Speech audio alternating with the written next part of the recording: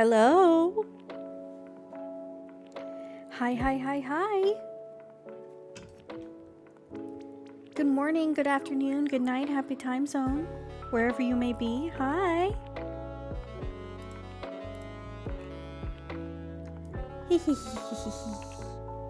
I'm sorry I am late. I'm so sorry. I'm so sorry. I'm so sorry. I apologize. I'm so sorry. How could you be so thirsty if you live underwater? Well, I've spent a lot of time no longer living underwater. So, you know, the thirst develops.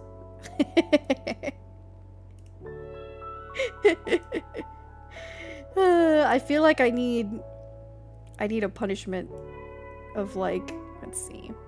No, I don't want that. I want this. Nope, that's the wrong one. See, I don't get that one. That's not the one that I get. That's not the one that I get.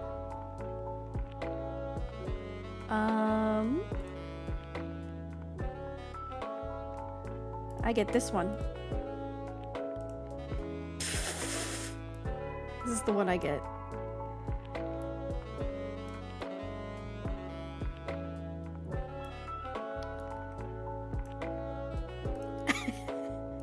Every stream, we're gonna have one of two. Either I've woken up early and you praise me, or I've woken up late and you tease me. One or the other. No Zane for 2 weeks. Oh no. You can't do that to me. You can't do that to me. Okay, as we catch up, let's start how we usually do. Do our, do some daily little games. I just found this website. I just found it. The dailies, or the DLEs, the DLEs, whatever it is. Let me see. I gotta like put this like over here maybe. I gotta figure this out. What is that website? I just searched DLES, and it has like all of the games that update daily, like like Wordle and connections and stuff. There's so many of them. So maybe we'll start some new ones at some point. Oh my god, why am I never getting the correct thing? Okay, here we go. This is what I wanted. I wanted this.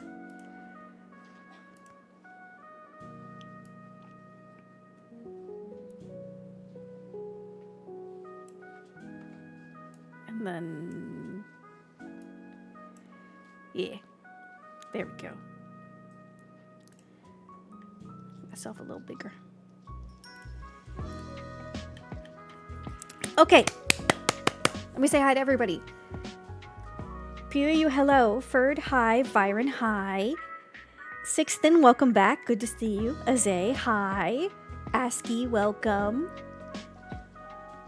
Uchiro, welcome back. Hi, good to see you. Hi, Pama.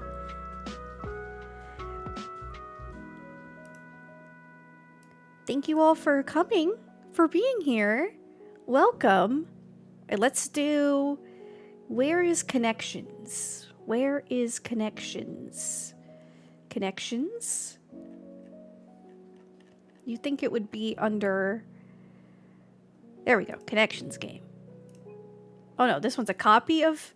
but with 3 difficulty modes. Well, no, what about the other one? What about the... Why do you not have the New York Times? Oh, is it because of stuff being paywalled? Let's look and see what happens when we find Wordle and see where it gives us. Maybe. Wow. Okay. Well, I'll figure you out later.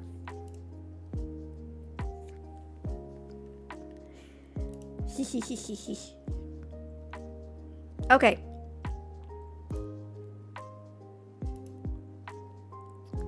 So what's everybody up to today? I overslept a bit, as I'm sure you can tell. I really was trying to get up I really was. It just didn't work. I have some errand stuff I gotta get done today. Gotta deal with some mail, some like medical stuff. Work on my resume.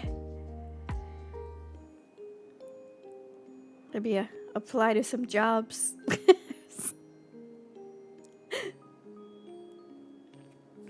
Waiting. Okay, so what are you getting delivered if you're waiting for delivery? POU. Heading for more Ninja Gaiden. I hope that that's lovely. Grinding Genshin for Noel mats. No Hilichurl is safe. No Hilichurl is safe. No.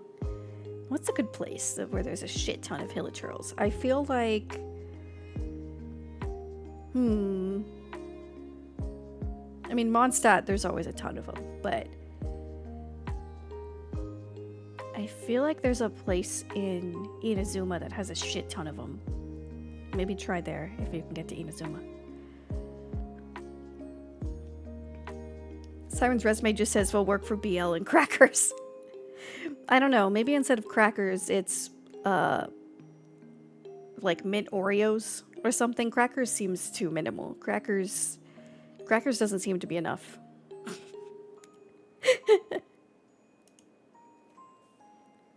Dishes or plates. I hope they come unharmed. You shouldn't have stayed up till 5 a.m. again. Well, I didn't stay up till 5 a.m. again. It was a bit earlier than that. At least.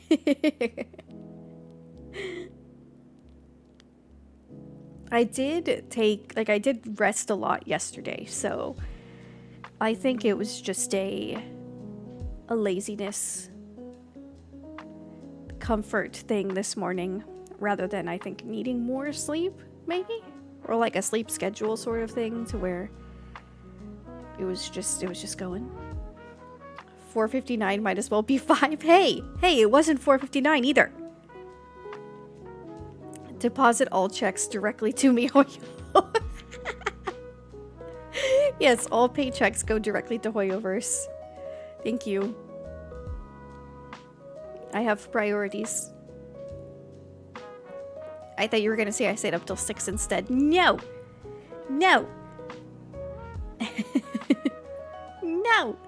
I feel like I probably was asleep by 3. And so it really wasn't a hard ass to get up at 9. But apparently it was. But again, I rested a lot yesterday. It was a rainy day, and so I just kept falling asleep. I finished one of my my Danmei though, my gay Chinese fantasy books. Excellent, so good. I can read book 2 now. Have any of you guys ever read Grandmaster of Demonic Cultivation? When you guys ever read that? I highly recommend. It's so good. Look. It has an anime on Crunchyroll, or a Danhua. I think it's a Danhua, which is a Chinese anime. I don't think it's a Japanese produced anime.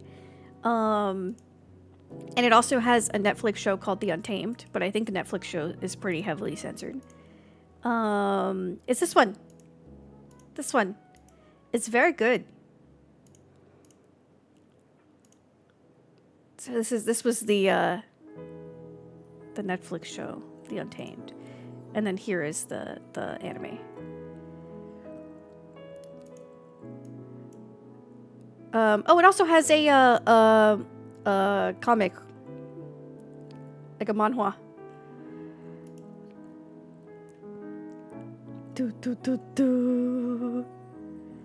It's pretty interesting because it covers a lot of like typical Danmei cultivation stuff, and so it has a lot to do with like spiritual powers and traditional Chinese sort of magic systems, the Anshia and stuff, where you can essentially meditate and cultivate your power and your abilities to a point to where you gain like spiritual power. And so a big plot of this book is that you know that one of the main characters went down a demonic path instead of like your typical spiritual cultivation path to gain power, and then ended up being like killed for it. But you don't really know what happened in the beginning because it's that happened in the past. And so now this main character has like taken over somebody else's body, like just by accident, like had died, and now has taken over somebody else's body and is like, I don't know why I'm here. Like, why did I come back? And so you're trying to like piece together like what had happened to lead to his death. And then he reconnects with somebody, the other male lead, that he knew from his past. And so you're kind of like piecing together the mystery of what happened in the past and connecting it with like events that are happening in the present, and trying to like piece together kind of what these two relationships are. And there's a bunch of different like family clans who have like a bunch of politics going on between their different like spiritual sext, S-E-C-T-S, sext, sex. I feel like I can't say that word without just saying sex. And so there is there's a lot of drama. There's a lot of spiritual clan drama, which is intriguing as well, where I'm like, ooh, somebody in here is scheming. Haven't stepped into the BL scene of manga and the similar yet. Don't know where I'd start. I can give you some recommendations if you'd like. I'd say a really good first BL. Are you more interested in reading a manga, a novel, or watching an anime? That's the question, and then I'll give you a recommendation. I mean, spiritual sex is probably also involved. I just haven't gotten there yet. The stuff by this author that I'm reading, because I've read her, she's actually the same author of Heaven Official's Blessing that I've like gone on rants about before, that I absolutely love, that also has a an anime or a donhua.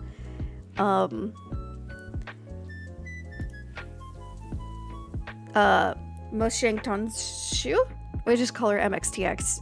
Her stuff is super slow burn, which is just delicious. It's so good. Yeah, so I'm on this one. I'm on number 2.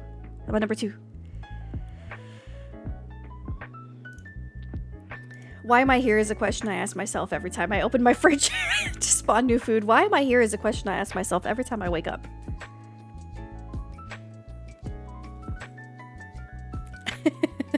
Oh, thank you for the iron pill check, Byron. I actually did take it. All right, so let's see. You would like a manga or an anime? Perfect. So let's open up my Annie list over here. By the way, if you guys have an Annie list and you want to become friends with me, this is my username. It's a lot of. Let me just paste it.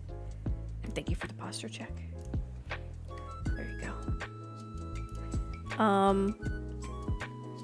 So I would say for an anime, I'm tempted to say Sasaki Miyano is a great first BL anime, but it also kind of, it pokes fun at some BL tropes, so it's also a little bit hard. I mean, I still think it would be great. I still think it would be, because it would also kind of introduce you to those tropes. Let me see.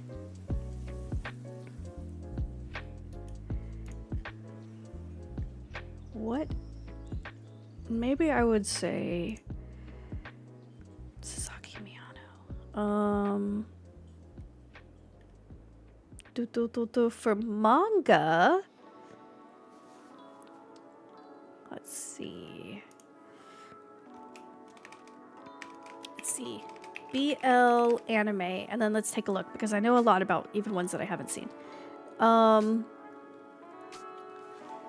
The best 35 best BL anime for new fans. Oh, I know a good one. Okay, so I would say, oh, thank you for the hydrate. I have a Celsius, but I opened it before I started stream. I'm sorry, I betrayed you all. You don't get the Celsius. ASMR. So I would say, first BL anime, perfect would be Cherry Magic. I know it's gonna sound really weird. Let me see, it's gotta be on this list. It's gotta be on this list. Oh, Twilight out of focus, so good. Skate the Infinity! It's not technically a BL, but it's so heavily implied. Hirano and Kagi. Why would they recommend Hirano and Kagi as a spin-off of Sasaki and Miyano when Hirano and Kagi literally only has one episode so far? CBR's. Oh no, it's here! CBR's takes are usually pretty horrible. But the thing is that there's not quite enough BL anime that it wouldn't be on this list. I feel like they don't really have much of a choice. It's only 23, which is awful, but Cherry Magic 30 Years of Virginity can make you a wizard. I know it sounds weird. Please hold. So there's a big thing in Japanese culture to where there's this this trope of whenever you turn 30 and if you're still a virgin that you will gain magic powers, right? It's just this like long-held silly kind of trope that people used to believe and things like that. So this guy, the guy on the right, Adachi, he wakes up on his 30th birthday and he realizes he can read people's minds. And the poor guy's like, you know, he's really nice. He is, you know, kind of lonely. Obviously, hasn't really been dating around or anything. And is just kind of going through his daily life. Pretty boring. And so he shows up to work that day. And since he can read people's minds now, he ends up getting in the elevator with Kurosawa, this gorgeous man over here, and realizes that this guy has a massive crush on him and has never told him. And so now he's like, oh my god, what the hell? I never knew. And they're really, really wholesome. It's a great workplace adult romance, which can be really hard to find even just in anime in general. But also in BL. So I highly recommend. Even if you're not like super into, like you're not a fujoshi or a fudanshi like me, it's really wholesome. It's a really great romance anime, especially if you're interested in romance between adults who are, you know, have to deal with work and the realities of you know, not being in high school. There's an isekai airing right now about a guy who keeps his virginity until 30 to get magic. An icon. An absolute icon. And then I would say also Sasaki and Miyano is a similarly super wholesome, great, down-to-earth romance, but this one's a high school romance. And like I said, it kind of pokes fun at BL tropes, but I still think he would be fine. It's just really the idea is that Miyano, the guy on the right, is a fudanshi or like very obsessed with BL manga, but has kind of been reluctant to say that he's gay, right? He's just been like, I'm just super into BL manga. He hasn't really considered his own sexuality that much. And the guy on the left, Sasaki, ends up basically saving him for like basically intervening in like a bullying incident with him, and immediately like has a crush on him, and it kind of like blossoms from there to where they start exchanging manga as like a way to hang out, and he gets super into it, and then they, you know, Miyano has to kind of deal with what really is my situation here. They're really great. I love them. And the manga is also fantastic. So if you're looking for a first BL manga, Sasaki and Miyano is great. And then it also has the spin-off of Hirano and Kagi, which they are side characters that are roommates in the school. See, they have stuff that's not actual canon BL on this list, which I don't know how I feel about it. Here it is! Grandmaster of Demonic Cultivation, they're here! They're here! Rodazushi! Yes! Yes! In his past life, Wuxian Wei was a powerful cultivator. Rumors about his prowess spread throughout the land even after his death. Now he cannot have a peaceful death as he's been reincarnated into a new body.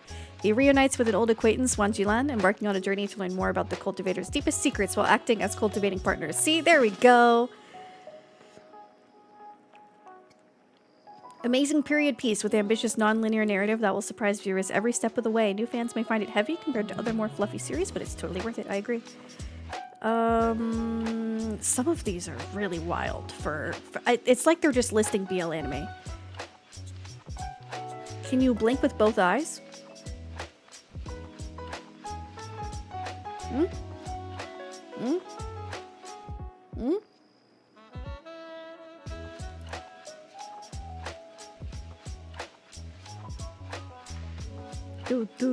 Heaven officials bless it. Yeah, amazing, amazing. Just mwah, mwah. I really just sorry. I just need to see what's number 1. Yuri on Ice. All right, number 3. Number 3 BL anime. Top 3 beginner BL anime. Yuri on Ice. Yuri on Ice. Perfect. Glorious. Like one of the most perfect anime I've ever seen on so many levels. Oh, like blink with your right eye and then blink with your left eye? I have it set up so that I can't necessarily do that because sometimes it gets too sensitive and then I end up blinking for like way too long with just one eye. So I have prevented myself from being able to do that until I figure out.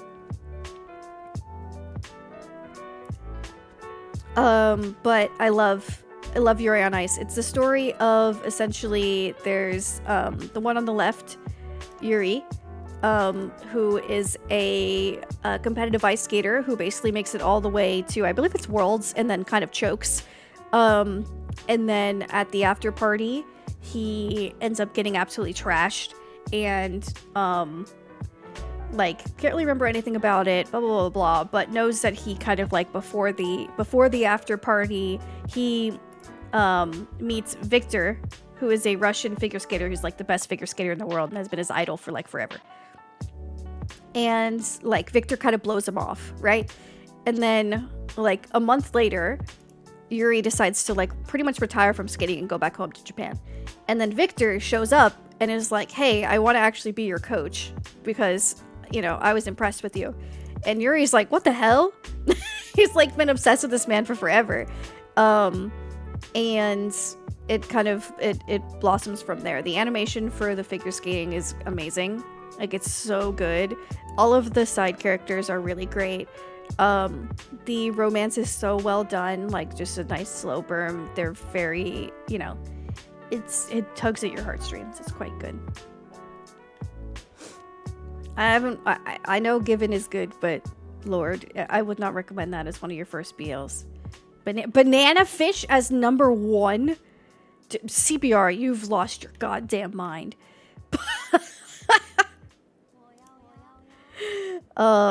For CPR's worst written anime protagonist, guess who they put at rank 3? Oh my god, who's rank 3?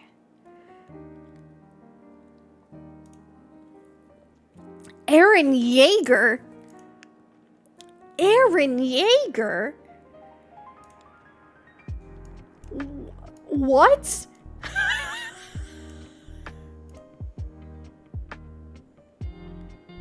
I'm crying. What?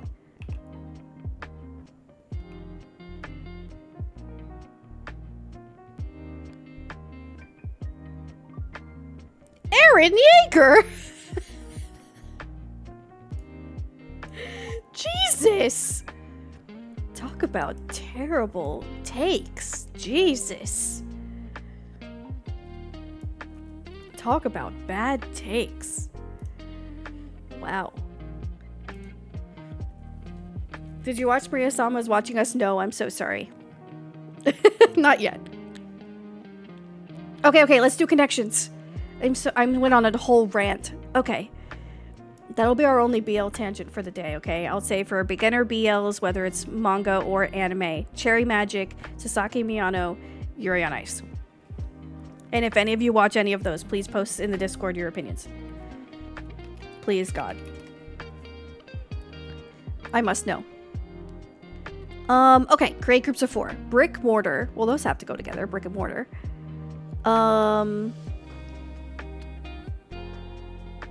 but I don't know really what would go with it. Okay. Let's see. Zest. Lime. Pickle relish? These are all like toppings? Oh no, it's like pickle relish, lime zest. No? What?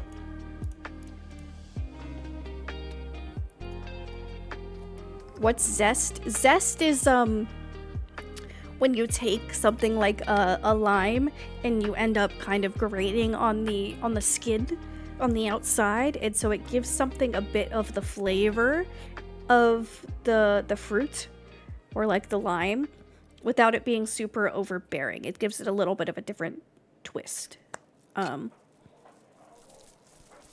Wow, okay, well, I shouldn't be so confident. Let's think. Usagi is on the list of what? Of worst written anime protagonists? Oh my god, I'm burning the CBR headquarters down. Usagi? Miss Sailor Moon herself? Jesus fucking Christ. Have these people, what, have they watched like 4 episodes of the 90s anime only? Because Lord, I'm gonna kill everyone. And then myself. Okay.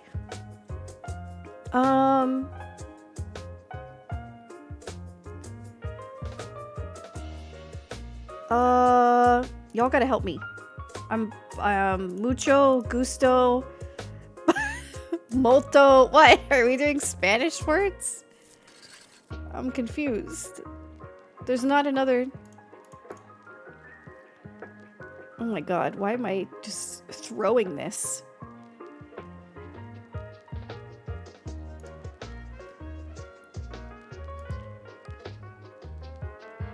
Multi? Okay. Multi with...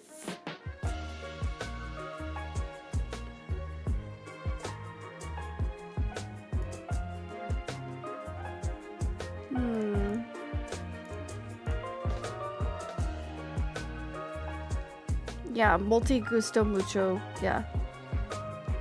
Yeah.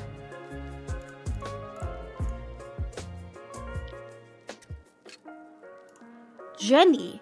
Like, what the hell is Jenny? Why is Jenny here? Same with Fish Tank.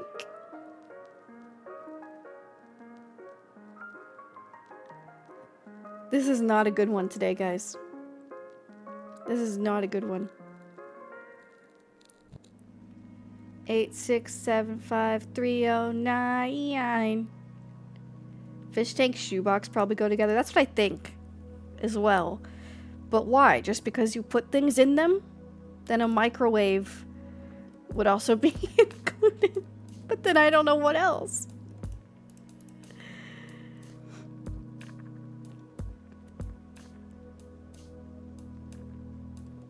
Pickle, lime. I really thought, I mean, you make relish out of pickles and you make zest out of limes. And then I put those together and it's not it.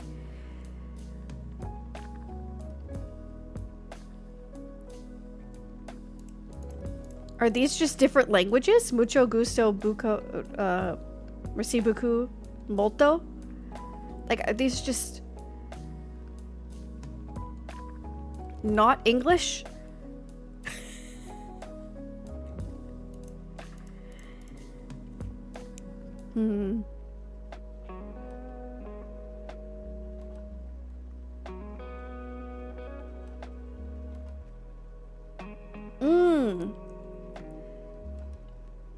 Yeah, so beaucoup is like when you say like merci beaucoup, it's like many thanks, right? Many, mucho, many, multi, molto. Why?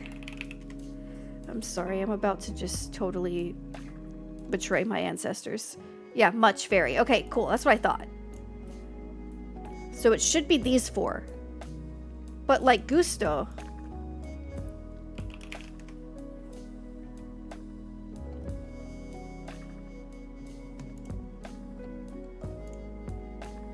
Enthusiasm. Yeah, so that's not in. We're doing different languages. I'm pretty sure this is... Yeah, okay. Many in different languages. Okay. So then gusto is like with enthusiasm. Yeah, it's like you got some gusto. Passion. So maybe they're throwing me off with zest. Like you're zesty.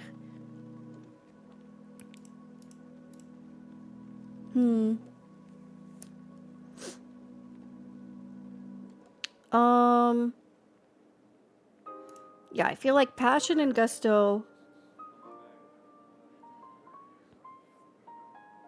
And I mean, it could be relish, like you're relishing your time with something. And zest, like where something is zesty. It's the only thing I can think of. It's the only thing I can think of for that. Because why would brick go with that? No. Mortar would not go with that. Microwave would not go with that. Shoebox would not go with that. Fish tank would not go with that. Jenny would not go with that. Lime would not go with that. And pickle would not go with that. Yeah, enthusiasm. Okay. So then... I was right. Perfect. Now... Okay. Brick... Why is Jenny here? Why is Jenny here?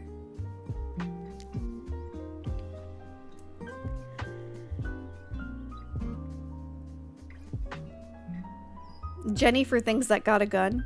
The fish tank's got a gun? The fish tank has a gun?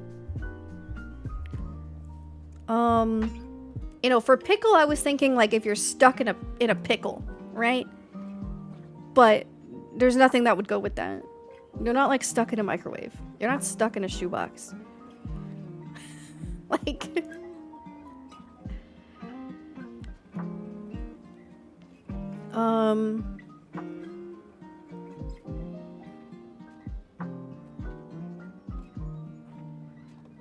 I don't know.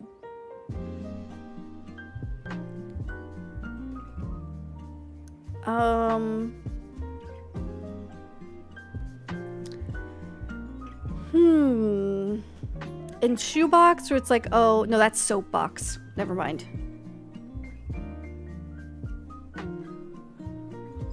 Square shape. A brick, a microwave, a shoebox, and a fish tank. Oh! It could be a square shape. Yeah. But then how the hell is Jenny, pickle, lime, and mortar going together? Answer me that.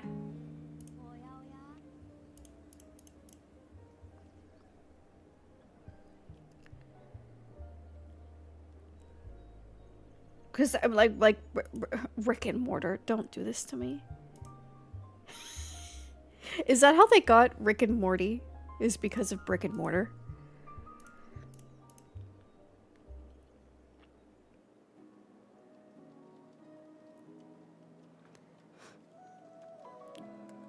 I mean, I got some mistakes remaining. Let's see if square is it.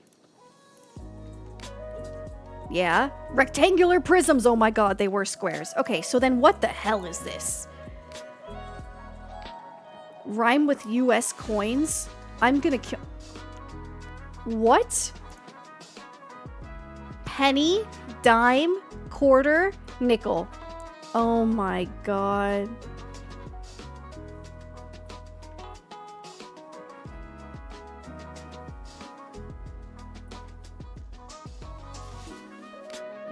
I would never have gotten that.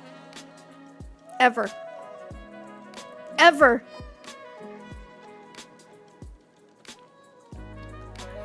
Thank God we figured out that these were squares, because I would never have gotten here. That's abstract, right? That's messed up. That's messed up. Alright, let's do the mini. Let's do the mini crossword. Words that can follow belly of the or nature of the. Okay, so that's beast. Really fun time. That should be... No, this one. Go down.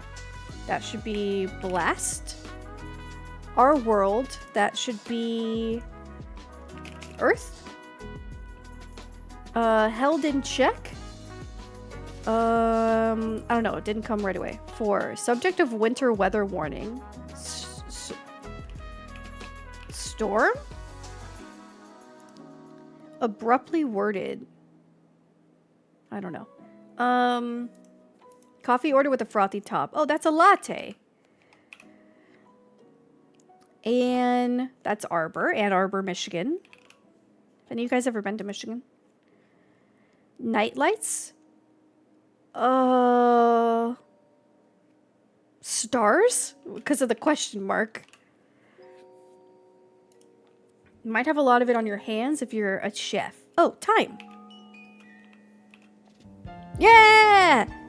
I solved it in 1 minute. Oh, terse, abruptly worded. Okay. That makes sense. Wow. That was our best mini crossword so far, guys. That was our best one. Let's see if we can get the Wordle. All right. Let's start with Siren, as always. Okay, we got an R and an E.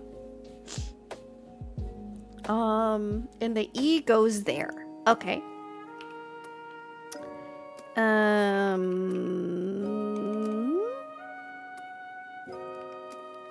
Huh.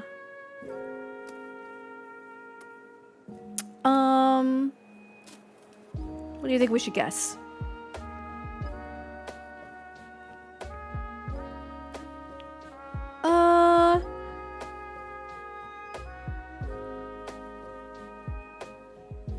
Anime? That doesn't work. Because the E's gotta be in its regular spot. And there's no N or I.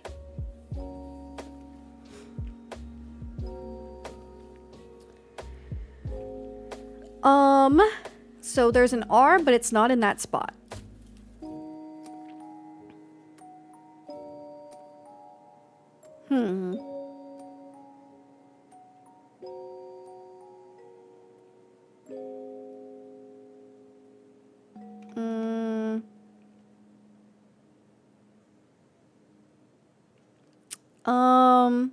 We can see if it starts.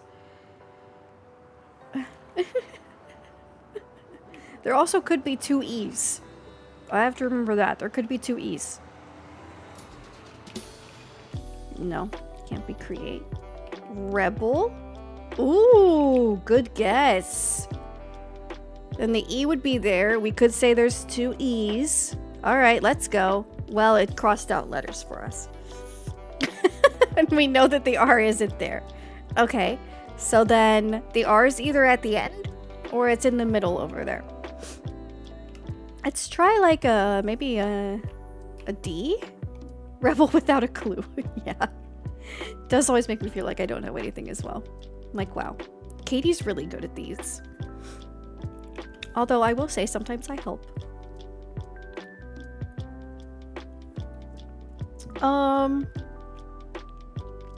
Liver. There's no L. There's no I either, or else I'd say river. No. Yeah, you'd have to get rid of one of the F's.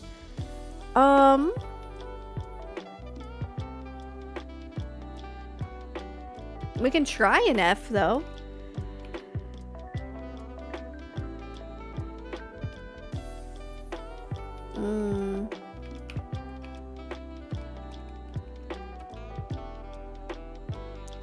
Poker. Ooh, poker. Yeah, we haven't used a P. O-K-E-R. Ah, wait, that's a good guess. Hey, we know it ends with ER and there's no P, O, or K. Okay. Vapor. Isn't it spelled like that, though? Or am I wrong? Is it with an O or with an E?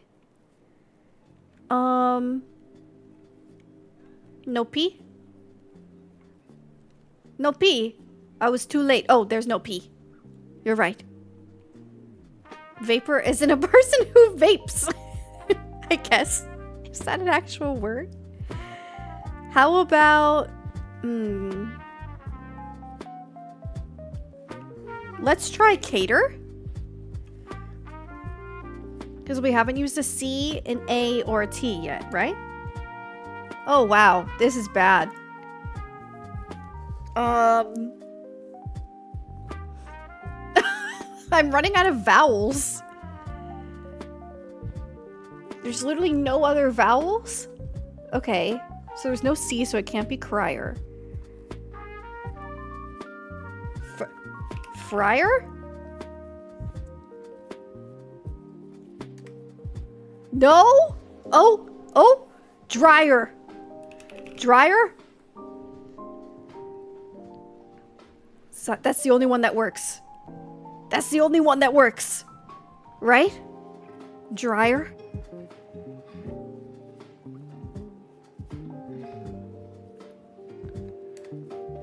Yeah! Woohoo! Phew! We made it! Oh my god, that was rough. Oh, that was a rough one, guys. I think we did well, though. I think we did great. Did it close Love and Deepspace in this tab over here? Unacceptable. Why did BlueStacks just decide that we were done?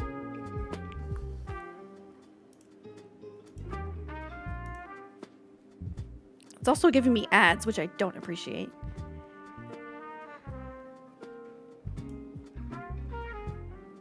Wow. That got me upsetty spaghetti. Back to normal. Okay.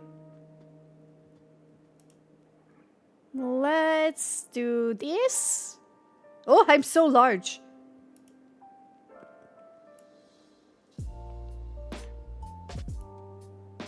Cannot be this large.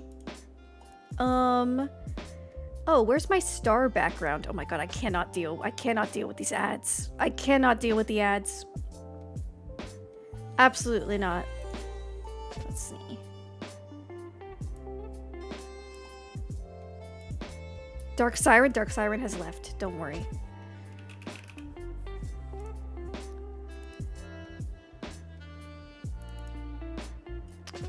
Where's the starry background? Starry background. I know I saved you. There we go.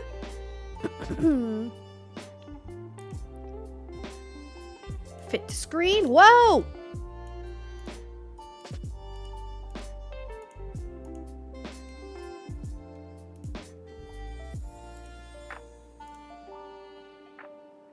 Okay.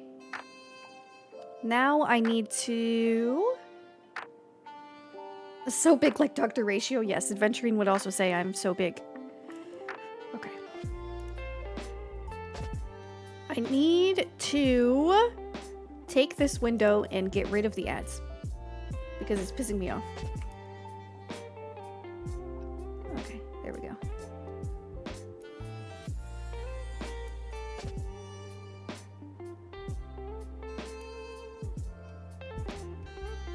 There we are. Okay, hopefully that's fine.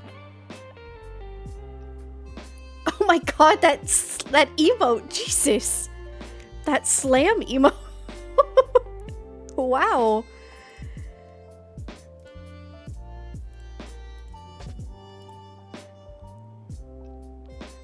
And I can end the lo-fi. The lo-fi can be done.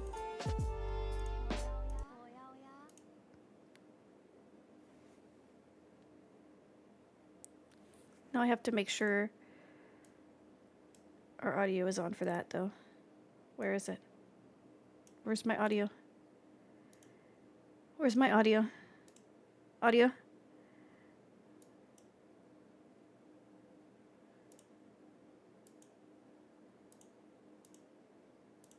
I know that I muted you, but I don't want you to be mute anymore. Ooh! Don't be spicy yet, Caleb. Don't be spicy. Maybe I need to exit and come back? I mean, I know I'm muted, but like... Oh, here we are. We're fine. Right? You can hear it? I fixed it?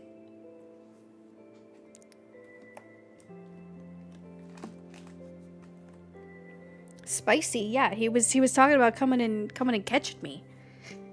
for poking him and running away.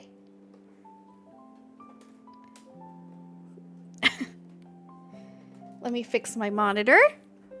Is Caleb a naughty man? Yes. Caleb is a total sweetheart, but then also one of the most perverted love interests. I swear. He's a mess. Da na na na na. Okay, let's see where we left off. I think we can wrap up this impromptu silent game now. He's like, I don't appreciate being ignored. Okay. Let's go story. So we were... What do you guys last remember? I believe that we were... Yeah, we weren't here yet. I think we were in... Yes, we were here! Oh, thanks so much, overslept fish. Appreciate it, Sixten. See ya around. Enjoy your anime. Yes, because I think the Thirst Over the Doctor, yes. Well, this one's going to be the Doctor. So the last one that we'd had was... It was this one. And so if you remember, the main character's house with Caleb and the grandma blew up. Remember? Remember? It was pretty messed up. So hospital's flux stabilizer And then broken or Zane something? was trying How did to a make wanderer sure manage to get in? that we were okay. And then Your Wanderers eval is... Do you need help? invaded his office. And they fought them off. And you can see his little evil is getting out of control. So how many of you need like a TLDR that you missed the last stream? I'll try my best. I'll do it. Before we jump in. Boo. Bow bow. I love this chapter. We still have a good chunk. If we're in here, we still have this, Endless Night, Moonlight Undersea, Galactic Sunset, and then we have the Silas chapter, and then we have the interludes and Caleb's. Wow, we still have a good amount. Siren is dead. No, I'm not dead. Just Grandma and Caleb are dead. Allegedly. Allegedly.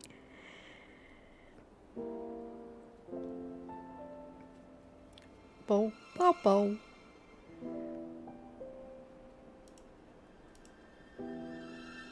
Do, do, do.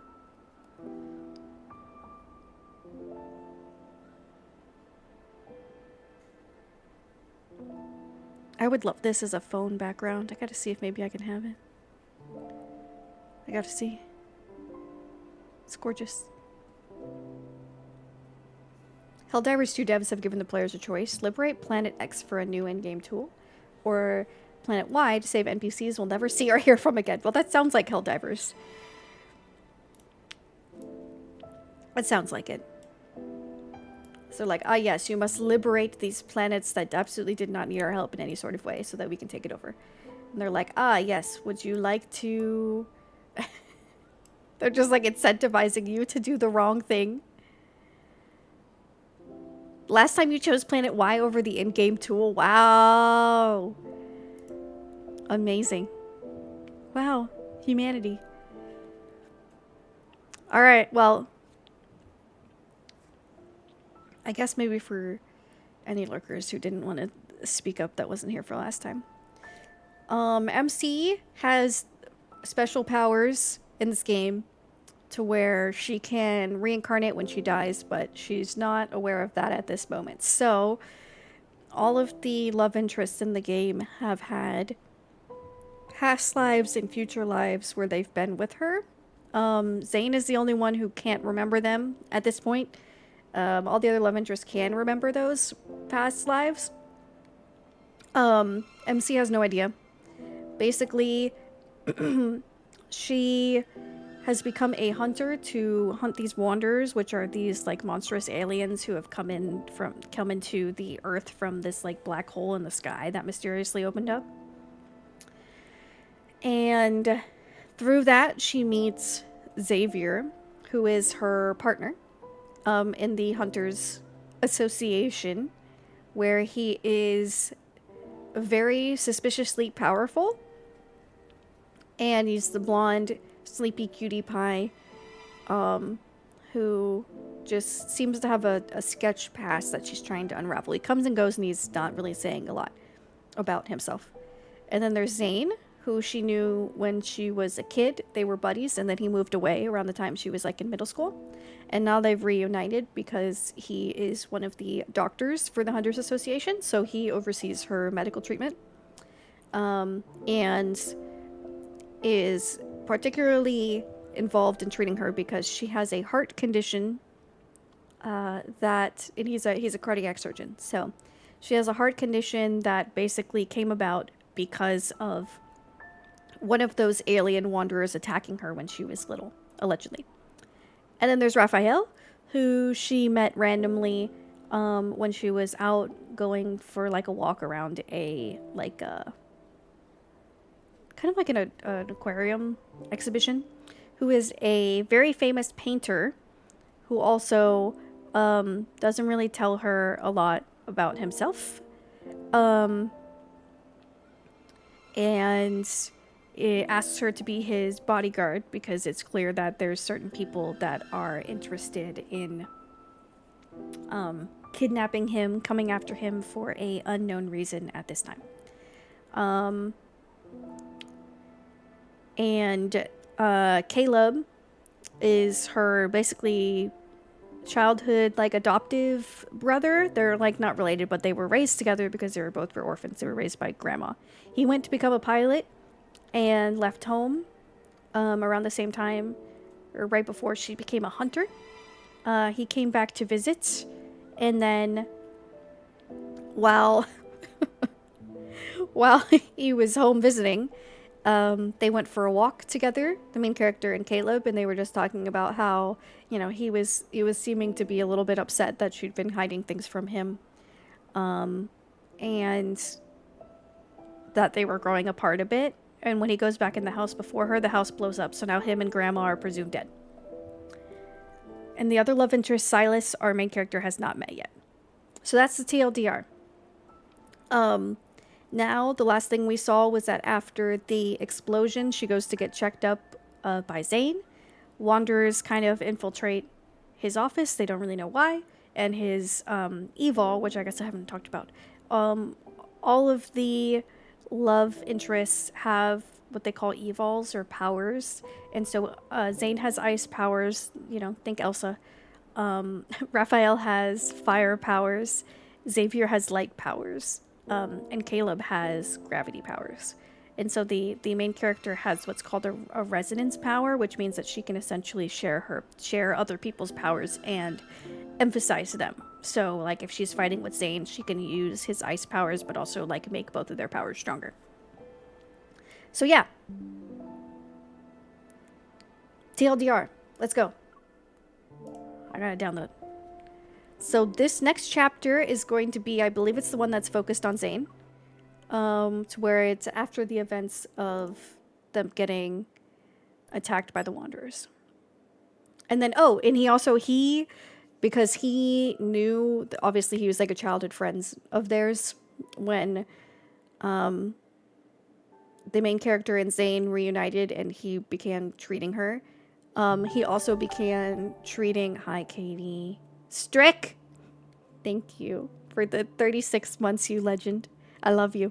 Thank you. Grandma was ill as well, and so he was helping treat Grandma, and she gave him a box that was like, if anything happens to me, give it to the main character. So he gave it to the main character, and now she went home and is gonna open it. Grandma? Yeah. Dead grandma. Dead grandma, or presumed dead grandma. Let me get rid of that border. Puta! There's this meme because there's reasons why the fandom doesn't like grandma, and like there's this TikTok where every time grandma showed up, somebody just went puta. Okay, So now the main character has gone home and is going to open the box. I press my thumb down on the lock and Grandma's box opens with a light mechanical clink.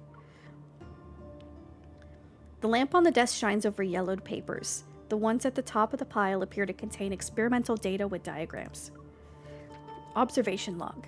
The subject's heart has been stable for the past 72 hours. Preliminary assessments indicate fusion with the ether core was successful. So remember, the main character has heart problems. And the Hunters Association is after something called an ether core. AC fluctuation test number 1. The energy fluctuation value of the ether core has reached level 2. The subject's heart is stable. AC fluctuation test number 2. The energy fluctuation value of the ether core has reached level 3. The subject's heart is stable. Fusing a protocore with a human heart? Why did Grandma have records about an illegal experiment like this? It's also the first time I've heard of a protocore called an ether core. Could it be related to the one the association is looking for? I jot down the name of this special protocore and continue to read the files. The next few sheets report similar data. The last sheet, however, is handwritten instead of typed. AC fluctuation test number 12. The energy fluctuation value of the ether core has reached level 7. The subject is showing abnormal signs. Warning! Stop it! The messy red handwriting ends with 3 startling exclamation marks. This looks like Grandma's handwriting. As I read the documents, a feeling of dread fills the room. Gender, female. Age, 7 to 8. Evol, in housing class. That's her evil. There's no name in the subject information category, but there's enough to make an educated guess. And housing class evil. Could this test subject be... me? Question and answers interlock like chains in my mind. The sweet Grandma I knew has revealed a side of her I didn't know she had. Could the test subject in these records be me? As the initial shock subsides, I hesitate for a moment, then pick up the phone to call the only person who might have an answer. Did something happen? Wait, it's so funny. It's so funny the way... Also, hey, Zay, we are here. So you can customize the contact photos, and I have this one for Zane, and it's totally inappropriate for this part of the story. It's totally inappropriate.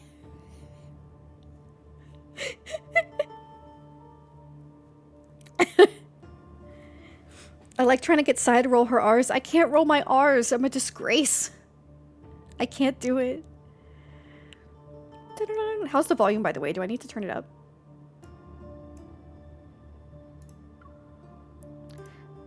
Zane, I need to ask you a question. Sensing the urgency in my voice, Zane's voice also becomes serious. I'm listening. It's about my heart.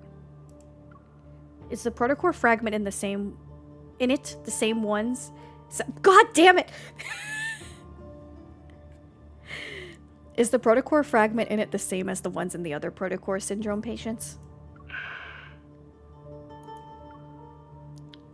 He's like, no. I just went through the stuff Grandma left me. The voice on the other end of the phone is silent. Zane seems to be thinking about how to respond. It certainly is a strange protocore fragment. After reviewing your condition, I've tried to find similar cases. But as far as I'm aware, you are the only one. Is that because it's the ether core? You're my primary care physician. Grandma also entrusted you to give me these papers. She must have had a good reason. It's only been 6 months since she passed. Regardless, aside from its name, I don't know much about it. The fragment in your heart has been there for a long time. Perhaps there's someone who can provide us with information. You remember Dr. Noah? The person Zane is talking about was the previous chief medical officer of Axo Hospital. He's an old acquaintance of Grandma and Zane's teacher. He's also the first doctor to treat my heart disease. If anyone knows something about the files Grandma left, it's him. Dr. Noah is currently doing a personal research project in Snowcrest. If you want to meet him, I can help you get in touch. However, the weather in that area has been quite unpredictable as of late. The train to Snowcrest is often unavailable. I suggest visiting him in 2 weeks. I don't have the time. Alright, I'll think about it. I try my best to sound nonchalant, but I already made up my mind. MC's like, I am not waiting 2 weeks.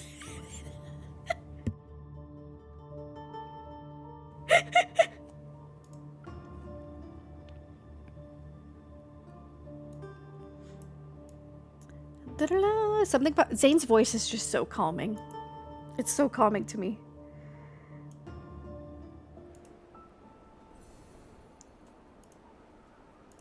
Do, do, do.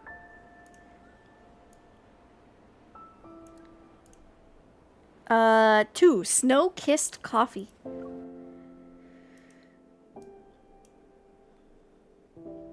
Doubly, thanks for redeeming your daily show. How you doing? In the Arctic?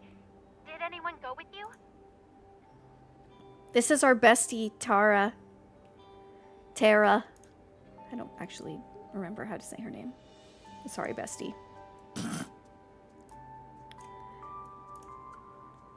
Don't worry. I'm just gonna relax at Snowcrest. I'll be back in a few days. Really? That's good. If you kept working so much, they'd need to install an anti-workaholic mechanism in the watch. Have fun on your vacation.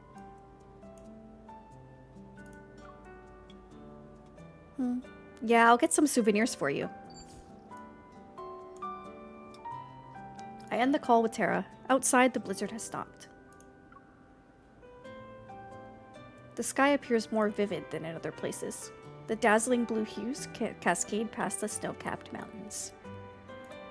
Ladies and gentlemen, we regret to inform you that the next train to Snowcrest has been cancelled. We Rip. apologize for the inconvenience.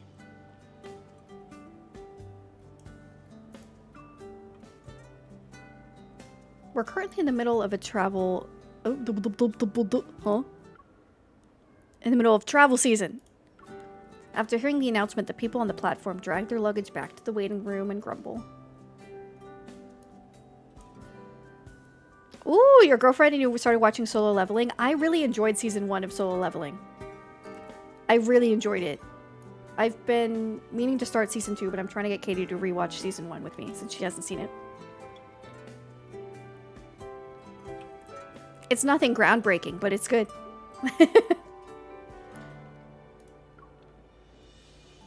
After getting Dr. Noah's contact info from Zane yesterday, I immediately scheduled a meeting for today. Watching the time tick away on my phone, I approached the counter, unwilling to give up on my journey. Excuse me, are there other ways to get to Snowcrest besides taking the Boreas Express? We still don't know if the train has been canceled because of the weather or for another reason. For your safety, please wait. 1 cheesecake and 1 croissant, please. Thank you. Zane has such a sweet tooth. He can't just show up in the morning and get a croissant. He has to get a cheesecake too. A familiar voice reaches my ears. Surprised, I turn around and spot Zane at a cafe nearby.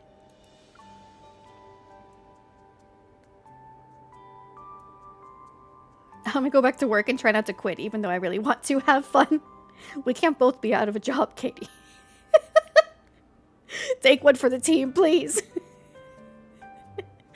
Thanks. I appreciate you. Look at this gorgeous man in his turtleneck. Am I the sugar mom?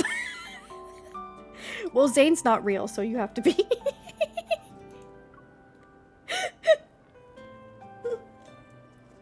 His fingers pause over the glass display. Zane looks at me, but he doesn't seem surprised. It's you. I immediately regret calling out to him. I try to suppress my guilt and wave at him. I pretend it's just a normal day. Why are you here? There's been a new development in Dr. Noah's research. He asked me to visit him a week ago. After answering my poor excuse of a question, Zane's gaze shifts back to the freshly baked bread on the counter. He's not as young as he used to be and can't always do things alone anymore. I help him whenever I'm not too busy with work. Would you like to eat something together? Thanks, I'll get a sandwich then. Sir, the 2 lattes you ordered are ready. Here are to go. As Zane is about to pay, I beat him to it. It's on me. Since we're both stuck at the station, why don't we keep each other? I noticed the 2 lattes on the counter and suddenly realized there's something off. Why did you get 2 lattes? He makes a soft and takes one of the lattes from me. The hot steam shrouds the smile on his face. Did I say we met by chance? He's like, I knew your ass was gonna show up. You think I don't know you by now? Also, the way that he knows her latte order. Kill me. Kill me now. 3, beyond expectations.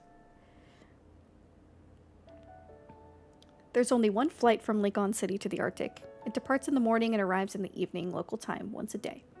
I love this music. Snowcrest, where Dr. Noah is, isn't that far from the train station. But because of how undeveloped the transportation system is in the vast, sparsely populated region, we can only take this particular train to get there. The display screen hanging overhead shows rows and rows of red delay notices. The number of people in the waiting room decreases. As we wait, my mind recalls the files Grandma left me. There must be secrets behind it that are connected to me. Maybe it can also explain that explosion. What are you thinking about? Zane's voice interrupts my drifting thoughts. I force a smile. I'm thinking about what an ether core is and why it was fused with my heart. What if I'm a dangerous experiment that escaped from a secret lab? Maybe armed men in suits will suddenly appear to take me away in a few seconds. Zane listens to my wild thoughts without interrupting me. Well, a few seconds have passed, and nothing happened. Maybe you'll get your answers when we arrive in Snowcrest. Zane gently comforts me, as if sensing my fear. The protocore energy in your heart has always been stable. It can form an invisible shield to protect your heart when you're attacked. You also haven't become as weak as other patients with protocore syndrome. In other words, it's a power made just for you. Oh, we have an ad coming up.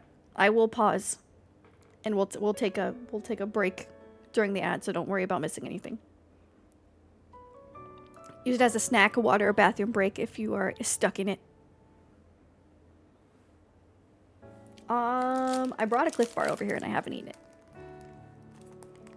I should do that.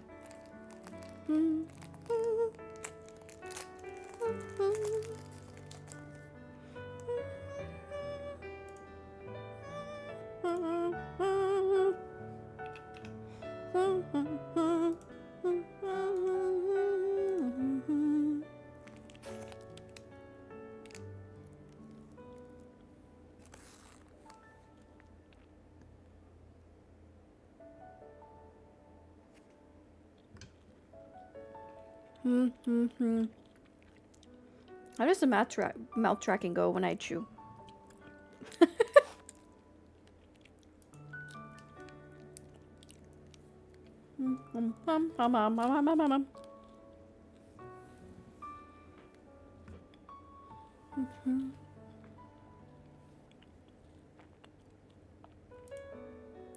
Boom, boom.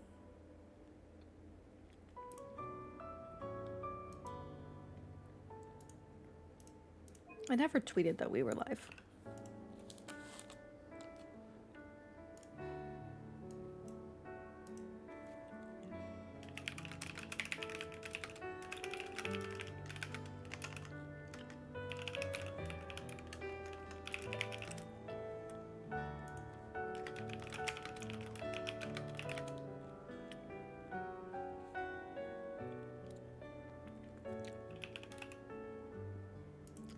Boom. Boom. Let's see. I shall tweet. Bum. Ba-da-bum bum. I should probably use the same GIF.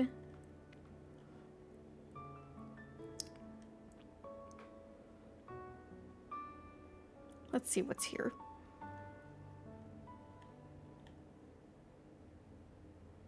Da-na-na-na-na.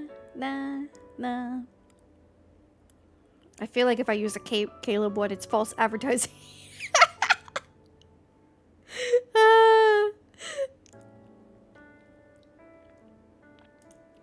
We might get to Silas today. Maybe I could use a Silas one.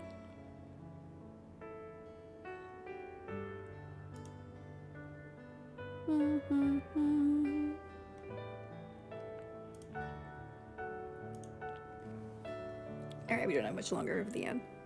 We don't. Are any of you all Cliff Bar people? I hadn't eaten them in a while, but I really do like them. But I'm basic and get the chocolate chip one.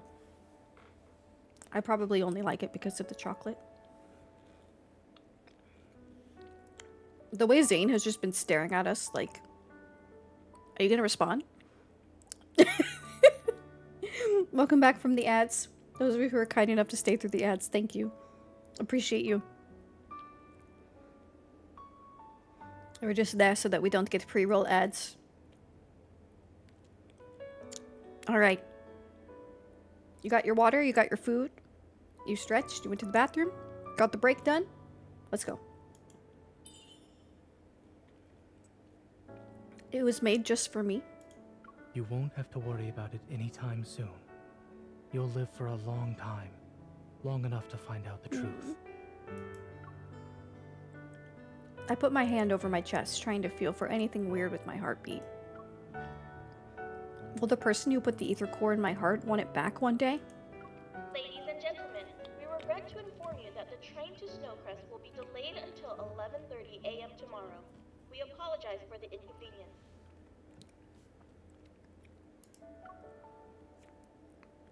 Really, it will be that I'm long? not surprised.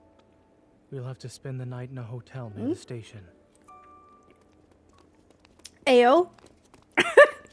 A group of fully geared hunters run by. To be armed. Let's get going. Heard wanderers showed up in the dispatch center. That sucks. I wanted to see the Aurora and Snowcrest. They pick up their luggage and follow the very apologetic staff to a nearby hotel. I stay on the bench. Zane wants to get up, but stops Are we after not glancing leaving? at me. Those hunters are on a mission. They must have a way to get wherever they need to go, no matter how bad the weather is. An idea pops into my mind. I grab Zane by the arm and chase after them. Let's help out! Help out! God. Enunciate, Siren!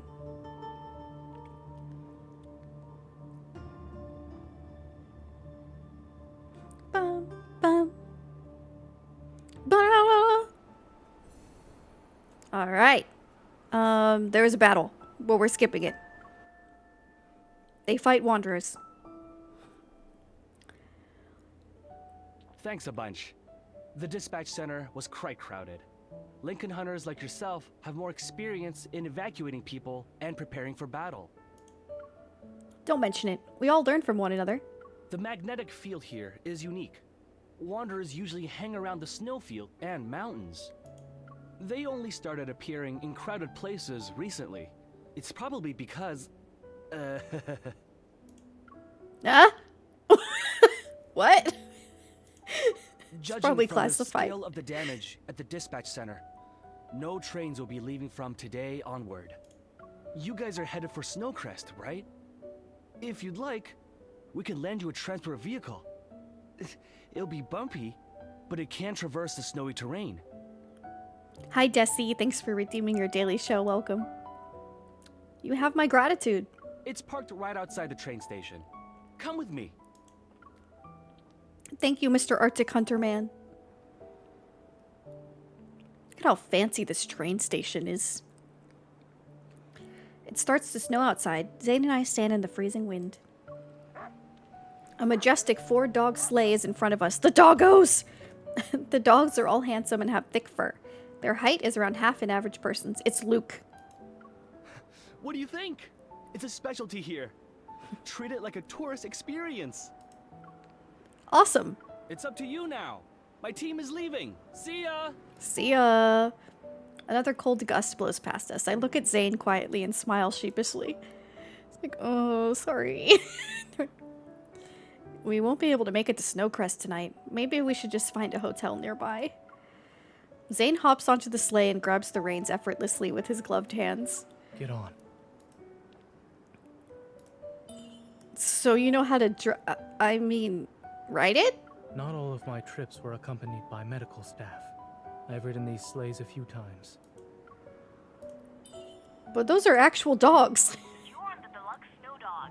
Oh my The god. auto-driving system has been fully upgraded. Please select one of the following to start your adventure. Sightseeing. Surprised they're not real dogs. Children friendly. I'm back. I had to help my cousin fix some things on the car. Ooh, I hope it worked. Welcome back. The dog can talk? I stumble as I board the sleigh and almost fall onto the snow. Zane grabs my arm just in time. In the howling wind, Zane glances at me through his goggles. His voice, muffled by his scarf, carries a hint of mirth. Shall we get going? Please drive safely.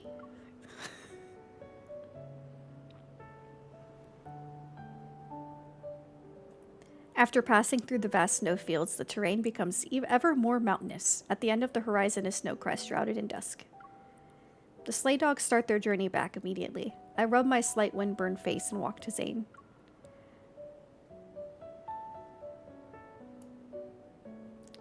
Judging from how well you steered, you're definitely not someone who helps out a few times a year. You're like a local.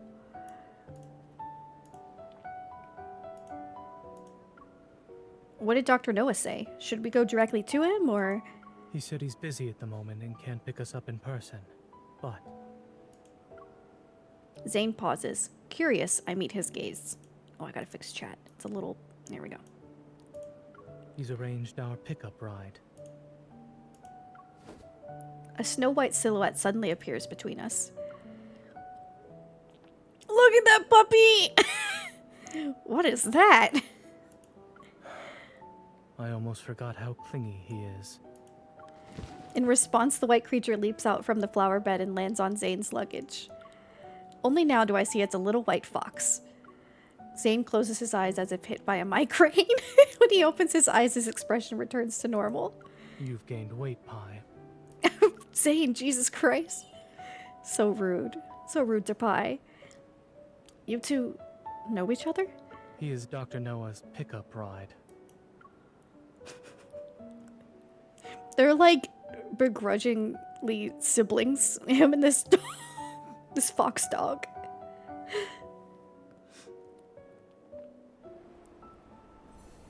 Enigmatic Guide. Story 6.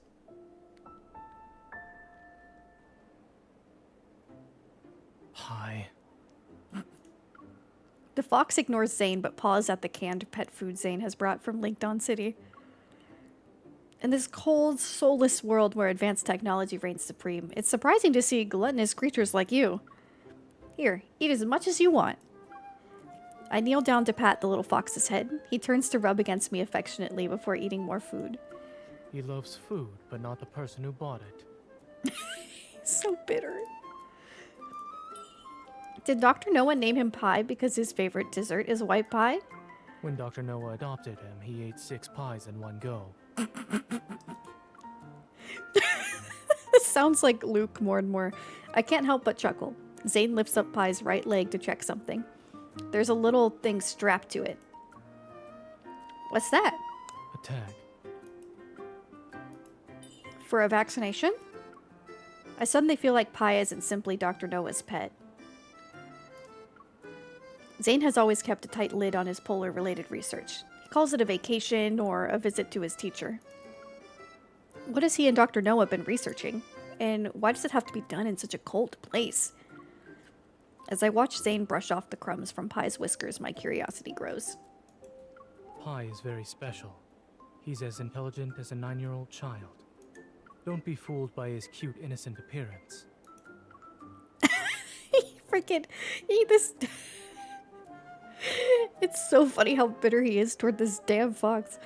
With a poker face, Zane blocks Pie's attempts to pick up another can and taps the fox's head. You only get 1 can of snacks per day. Go on now.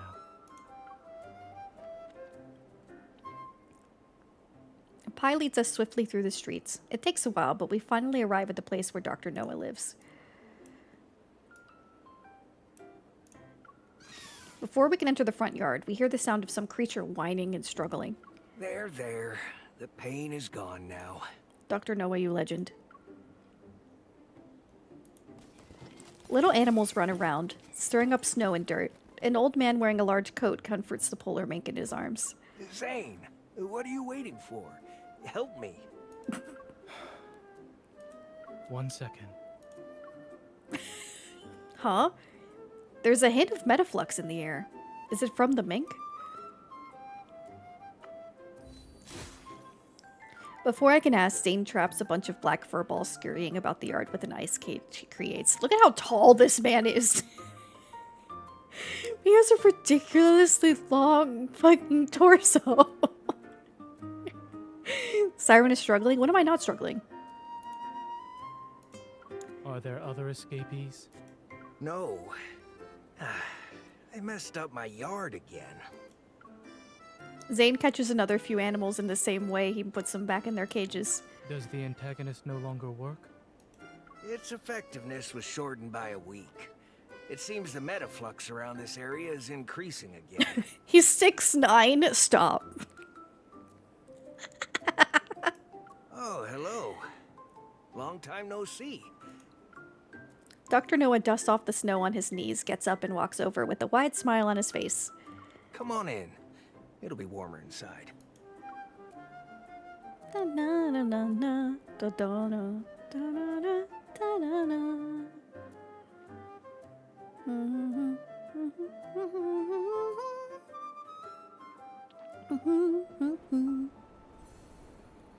Ether Core, Story 7.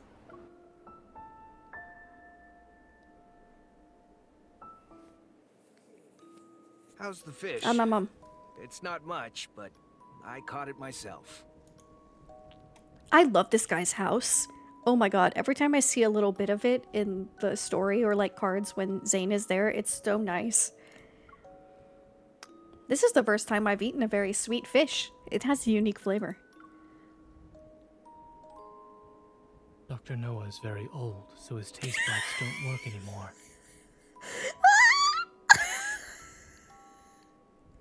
God damn it.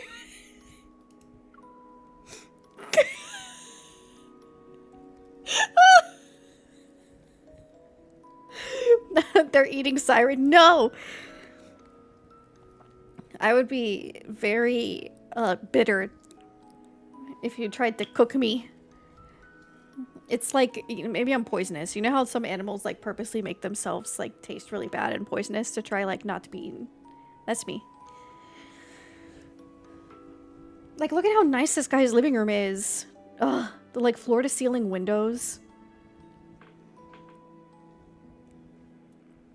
It's so cozy.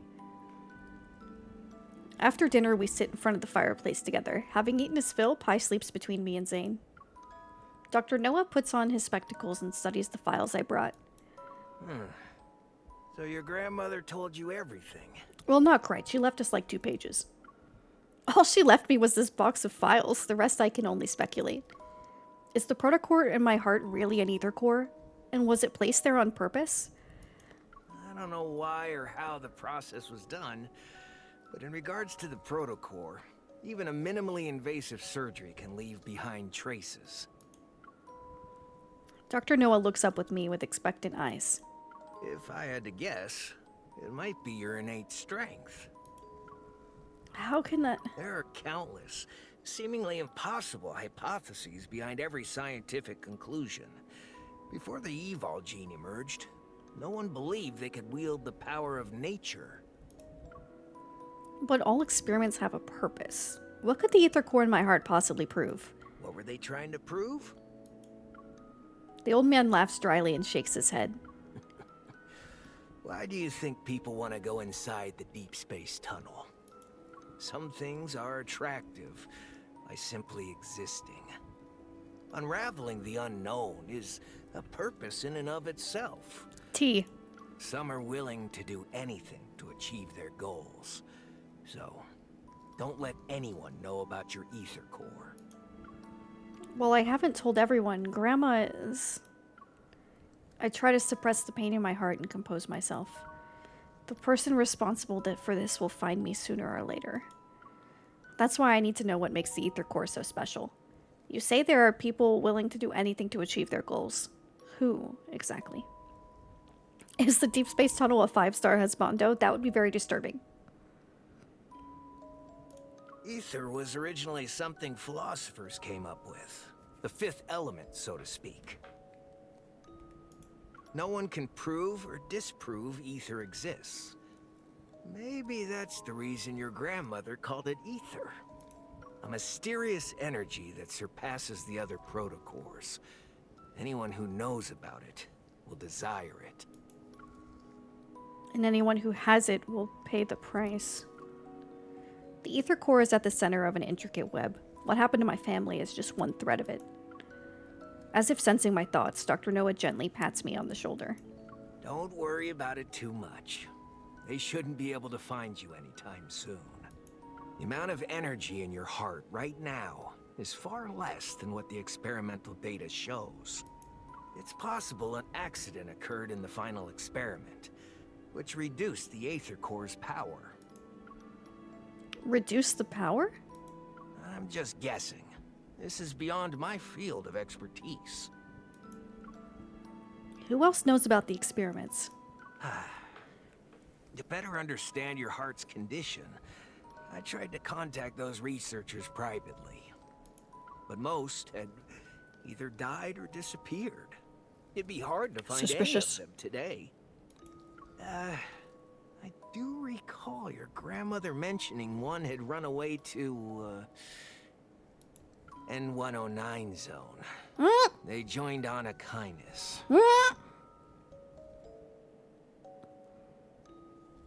Okay, Silas's organization. Do you remember? You guys remember? Yeah. On a kindness. I didn't expect to hear that name from him, but after giving it some thought, it makes sense. Their fellow researchers started dying or disappearing soon after that. I only knew Grandma used to do scientific research, but she never mentioned what she researched. Our home also didn't have any hints about her past. Dr. Noah, I have one last question about Grandma. Was she the person who put the ether core in my heart? I don't know. I know very little about your grandmother. But not everyone is lucky enough to do what's right in the beginning. We can only hope we'd have the chance to turn it into something we won't regret. Dr. Noah puts all the files back into the box and hands it to me. Maybe this is the choice she made.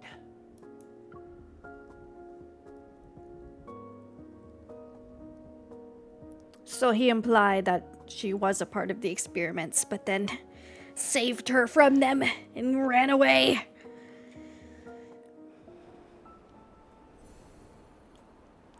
Snowy tranquility. Grandma sounds like a comic book spy. Maybe she is. In the stillness of night, all is quiet except for the muffled crackling of the fireplace. Occasionally, a few sparks pop out from the flames, making a crisp sound. After tossing and turning in my bed, I decided to sit in front of the fireplace and go through the files left by Grandma. The ether core. Energy incomparable to other protocores. Grandma knew someone might target people related to ether cores. Is that why she kept me in the dark for so long? What should I do now? While my mind is a tangled mess, I hear a rhythmic tapping sound from the French windows. As I turn, I see Zane standing there with a thin layer of snow on his hair. Hey, Aurora. Oh, I love this scene! Will there really be one tonight? The weather forecast predicted heavy snowfall with cloudy skies, and the KP index is low. It's unlikely we'll see an aurora. Then why did you... When visiting for the first time, an aurora is required to make the trip worthwhile. Look, The snow has stopped. Only at the very end will someone know if there is a watershed moment. Until the very end. Yet, Grandma and those researchers, they... But there are people who persist until the very end, only to be defeated. I meant the Aurora. Same. He's like, it's not that deep, honey. Like, I'm trying to distract you, bitch. There. What's that over there? Mount Eternal. Oh. I remember. It had an anomalous protofield a few years back. Dr. Noah chose to live here in the Arctic. For your research project, right? Not necessarily. My friend sacrificed himself during the protofield anomaly that took place here. Oh, I see. I'm sorry. Why are you apologizing?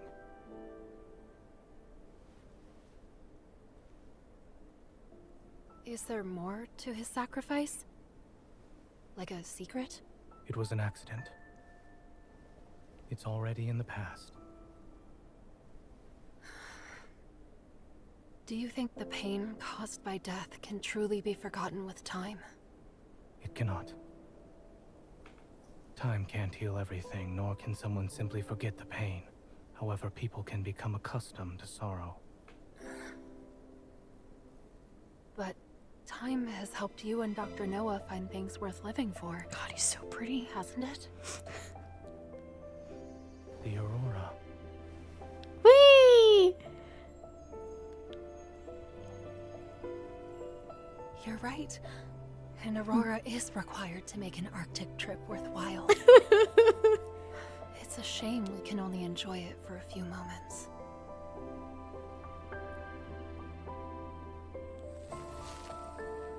You made a little snowman.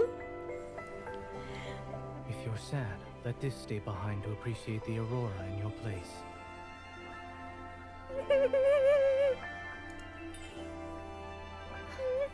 Is that snowman supposed to be me? Are you going to stay in Snowcrest for a while longer?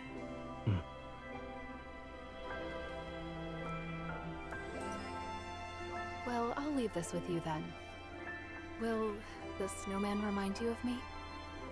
No. However, when I do think of you, I'll just call. To give me more doctor's orders? You're a very dedicated physician. After you leave here and return home, you'll likely be quite busy. Yeah. Busy learning about the secrets of the ether core. The way he just goes, no. Let's hope that both of us can find the truth we seek.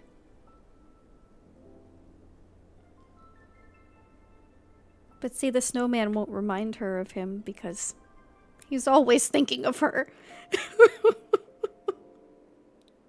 Ah! Hi, Snazzy. What's up, bestie? Hello. Hi, Gwen. No. How are you, Gwen? Are you a Zane girly? Welcome.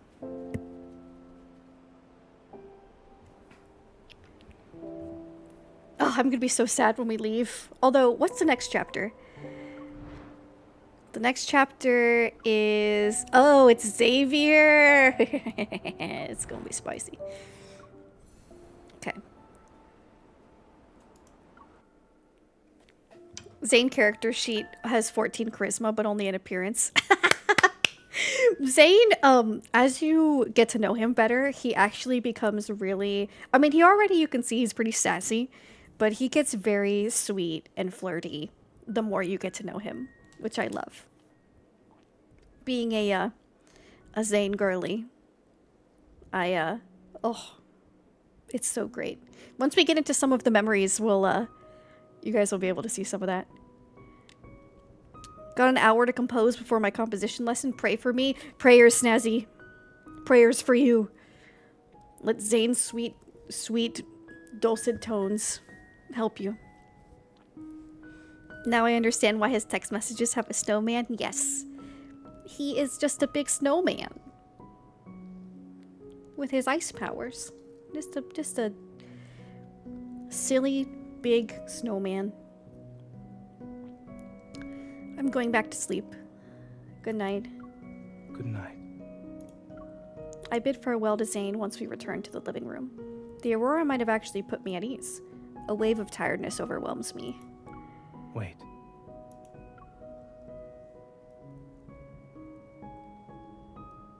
He picks up the documents scattered on the sofa. Then he quickly organizes them and hands them to me. Here. These documents contain information about the energy in your heart and its connection to the ether core. If they're leaked, you might become Anakinus' next target. I think Anakinus already wants her. Silas over here scheming. I know. But why would they kill researchers who worked with an ether core? They want to keep its existence a secret? Perhaps they don't want anyone else to get their hands on it, as they try to obtain one for themselves. Or Silas wants revenge. Or there are ether cores already in their possession, and they're currently trying to keep it secret. I pause for a moment and then grab the documents from Zane's hand.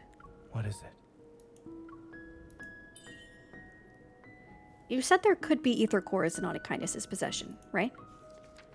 I quickly flip through the documents and an idea forms in my mind. I was only speculating. No, you might be onto something. Found it. Energy at rest, 3021.7 EV. This is my heart's minimum energy output value that corresponds to the ground state of the ether core. It dawns on me. I lift my arm and use the hunter's watch to look through the database on that protocore I found in the no-hunt zone.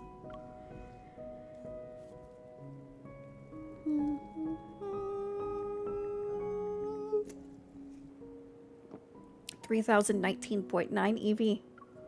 The protocurve of that protocore and the energy value in its ground state is close to the energy value of the ether core in my heart.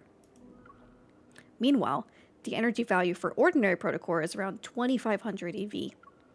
This can't be a coincidence. That protocore is a result of Anakinus using an ether core to modify it. As Dr. Noah said, the ether cores could already be in Anakinus' hands. A cheerful cry snaps me back to reality. Pi circles around me twice and curiously paws at the luggage by my feet. No! It took a lot of effort to get here. Why not stay for a few more days? Poor Dr. Noah's like, Zane will be a lot more cheerful if you're here. Please, please. Please save me. Thank you, but I want to get back home and double check something. When I have time, I'll visit you again. Then I'll stay until you beg me to leave. Great. I'll hold you to it. I called a friend. He'll take you to the train station in a bit. Oh, he looks so cute in this outfit. Hi. God. Look at him. Look at him. His stupid scarf and his sweater and the coat with the freaking suspenders all Namora belt-like. Zane walks out of the house carrying his belongings and beckons Pi to his side. All set? Mm-hmm. It's freezing. Please go back inside. Pi will be my guide. Zane exchanges a few words in a low voice with Dr. Noah and then walks over to me. Stay safe. Thank you. This is just a few photos. Appreciate it. You really aren't coming with me? What? Did you think I was joking when I said I was here on business? No, not really.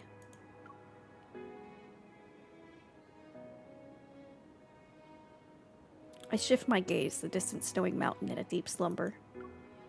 For some reason, hearing that Zane plans to venture deep into Mount Eternal reminds me of what he mentioned last night. I still feel uneasy.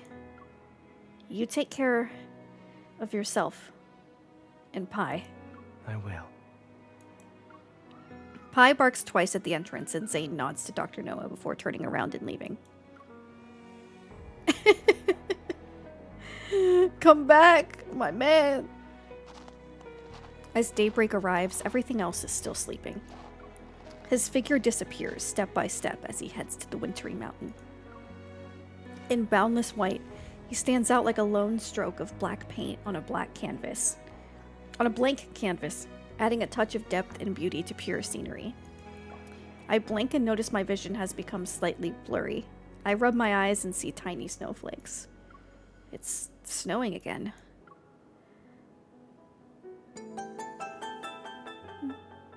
Surprise, Zane makes snow. Zane's sad, so is snow. What? Hello?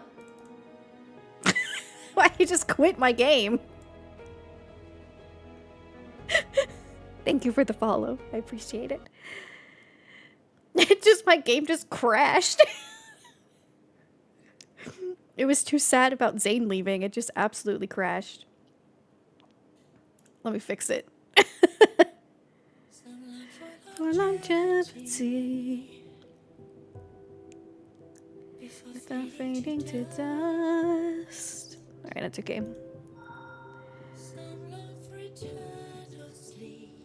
Alright, where my Xavier girlies at? My Xavier boys. My Xavier lovers. He's coming.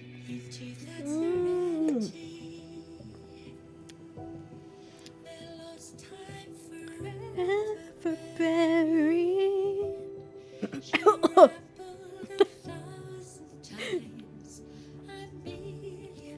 I'm searching for lights. Free from the rule of death, now seems time goes by, but memories rewind. It's always so annoying how it goes from 0 to 100%. You already stopped walking. Are you still gonna pretend you're passing by? Sorry, Caleb. Alright. We're going to chapter 6. Endless Night. We're almost going to be done with the initial main story, guys. I think definitely today. Alright. For chapter 6, story 1, Legendary Lumiere. I know you're downloading the resources. Let me in. Let me in! It says 100%. There we go.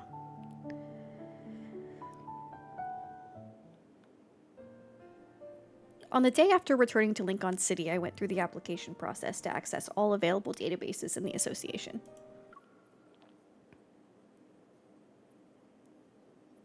How much main story is there for LADS? So there is... Actually, let me just show you. Since we haven't really started that much of this. So there is the initial main story drop.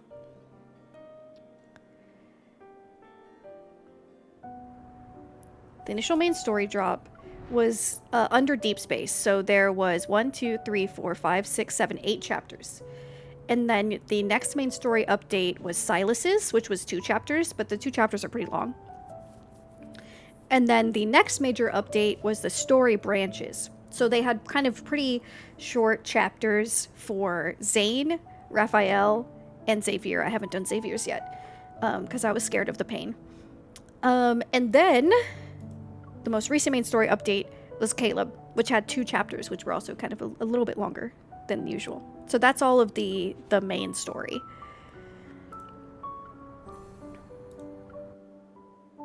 And then, of course, you have the cards. The myth cards, I would also kind of consider main story, but they're like about the past lives or more in-depth look at, for example, the current lives of Silas and Caleb.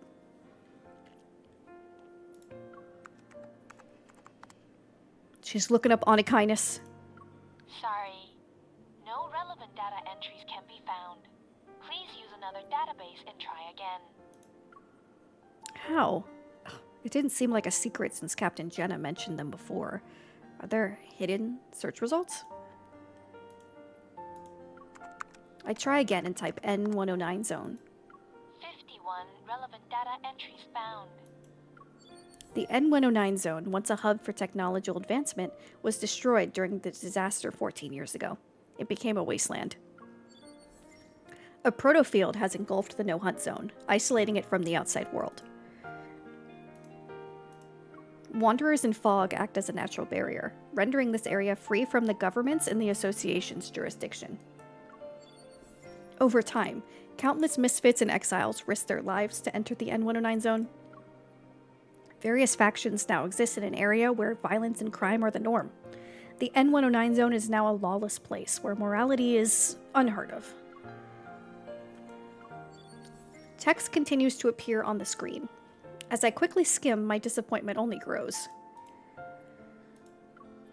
All of this is vague information. I won't find any leads on N109 zone from the association. I sigh and end my search. Suddenly, Tara's face appears in front of me. Hey! So, how was Snowcrest?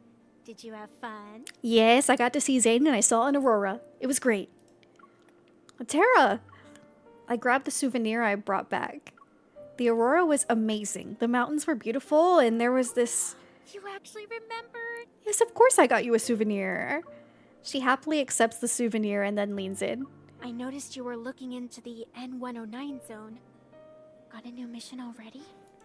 That's a place even veteran hunters won't touch. Shouldn't Captain Jenna be extra prepared before heading in? The fewer people involved with honor kindness in District 109, the better. I hesitate for a moment, then beat around the bush. I was just curious. Even if Captain Jenna gave me the mission in person, I wouldn't accept it. I see. But I heard the people in the N109 zone are too busy cleaning up their own mess. They won't be causing trouble anytime soon. What do you mean? About a month ago, not long after our last mission ended, there was quite a spectacle in the N109 zone. Numerous deals were being made on the black market. A whole bunch of protocors were all cleaned out without a trace. And you know how the black market runs. Weapon augmentations, human experiments, medical research. They rely on protocors. Who did it? No one knows. But according to the rumors... Was it Silas? It's Lumiere. Just kidding. Nero, were we talking to you? A chair slides into the space between Tara and me. Nero, when did you get in here? Lumiere? Yeah. Aside from him, nobody can just go in and out of the N109 zone. He pushes up his glasses, a glint of excitement flashing in his eyes. Don't you know who he is? He's a mysterious hunter who appeared during the disaster 14 years ago. He was the first person to successfully kill a Wanderer.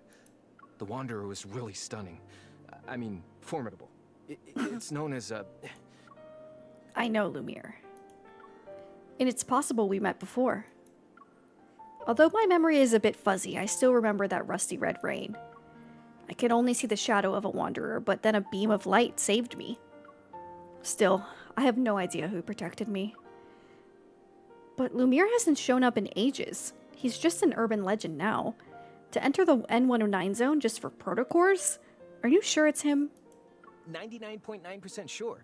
I heard that after he left the black market, he was on one of N109 zone's skyscrapers, destroying protocors like he was setting off fireworks. Only he would be bold enough to provoke everyone in the N109 zone. Destroying protocors? It almost reminds me of Xavier? It sucks that Lumiere's whereabouts are always shrouded in mystery. If we found him, wouldn't places like the N109 zone be under our control? To find Lumiere... Tara's lighthearted joke gives me an idea. Role-playing King Kong? He's too pretty to be King Kong. Too pretty.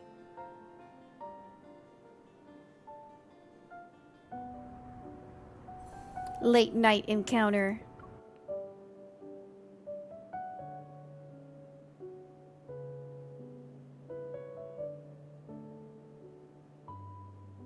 Dear passengers, this is the last train heading to the Lincoln Botanical Garden for the day. If you wish to visit the Lincoln Botanical Garden, please board this train. 8 minutes. Get to know Lumiere. When Earth fell at the mercy of wanderers in 2034, Lumiere came to mankind's rescue and eliminated the majority of them, freeing Lincoln City from its suffering. He disappeared without a trace when the war came to an end, and his identity remains unknown to this day. Over the past 2 years, however, people have reported sightings of him. Age: unknown, but thought to be in his 20s to 40s. That's really helpful. Evil: light. Event: elimination of wanderers and rescue of Lincoln City. His whereabouts are unknown. It makes sense. It's hard to find someone after they disappear. Oh, maybe this is the years. train scene that I thought. Xavier?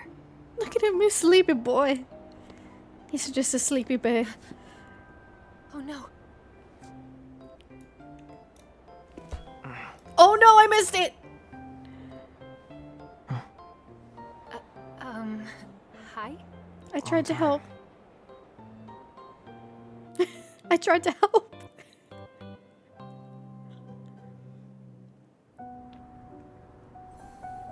Next stop, story 3.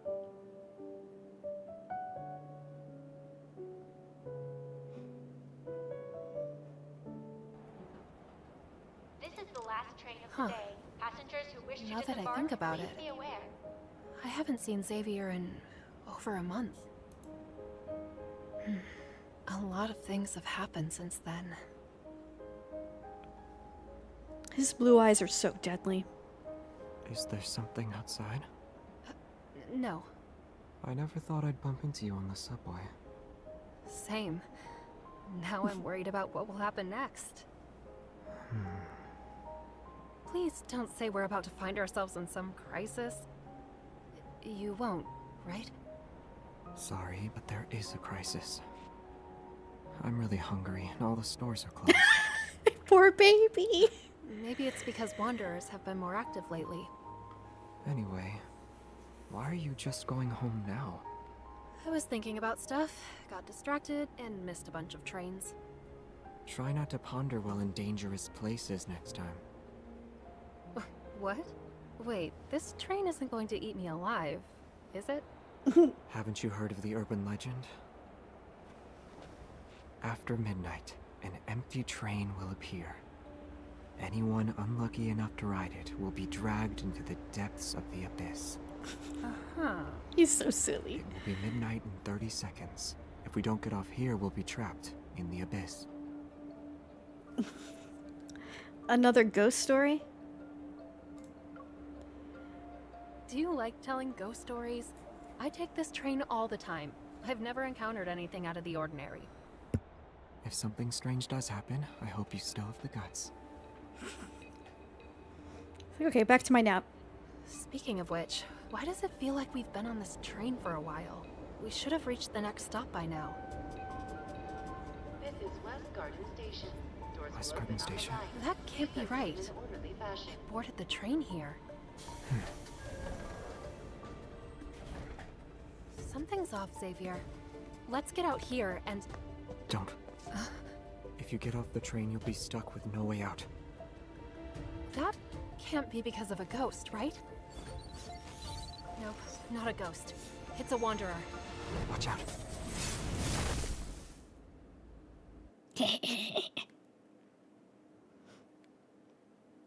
I don't have enough money to buy chicken nuggets. More like McDonald's is closed.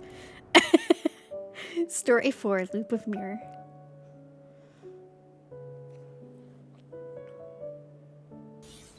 Nope, not a ghost. It's This a is the wanderer. scene I was thinking of. Watch out.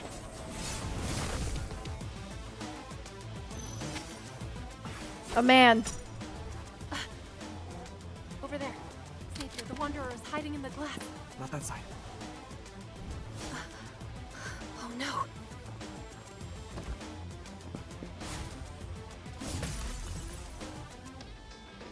You okay? I'm fine. I'm not hurt.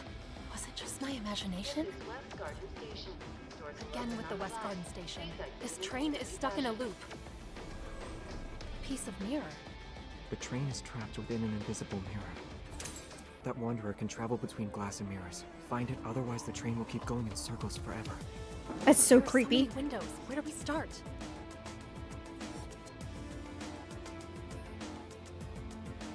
We just...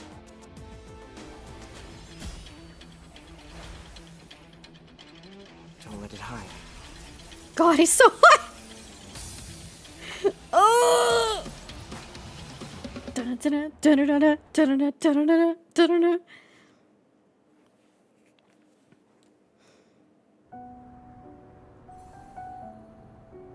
They fight the Wanderer. Chapter 6, falling asleep again.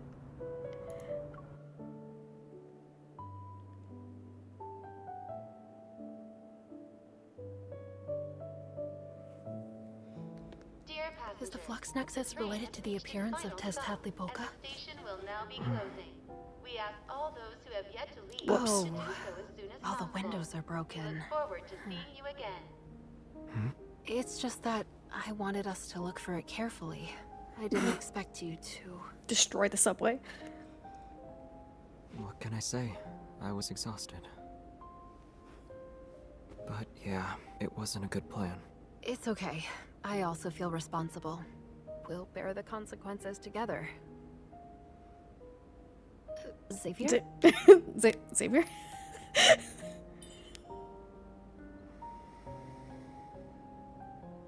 He can fall asleep while standing up? A legend. Donna.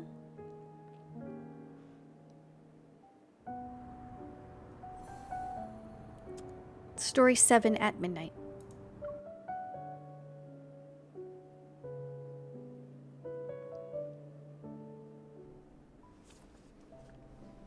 Him and his Fighting while exhausted and hungry? instant The noodles. most dedicated hunter I've seen. It was on the way.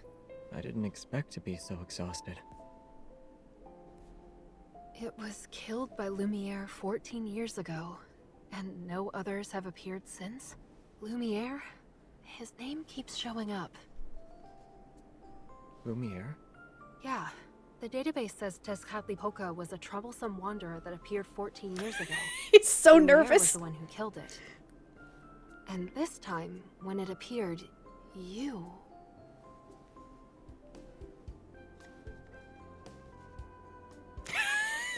Ain't no way he's maintaining flawless skin on instant noodle diet. Well, he is a little bit of an alien. We'll give him that. Spoilers. We'll just say his system's a little different. Xavier, you're not Lumiere, right? He appeared 14 years ago. Should be in his 40s by now. That's not a yes or a no. Rumor has it that he's a Tenebrae now. You shouldn't believe everything you hear, especially when someone like him is involved. And I was kidding. You can't be him. You don't look like someone in his 40s. He looks Korean. Why do you need Yeah. to meet him? I wouldn't say that. I'm just trying my luck.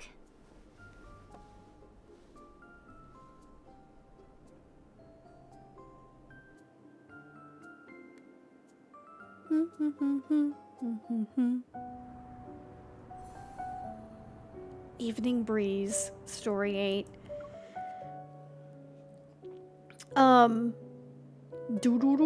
It's a Chinese game, so Only one to walk out of the N109 zone unscathed. I think having the guys have a Wiped out 3 important factions in the N109 zone. more of a overnight. Chinese aesthetic is the goal. You believe that? I'm just curious. If he can waltz into a dangerous But place they have, like like, the K-pop N109 fashion. zone and leave without a scratch, he must know a lot. Even if he's in the know, he might not remember much if he has a bad memory. But the more important thing here is, are you interested in him or the N109 zone? Did you I think forget it's a what big Captain phone. Jenna said? If we want to investigate the modified protocore, we need to look into Anakinus and the N109 zone. The mission doesn't require you to go there. I wasn't planning to. I thought I'd take a quick peek. Really? I'm well aware it's an area you can't just visit because you feel like it. It's a dangerous place. One mistake and you forfeit your life, if you really want to go. Then you either have to have strength, or you have to blend in. Care to explain? It's like a melting pot. Everyone knows where people's loyalties lie, so they only acknowledge their allies. If you can't use brute force, blending in is the easiest way. But it's also quite the challenge. How do you know all this? This stuff isn't top secret. One just needs to dig a little. Yet, no one said anything about it to me before. I love That's their enough apartment gossiping complex. For today. This is my house. You should head home too. The sooner the better. Actually, I live here. In this building. It's like we're neighbors, bitch. How is he that thin? Have you seen a Chinese drama? Have you seen a C-drama?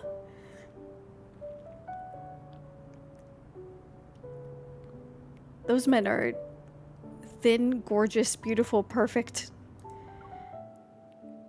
You gave him your address already? Yeah, we live directly above him.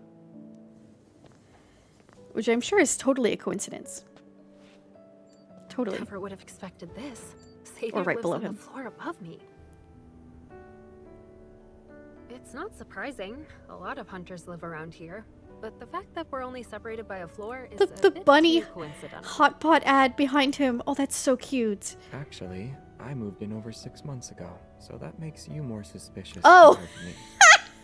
Okay, but you know an awful lot Shelby about and the Huey are 119 phone zone. companies. Are you sure you're not the suspicious one? I thought you were talking about a dude. What about you?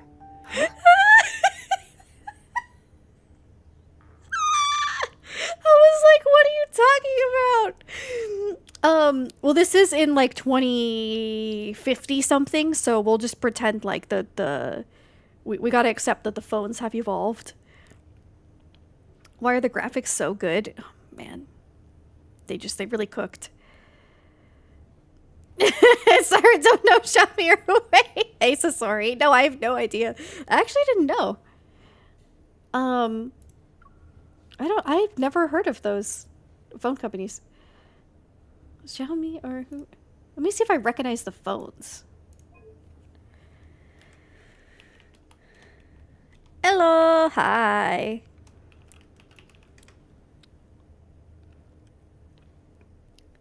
Oh, okay, so I know I've seen the logo for Huawei. Ah, yeah. Okay. I see. I just didn't know their names.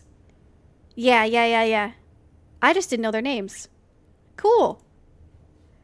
Sorry for assuming you were talking about a man.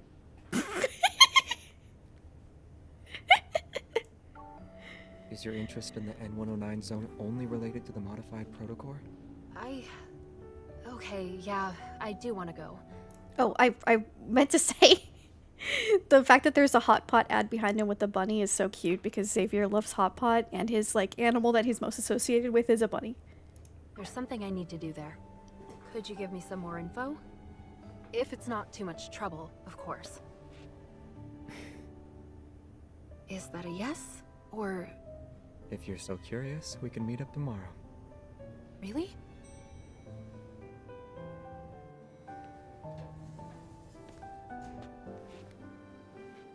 It's no problem as long as I get a good night's sleep.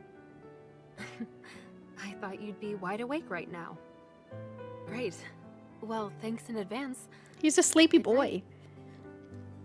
Tomorrow then. It sounds so like hopeful, a little wistful. What's the deep space in this? It's literal deep space.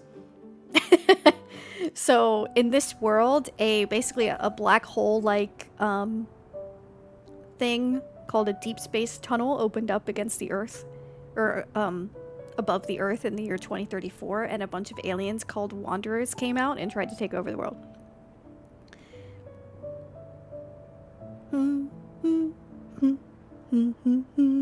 And so, your gameplay is you fight the aliens.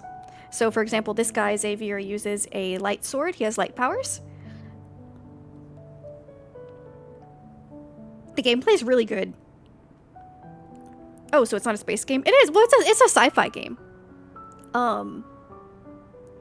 It doesn't take place in space yet, but it's definitely a sci-fi game.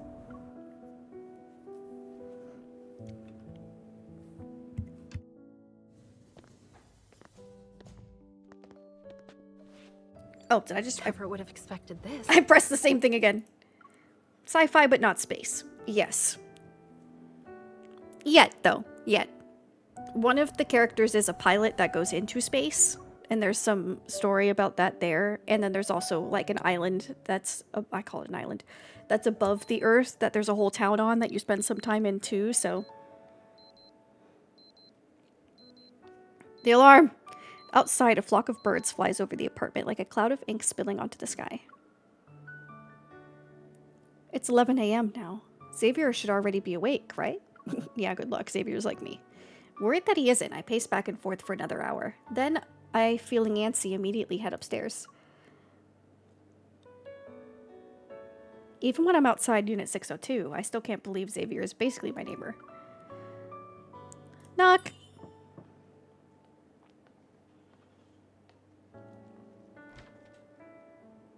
You're here early.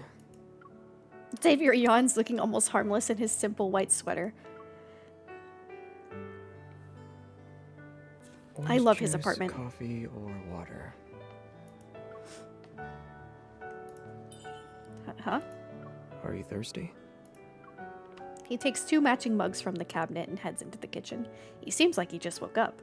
His hair is disheveled, strands sticking out from the back of his head. Water's fine. Ice or no ice? It's okay. Xavier, I'm here because... My place is a bit of a mess. You can sit anywhere, though. Do you want some breakfast? Fried eggs and toast? Oh, I'm out of eggs. Are sausages okay? Thank you, but I'm not hungry. Also, it's almost noon. I scoot to the edge of the couch, eager to get down to business. I spent all night thinking. You and Lumiere are definitely connected. Ever since we met, you've been constantly looking for something. You just destroy protocores as if they're nothing, when hunters know how important they are. You can kill a wanderer that even a group of hunters would struggle against. Not to mention, the gossip you heard about the N109 zone is more in-depth than the info on the Association's databases. At the abandoned research base and in No Hunt Zone number 7, maybe your goal aligns with mine as well as Onakindus's. Xavier looks at me quietly, then flashes a faint smile. Oh, there's an ad! I will wait through the ad.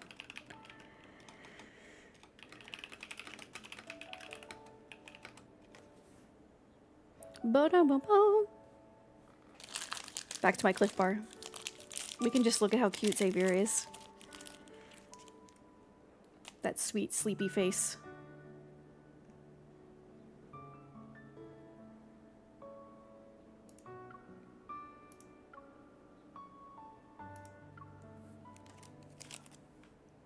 Yeah, so much natural light coming into his apartment. I'm so jealous.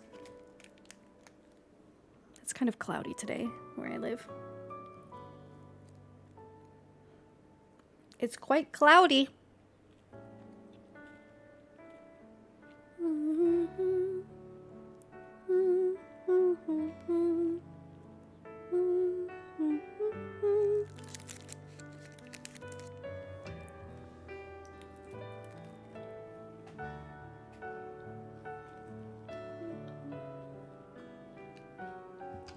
Already back from the ad somehow? That's so strange. I have no idea how they even figure out how these ads work. Like, I have it set to do just 3 minutes, but sometimes they don't last that long. I'm not complaining, I guess. Yeah, welcome back. Welcome back. How is your composing going?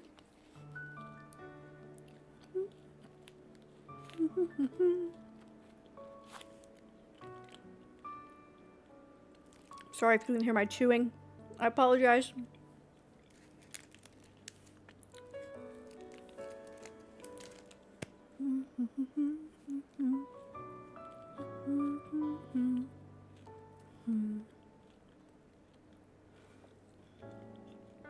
Nice! Good job on the draft.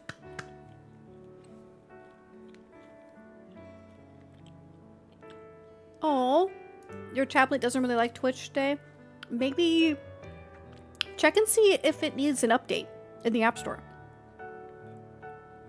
That might be causing an issue. Sorry about that, though.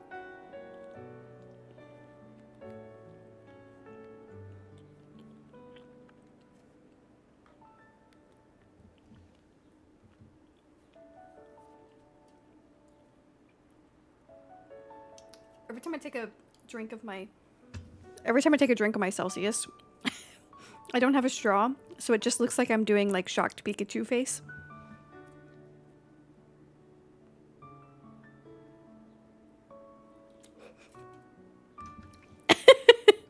Like, that's so ridiculous. Hi, welcome back from ads. Thank you for your patience. Just have them on so that we don't get pre-rolls. Thanks for the hydrate. I just took a large drink of my Celsius. Oh, the Pico Ramen's so cute.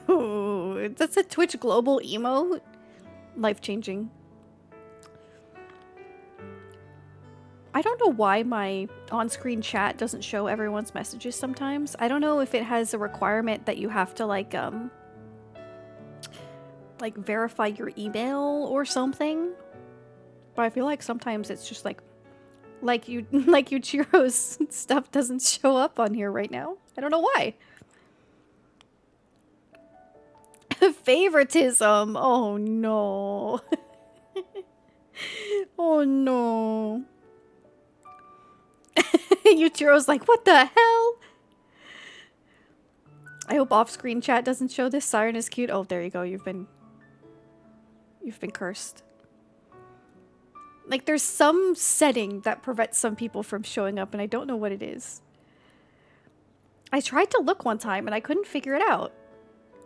Why me? I don't know! See if you have, maybe if you haven't verified your email, or you don't have, like, a phone number associated or something. Because it might be set up to where if it thinks someone might be sketchy, they don't show it on the screen, you know?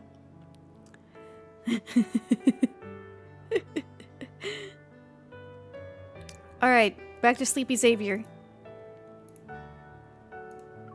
So, are you here to confirm my connection to Lumiere?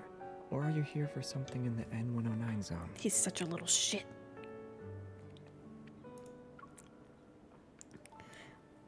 The cocopium.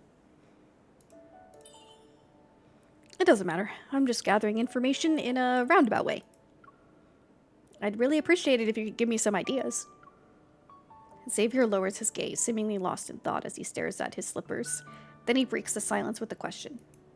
The protocore we found in the no-hunt zone had a red protocurve. Do you know why? The air seems to freeze for a moment. I feel like I've grasped the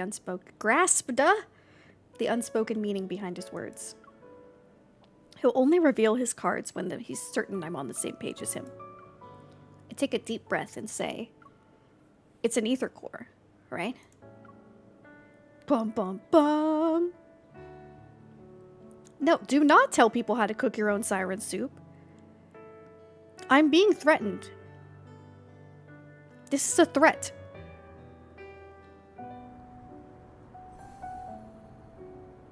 This is a threat.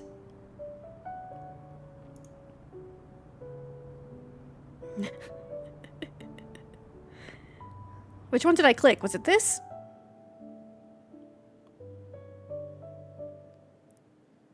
Yes. Okay. Oh, we're almost done with this chapter, guys. I think. How have we liked learning more about Xavier? Allegedly. Alright, story 11, highest level access. I had a near-death experience earlier. Bird poop landed right next to my foot. No!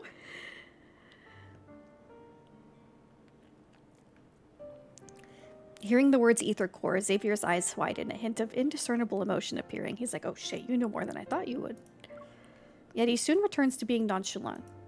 Yes. The modified protocores in the abandoned research base and no hunt zone number 7 possess energy derived from an ether core. How can the Hunters Association not be aware of them? He thinks for a moment before shaking his head. They aren't for now. The Hunters Association only knows it holds powerful energy, but they don't have the means to analyze it. They won't be making any progress on that front for a while. Why didn't you tell them? You didn't tell them either, right? God, the way he answers questions with another question is so... He remains calm as he avoids answering my question.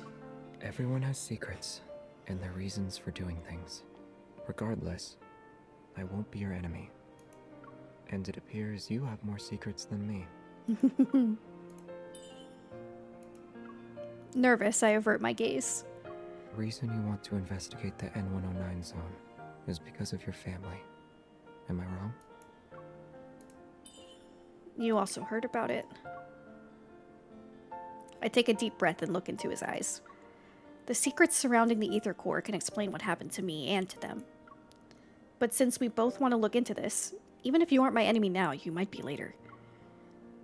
Distressed Xavier furrows his brow. I silently apologize to him in my heart. No! He's thinking to himself, like, I could never be your enemy, you dumbass. I love you so much. Suddenly, he grabs my arm and the user interface for the Hunter's Watch appears.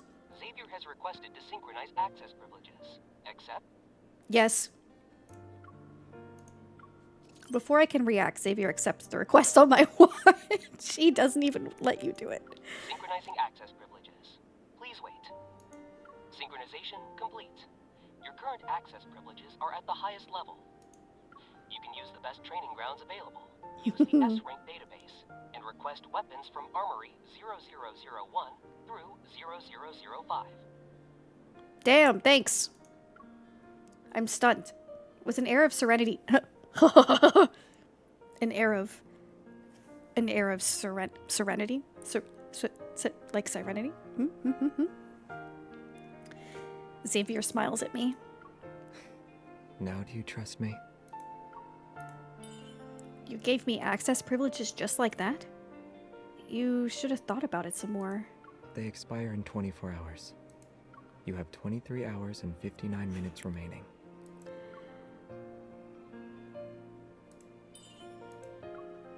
I quickly stand up and get ready to leave. I take a few steps before turning around. Thank you. You're welcome.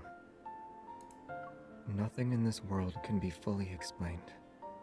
Still, I hope you find out the truth. Leaning against the bookshelf, he waves. As soon as I reach the door, a strange scent catches my attention. I turn around again. Did you forget something? Xavier, what's that smell? Something is burning. You must have left the oven on. Oops. His dumbass can't cook anything. I know, I love the big gay emote, but my favorite is big gay fast. The big gay fast one is the best. Answering with questions in reality, insufferable. In fictional men, insufferable, but forgiven in 2 seconds, exactly. It's Raphael time, everyone.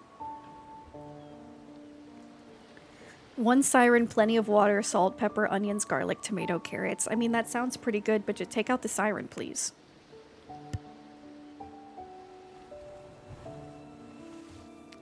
Gotta go to my lesson. See everybody later. See you later, Snazzy. Good luck. Good luck, good luck.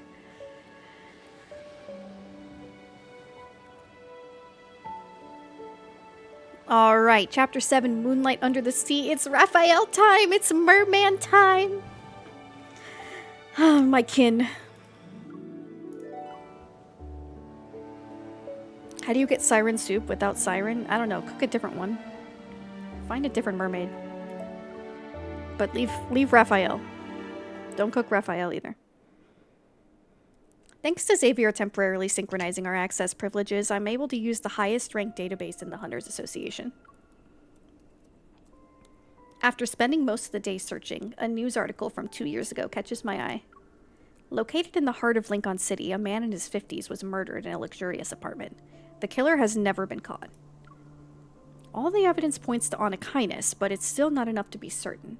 An unsolved case. If Onychines is the culprit, then they're clearly able to manipulate the media. But they didn't. Maybe they're trying to send a message. Even though the association blocked all insider channels, there are some encrypted ones. For a small fee, a person can locate the source.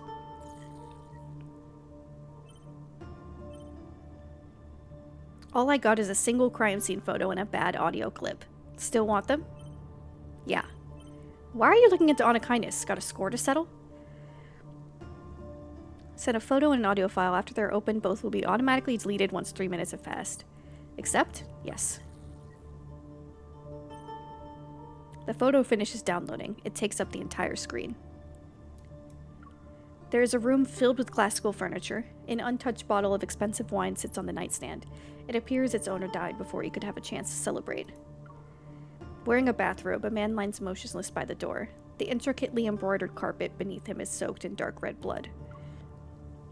A wisp of smoke slowly spirals out from the bullet hole in his chest, like a crimson carnation blooms from his blood-soaked shirt. The photo was apparently taken just before the feed was cut, but no weapons or traces were left behind at the crime scene. The police investigation reveals that aside from the victim, there were 3 other individuals. How do they know?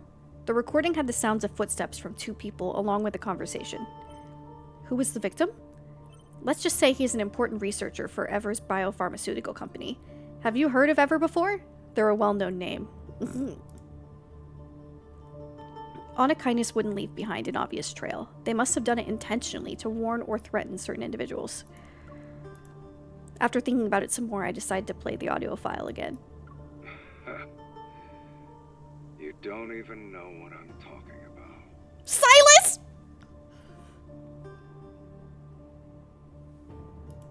Well, you won't have to worry about it now. I forgot that they had his voice in this early.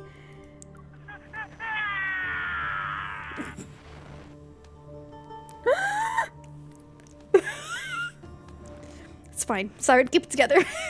Keep it together. I keep replaying the clip over and over, trying to etch this voice into my memory. Oh, don't worry, it's already etched. As my cursor is about to click the X in the top right-hand corner, a new message stops me.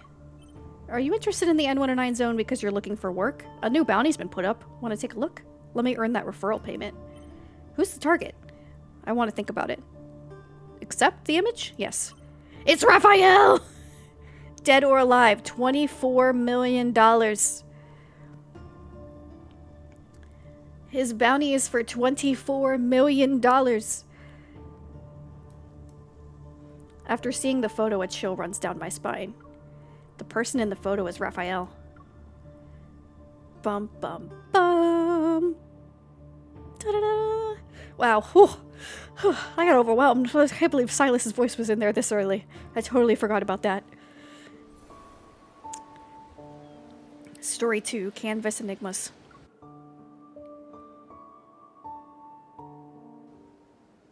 I love Raphael's place. Look at it. I mean, I know I'm biased because mermaid, but the way he just uses this whole wall as a canvas, and he has like the rose petals everywhere and just like frickin', oh god, it's so good.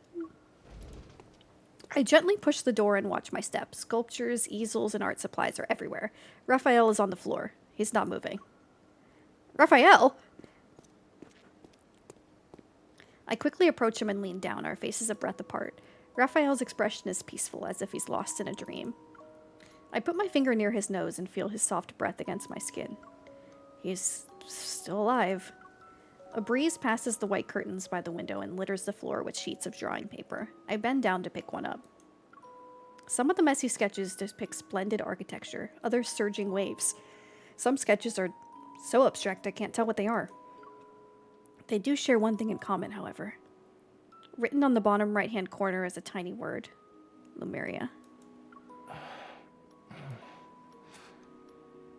Still sleepy, he looks my way with a half-lidded gaze.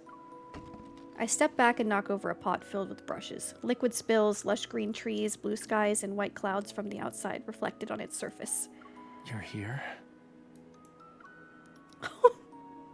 He thinks he's hallucinating, guys. Let's stay silent just for more pain. Is he still asleep? After staring at me for a long time, Raphael suddenly moves his head and holds out his hand. What are you doing? Pull me up. Can't you do it yourself? Hurry. Help me get off the floor. Help him. Help him. The moment I take his hand, Raphael yanks me down. You. He's such a little shit. You're really nice. You worry about my well-being and even accompany me to lunch. So, did you see anything suspicious?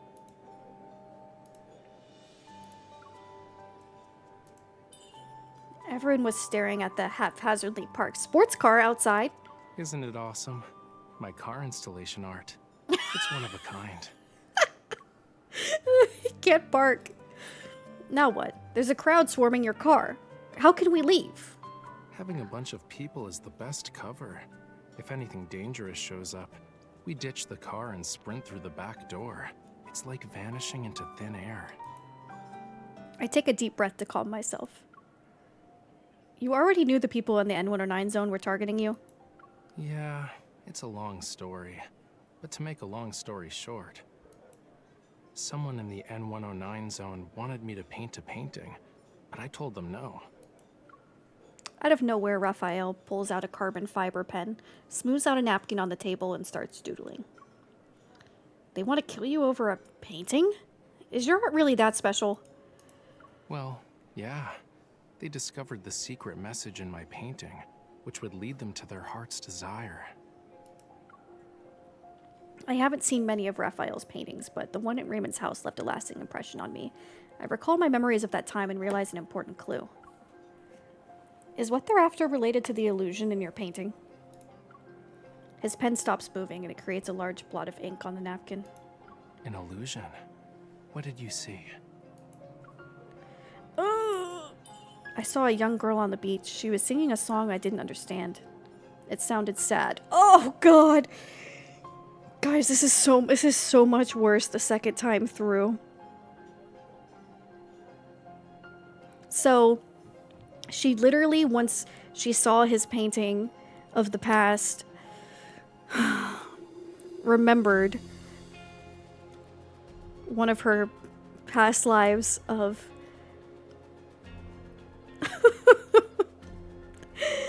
her as a mermaid. As basically he was dying. It's great. Awesome. Love it. And he's like, he's given a little bit of hope that maybe she's beginning to remember, but really all that she has is just that one little tidbit of information. Is the painting special because you used the coral stone from that day? Yup. I heard it's kinda rare. It was found near the bottom of the ocean, in a place called Lemuria. Where you used to live? That location is brimming with rare treasures. Even a tiny bit of coral can make you feel like you're in a world of dreams. Tragic, not yaoi. Not the tragic, not yaoi. It's the doomed hetero. If you grind the coral stone into pigment, you can immerse the viewer in a pretty dream created by the artist. He speaks of this crazy story, but his voice doesn't waver. He seems to be telling the truth. I have no choice but to hide my skepticism. Raphael twirls his pen between his fingers, then looks into my eyes. Anyway, Guess you're not here because you're concerned about my safety, yeah? Raphael, you have a bounty on your head from the N109 zone. That means you've heard about it before. I need to go there and find something. It's really important. Aside from barging in, I don't know how to enter that place. My hint is as clear as day, but after giving it some thought, Raphael shakes his head. His expression is one of nonchalance. Lincoln has become even more dangerous, and now you're talking about entering a labyrinth? Forget about it. A hunter like you just going in there is like a lamb walking into a tiger's den. His words leave me disheartened, but he isn't wrong. Since you're safe and sound, I'll get going. Just as I'm about to get up from my chair, Raphael grabs my hand. Wait. Huh? Someone's following us. Raphael loosens his grip. He speaks as he sets down his pen and pushes a napkin towards me. With a few strokes, he sketches a layout of the restaurant on it. A man wearing a black jacket sits behind us to the right. He's slouching, perfectly hidden behind a potted plant. A potted plant. He's already here? Not sure. But since he's acting all shady, he's definitely not one of my fans. I raise my arm and activate the watch on my wrist. A palm-sized holographic map appears before Raphael and me.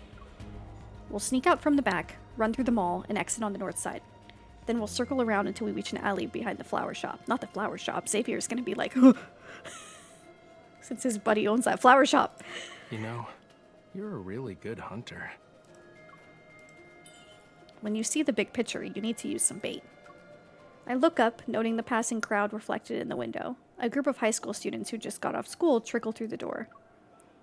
It's time.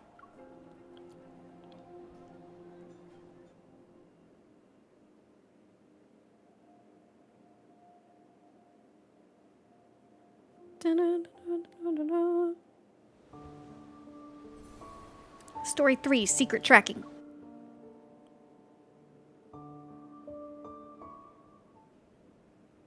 Damn it! How did he manage to slip away again? Hey! Who are you? Lacks a weapon and any sort of defensive gear. Aside from pretending to act tough, he's not trained. If he's a professional hitman, he's really, really pathetic. It could all be an act, you know.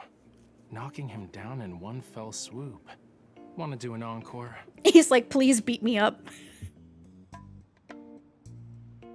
He's like, please. Please step on me. A middle-aged man wearing a mask is huddled in the corner, his body shaking as he hears those words. He's the epitome of anxiety. I'm not a murderer. I'm just a guy trying to get a scoop. As the man struggles, a piece of paper slips out from his chest pocket. Raphael picks it up, blows off the dirt, and holds it towards the sunlight. A reporter from Weekly Arts. Joe. You know them? A second-rate art magazine. They scrape by on tidbits they pry from socialites and artists. He notices something. His gaze moves down as he takes a weird-looking button from the man's shirt. This hidden camera wasn't cheap, right? A tiny flame bursts from Raphael's finger. It turns the button into ash. Is there anything newsworthy about me to grace your journalism? Listen to me. Whatever you do, please don't hurt me. It's because of the collector. Raymond! He's dead. The air is still for a moment. Shocked, Raphael and I exchange a glance. Maybe it's because we're entering his field of expertise that Joe straightens his posture. He wipes the dirt from his face. A spark of excitement is in his eyes, the thrill of discovering gossip.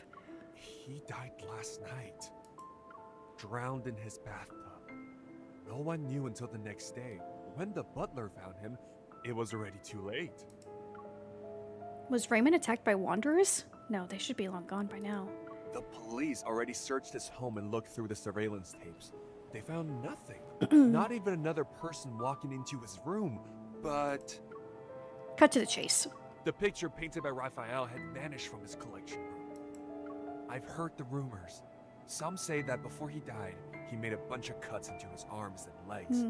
His skin looked like a bunch of fish scales. It's awful, if I do say so myself. Oh, I wonder who did that.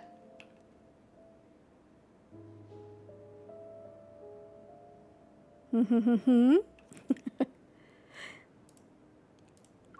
the moment a rich guy is dead, the police are quick to cover it up. They're scared a secret will be revealed, one that will cost them their jobs. But there's no such thing as a secret that can't be hidden. Mr. Raphael, are you sure you didn't have a hand in his death? Can your painting actually manipulate people? Even if they did, I wouldn't tell you. Also, you said he died last night. I was in my studio during that time and didn't go anywhere. Anywhere. But I do agree it's a tragedy. Or are you saying you want to ask Raymond himself?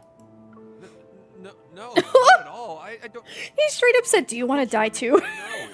Can you please let me go this time? A man. Sure. I'll even throw in something extra for you. Tomorrow, I'll be instructing my agent to lodge a complaint about your deplorable stalking behavior to your superiors and cancel our exclusive column interview. I reckon you'll be jobless soon. Raphael speaks in a relaxed manner. He leans in, a radiant smile plastered on his face. So, why don't you do me a favor and investigate who's trying to hide all that info you just talked about?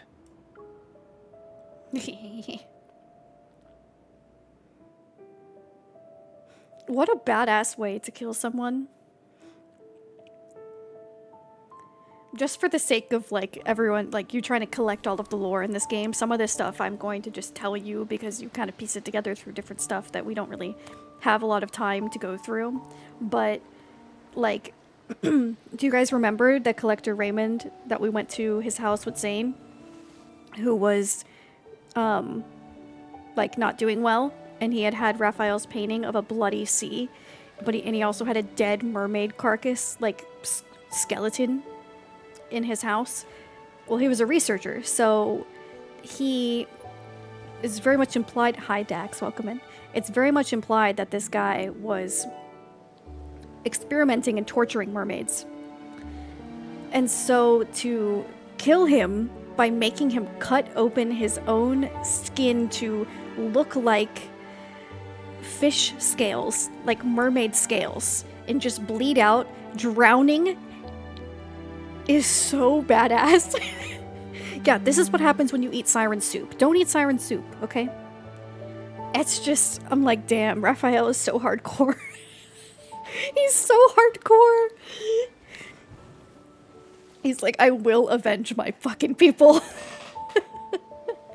And I will make it as gruesome as possible. Like, this man appears so, like, happy-go-lucky, but he is one of the most savage love interests. Like, just absolutely brutal, not afraid to just kill people. I love it. He's such an enigma. A swarm of white moths dances around the street light under the gray sky, waiting for nightfall. We climb the stone steps to a garden in the sky. Below us is Lincoln's liveliest district. A field of grass stretches out before us. It's flanked by trees from both sides, a vibrant sight to behold. Across the street is a floating holographic ad. Flying above the cityscape, it promotes Raphael's art exhibition for the next month. A slate blue sea engulfs the city like a mist, cascading onto the towering skyscrapers. From buildings to traffic, all is submerged in the tide. While it's obviously a trick of the light, curious people can't help but stop and reach out to touch the swimming fish that pass them. You know what sells the most? Paintings of a calm sea. They can get pretty expensive. God, he looks so beautiful in this, like, sunset light. He's for the girlies who listen to true crime podcasts before they go to bed. Yeah, 100% him and Silas, for sure. The more violent and chaotic the ocean, the less people are interested in it.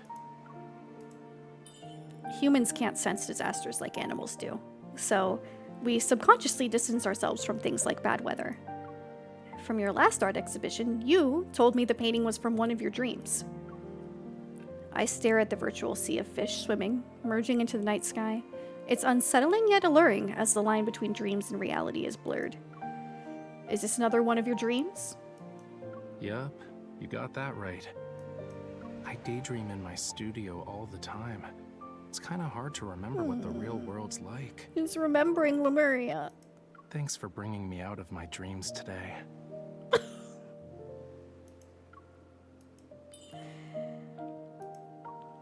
A long time passes before he turns around. Many pedestrians are still looking at the sky, mesmerized by the holographic sea. Do you have any plans? I'm going home. The art exhibition needs to be held. Once a painting is sold, another should take its place. Be careful out there. If you find any secrets or hear anything about the N109 zone, let me know.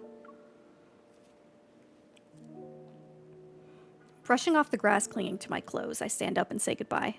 But I still don't have the paint needed to finish the piece I'm working on. Raphael sits up, his eyes sparkling as he looks at me. I have a bad feeling about this. Don't you remember our deal? Huh? I saw how you fought, quick and precise. That final strike was unlike anything I've seen before. If you could be my bodyguard. Protect me on our journey together. If we find an alternative, I'll happily give you what's in my hand right now.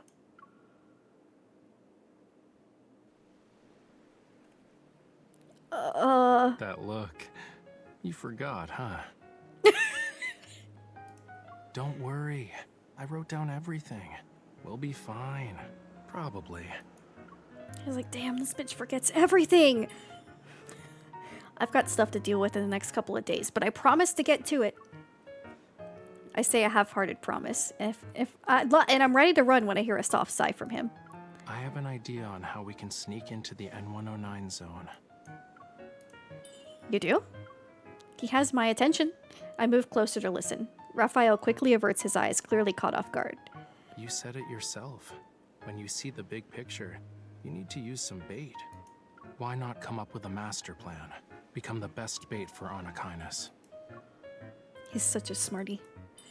So, I should use myself to lure them out?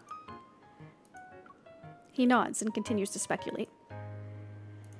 To be their target, you must have something they want, like info or something.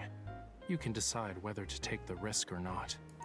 Maybe a small opening is all it will take to get them to expose themselves. Every word that Raphael says isn't wrong. I bite my lip. Even so, we need to find the perfect fishing spot to make sure our big fish bites the hook. I can lead you there. Trade intel for intel. Gamble to make gambles with higher stakes. But whether or not you can play the game is up to you. He once again stares at the sea of car lights under the overpass. Like the receding tide, the holograms fade and reveal the street. I need to think about it. It's just a suggestion. The choice is yours. If you want to do it, meet me tomorrow by the docks at White Sand Bay. Yeah! Let's go!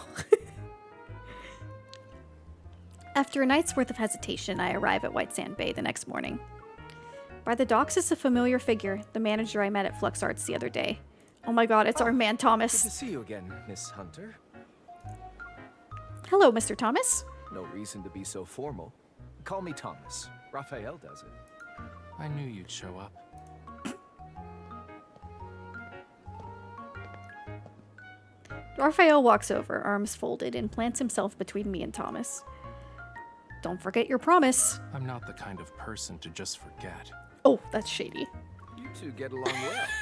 I'm glad Raphael has a reliable friend such as yourself. Stop treating her like she's my babysitter.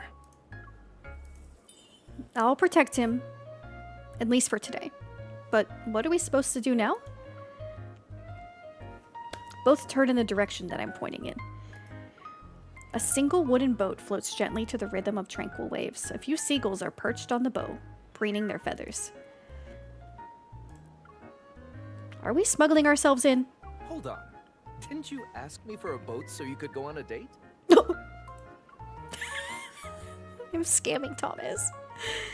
Hi, Six! I'm back. What's this game about? Welcome back. I hope you're doing amazing. This is a Otome game, so it's a dating sim, essentially, where there is 5 love interests thus far, and we're going through the main story. So the main character is a girl who has basically a power in her heart that a bunch of shady organizations want. And all her love interests are trying to protect her and essentially have been with her as, like, basically every time she dies, she reincarnates. And every version of her ends up with the love interests. So, for example, this guy, Raphael, she has past lives and future lives that she's lived where they've met there too. And he remembers everything, but she forgets every time she reincarnates. So he hasn't told her, but now it's kind of, you know, he's seeing if she puts the pieces together and remembers anything. But essentially, she's trying to find out information about herself and about the power in her heart. And her family was her grandma and her, like, best friend, kind of like an adoptive brother, were both killed. And so she wants to get into this shady part of town to find out more about her heart and then also to figure out who killed her family. That's kind of the TLDR. The love interests are Xavier, Zane, Raphael, Silas, and Caleb. This is Raphael, who's a painter and a mermaid. Spoilers, a mermaid. My brethren. My favorite love interest is Zane, who's a doctor. Xavier is a hunter. So he hunts the monsters that she does. That's her job too. Silas is the leader of Anakinus, which is the kind of crime mafia almost in that sketchy area of town she's trying to go to. She hasn't met him yet. And then Caleb is who I was talking about, the best friend adoptive brother who is presumed dead at this moment. She's like me for real. Yeah. This is one of my favorite chapters because it's just... I'd say the wait was worth it. With winds at about 10 miles per hour and no big waves, it's a good day to set sail. The mermaid lore. Since heading out to sea is a daunting task, shouldn't we use something a little more advanced, like a speedboat? We're always cooped up in the house painting and stuff. Let's take this chance to exercise. We're in the same boat now. It's time to tell me what's next. Don't overthink it. You're just gonna do what you normally do. Fight. That's Hat Island. It's having unusual energy fluctuations, and a weird wanderer appeared. You're interested in wanderers? Their protocores contain an extremely rare material. I need to get my hands on it. I'll use it to make paint and create some art, as one does. Really? Protocores can be used for painting? I'm not a 3-year-old. Weird. The island is literally right there, but we've been rowing for 30 minutes and still no signs of land. She's like, you fucking liar. Are you rowing around in circles? I'm definitely trying to move this boat along, but you keep rowing us back. That explains why we've been going in circles. This oar is just being mean. I'm getting tired of this. Can we ditch the boat and swim instead? Raphael, the waves He's like, are heading straight for I'd us. rather Is the swim. weather forecaster slacking off today? Left, hurry! Why I'm spilling the boat? Steady now. You jinxed Don't us. just flail the I oar guess we around. really do have to swim to Hat Island. My poor man. He wasn't built for this. He was built to swim. I think I hired an assassin instead of a bodyguard.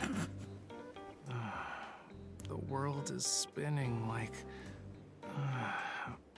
Stop mumbling to yourself. If it weren't for me, we'd still be in the ocean right now. I'd rather float in the sea than be on land. Everything looks okay. I don't see any wanderers around. Yeah, he's a siren that gets seasick. Your skills will be useful. Let's go. This island isn't small and we have a full day ahead of us. You're fine now? Why are you in a hurry? The mountain. We'll start there. She's like, what the hell? Yeah, he doesn't like boats because he's not used to it. He's used to just swimming around where he can control stuff. So, the siren gets seasick? No, I've spent a good amount of time on boats, so I'm okay. I'm okay.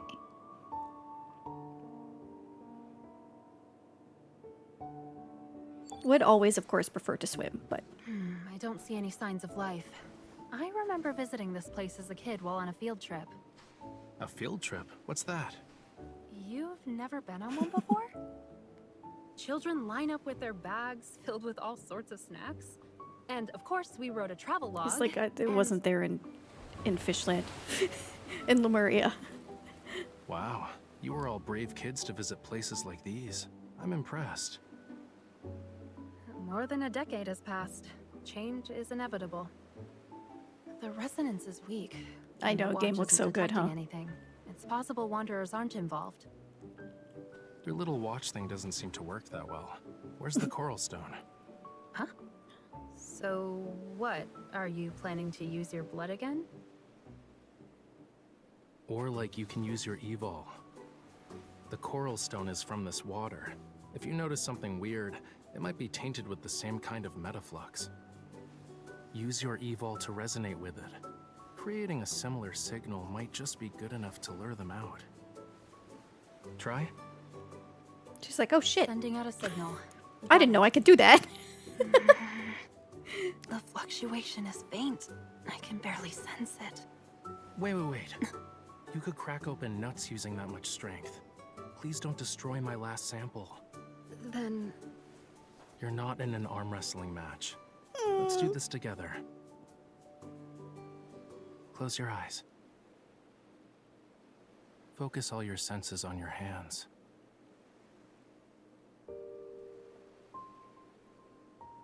Well, can you feel a warm power surging within you? Everything in this world has a unique, unmatchable frequency. That's why each life is isolated. Hello? Hello?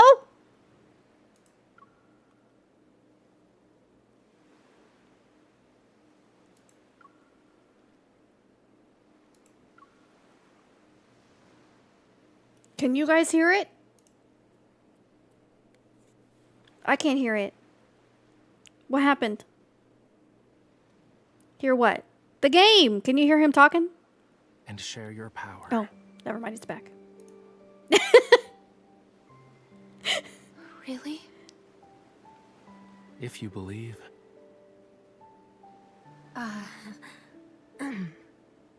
Sorry. Okay, I'll try it.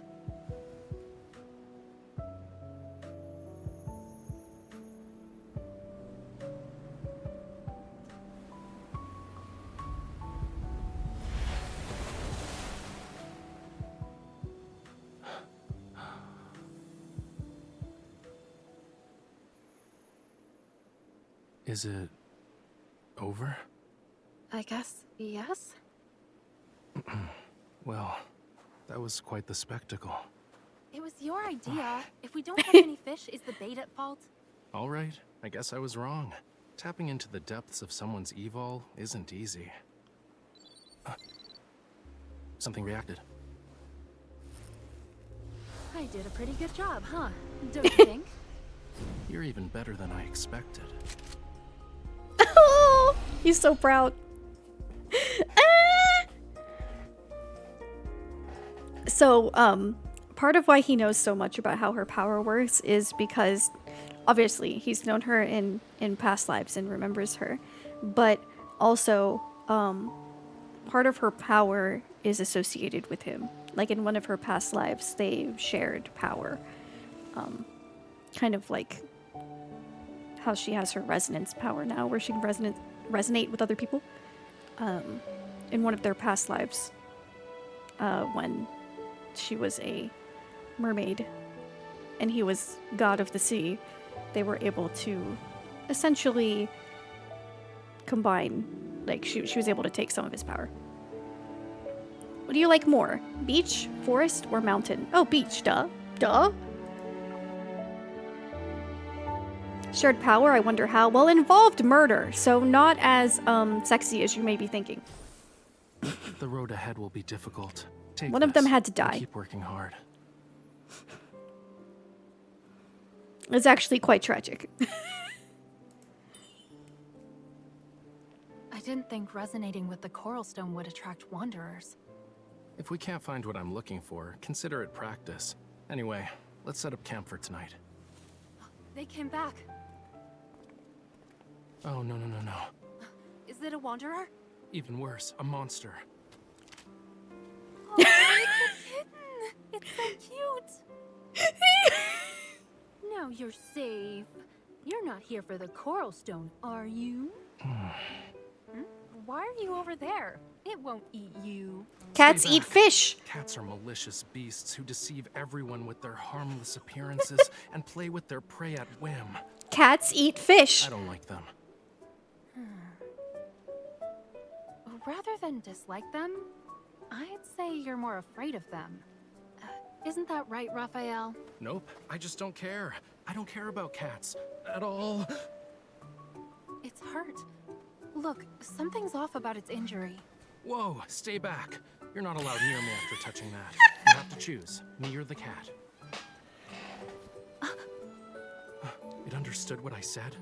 Its wound doesn't look normal. Maybe wanderers are involved. We should check it out. You know, you don't have to be that observant.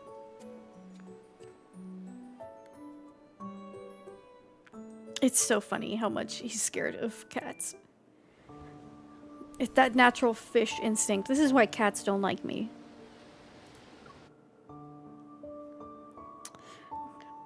Normal enemies. Cats and fish. We're not gonna disturb the cat's home, right? That little monster is obviously trying to get some affection. Don't waste your time. Look!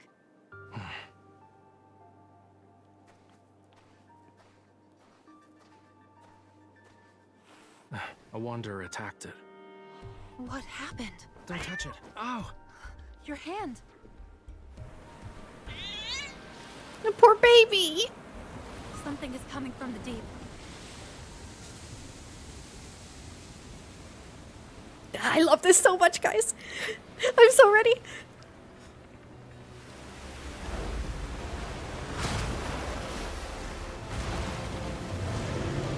It's a deluge wormlord.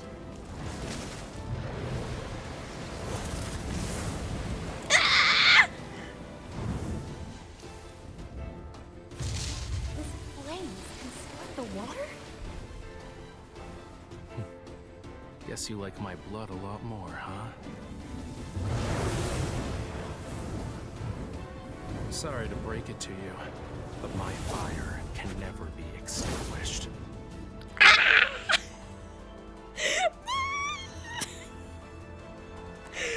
Oh, lordy. Raphael, god of the sea, everyone. You finally get to see like 1% of his power. Anti-gravity. Oh no, it's not anti-gravity. He's literally the god of the sea. He can part the sea. He can part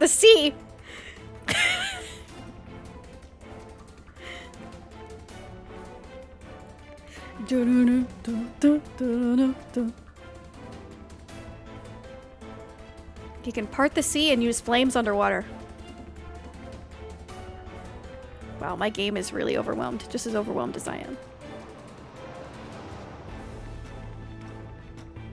It's just, I love his duality so much. Oh, I mean the Loch Ness Monster! Loch Ness Monster's a little scary, but nothing Raphael could worry about. And that's part of why the Wanderer ended up getting drawn out as when he got scratched by the cat. Because he's super powerful.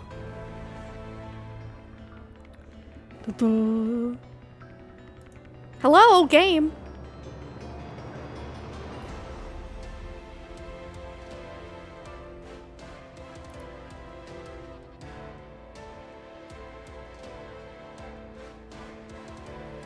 I'm assuming I'll learn if I watch more, but what is a Wanderer? They're like alien monsters. So this takes place in the future. And in like 2034, right, there was a deep space tunnel, like a black hole that opened up above Earth. And all of these alien monsters that they call Wanderers came out of it. I know, what the hell? Game, please. That's alright. I'll fix it.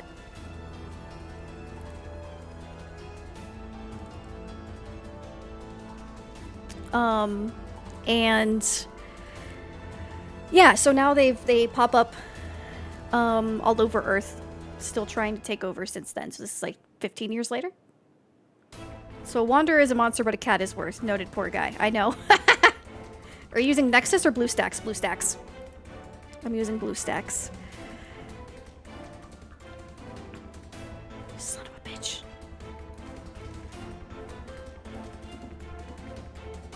You son of a bitch! Load! Okay, I'll quit. Reload. Close. Yeah, since our man is a mermaid, god of the sea, he's afraid of cats. Poor guy. Poor guy.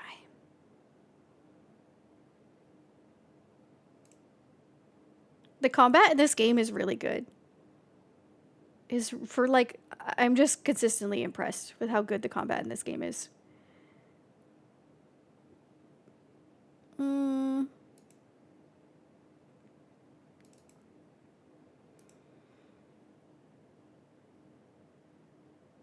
Okay, please.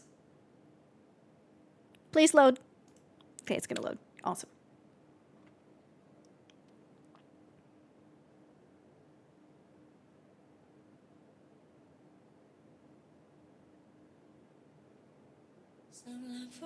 Longevity before fading to dust. Thanks for the follow. Welcome. You shared Raphael's worst enemy, so what? Did you post a photo of a cat in Discord? Is that what you mean? Oh, thank you for the hydrate. Thanks. Are you ready for me to do a surprise Pikachu face while I drink this?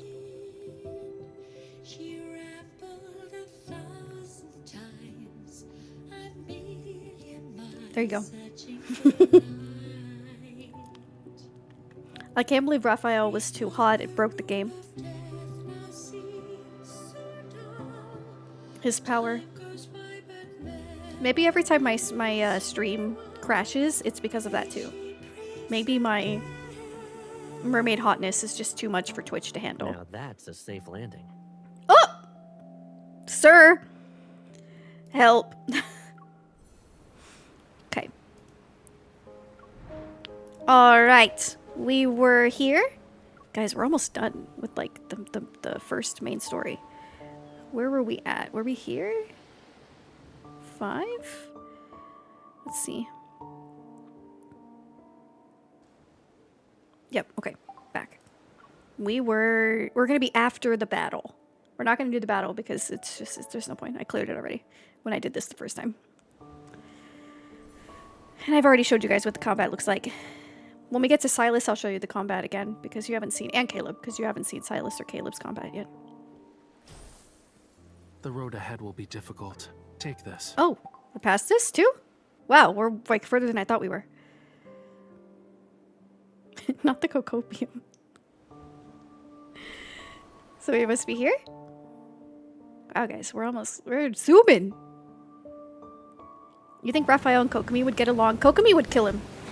How did we end up in the ocean? Raphael!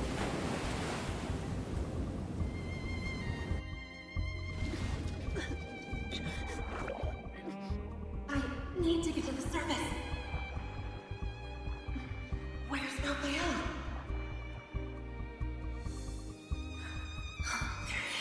Look at the fish orbiting him like that. Stay back. Otherwise, I can't guarantee your safety. What about you? What are you doing?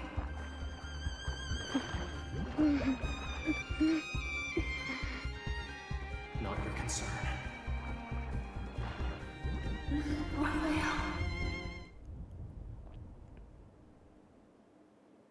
It's settled then. If you don't return, Not the flashback. I'll chase you to the ends of the earth.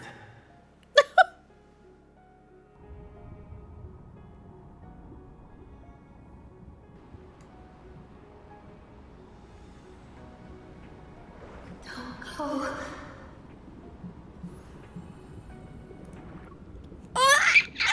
This is so much worse. The second time through. So yes, he is a mermaid. And that was a flashback to when they were kids and they made a promise to meet each other. And this wasn't the very first time, like first life that they had together, but just at like the beginning of this life. When they were kids and he was still a mermaid, she met him on the shore. And they promised to meet up with each other every year. But she ended up, through the experiments that she was having done, ended up losing her memory, so she forgot he existed. But he still went to the shore every single year to try to meet her, and she never showed up. And so she forgot everything. She forgot that she met him, she forgot their past lives, everything like that. And this symbol that he has on his chest, that like fish symbol, is because in their, I believe it, you can kind of count it as their very first past life together. They were both mermaids. He was god of the sea, and she was one of his followers, and he decided to marry her. And so they have a bond, like a marital bond, basically, to where she can give him commands, essentially. Like, when she really, really means something, like, he has to listen. He has to do it.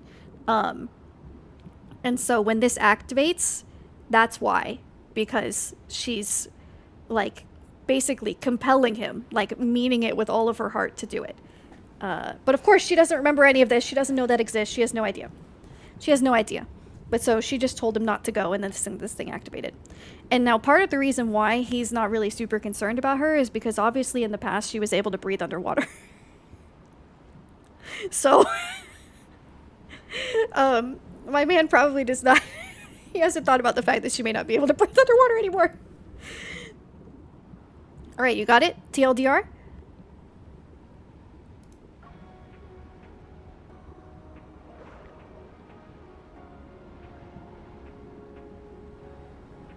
You forgot everything, yet you still insist. All right, this is your choice. The scales! Look at his tail!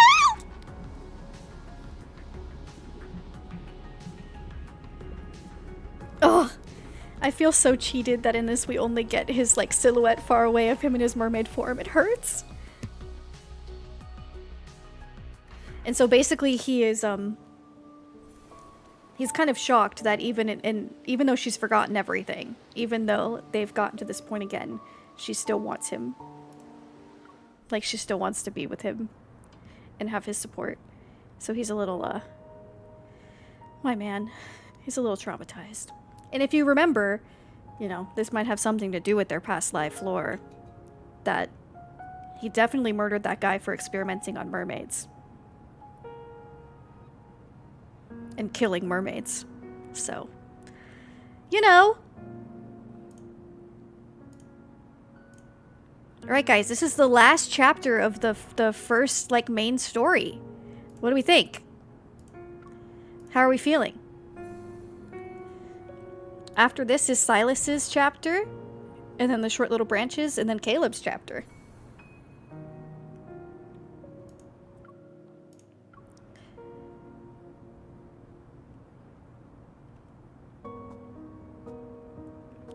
Chapter 8, Story 1.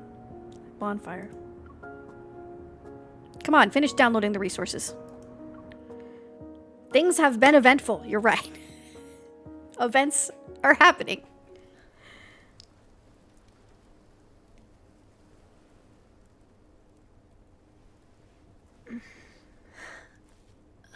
Raphael? You're awake? Are you alright? In the ocean, I thought you... The line between being kind and being dumb is very thin. A small smart fish swims away while it still can when the big fish are hunting. He's like, I told you to leave. The whirlpool was obviously a death trap, but you just swam right into it. He had nothing to worry about. He had nothing to worry about. He created the whirlpool, honey. The sea could never hurt him. Anyway, thanks. You were the one who pulled me out of the water, right? Look at him, Thought he's I so heard your voice depressed. before I blacked out. That's just my random act of kindness for the day. So, how long do you think this malicious creature will keep an eye on us? It's the kitten from before. Now that the Wanderer's gone, it should be safe. It'll be cold tonight. It wants a warm place to sleep. Pick up the kitty. What a cutie pie. It's moving. Get it away from me. Well, duh. A cat isn't a log. Come on, pet it. It won't bite. The cat's like, this your man? This is your man? You. Your flattery means nothing to me. I don't accept you. If you need to thank someone, thank the silly girl. She's the reason you're even getting a crumb of my attention. It licked me. No. My master touched me. My hand. It's over. I can't hold a paintbrush now. Not like this. So, is there a reason why you don't like cats? He's Why a should I? fish. I dislike them because I do. For humans, it's game over as soon as a cat nuzzles them. Raphael, that means it trusts you and feels grateful. Well, animals that are fond of humans usually have a tragic end. Oh.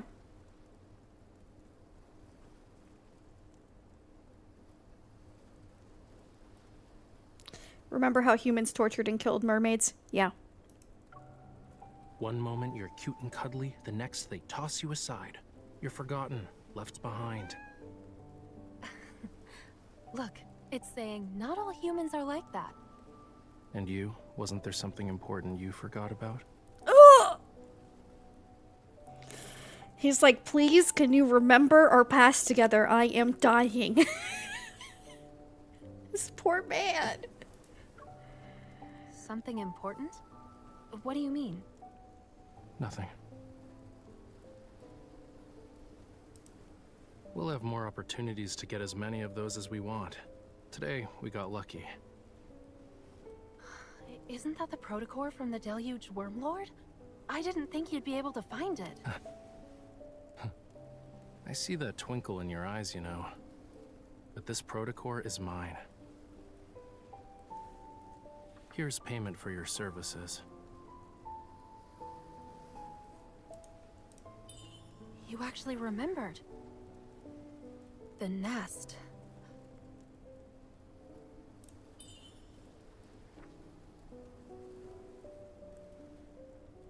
Is this the place we can gather intel from? Don't believe me? Well, real intel is always hidden in the most inconspicuous We've learned fish are overdramatic. You didn't know that from watching me already? More likely it's true. You must be a regular there. What did you need back in the day? Mummy bandages? With a bit of work, you can get nice poisonous sap. But for a hunter such as yourself, you're better off wearing a disguise before going in. Like what? Like, at least stop flashing your hunter's watch around. Also, it wouldn't hurt to pick up some of the local lingo. I'll proceed with caution. It's okay. I'm a generous employer. Since I hired you as my bodyguard, I'll cover for you when it matters. But I must warn you. In places like the Nest, you have to pay a very high price for obscure information, especially for stuff involving mysterious protocores. Ah, we're saved. Let's call it a day, yeah? I hope you can find the right path, Miss Bodyguard. Oh, that wink! Oh.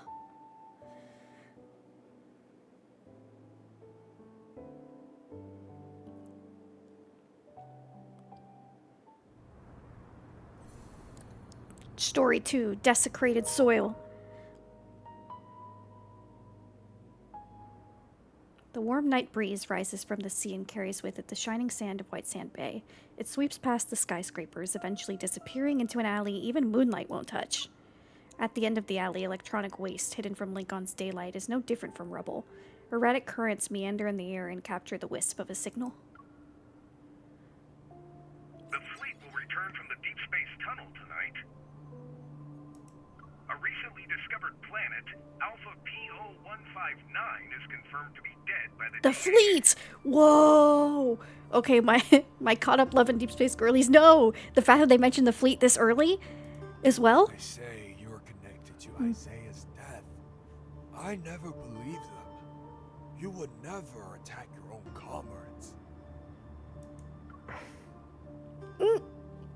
Xavier lore. As you can see, I'm a monster now. You don't want to end up like me, right? But sooner or later, you'll be walking down this path as well. Only she can save us. You, of all people, should know. That thing is with her. I've seen. A gleaming blade rests against the man's throat. He stops talking immediately. He doesn't even dare to swallow. Until that day comes, no one should even think about getting close to her. The same goes for me. You're still stubborn, huh? What's the point? I don't need to explain myself to traitors. That's how you're describing us? Have you forgotten about your home? Our home? Xavier, you're the traitor. On the edge of darkness, a blinding light culminates into a muffled grunt as flesh is stabbed. The collapsed figure transforms into specks of light, soon corroded by black particles. They dissolve into the cracks of the road. Clink. He picks up the item and steps out of the alley, his feet crushing the messy reflections of neon light scattered on the dirty water's surface. Cleanup isn't necessary. No one would notice there would be one less person of their kind. Besides, this city is riddled with filth.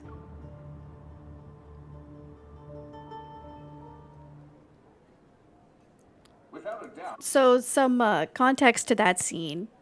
Because if you haven't done Xavier's Myth, you won't really piece it together. So remember how I said he was an alien? He comes from the future when all the people of Earth have moved to this planet called Phylos. And essentially, on this planet called Phylos in the future, they are using the main character's ether core, that protocore in her heart, to keep the planet alive and to make everyone immortal.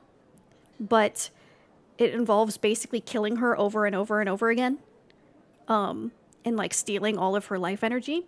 And so when Xavier found this out, he basically was like, well, I'm going to go back in time and through this deep space tunnel, and I'm going to figure out a way that we can solve this without having to use her, because he was obviously in love with her. And so at that point, you can use the deep space tunnel is basically like a black hole. And so you know how time travel, basically the way that scientists have anticipated that we can time travel is to fold over space and like use black holes in order to do that. That's essentially what they're able to do with the deep space tunnel. And so he went with a group of people, and under the pretense of, well, her protocore seems to be, dying out or whatever, so let's go see if we can find another solution to save all of us, basically. And since they're all immortal from her life force, the longer they spend in the past away from that planet, the more they start to die and wither. It's part of why Xavier is so sleepy. And what was happening to that guy is he was turning into a wanderer. So, because he'd been away from Phylos, their original planet, too long. And so Xavier's essentially, abandoned the rest of his team by saying, I don't care. I'm going to protect her and make sure that that future never comes to be, even if it means that we all die, because I don't want her to suffer like that. So that's kind of the TLDR for that.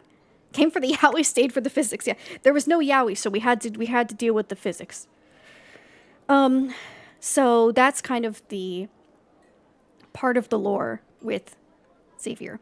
And their ship crash landed here, so they literally can't go back. So they gave up on basically trying to find a way back a while ago. Once Xavier found her.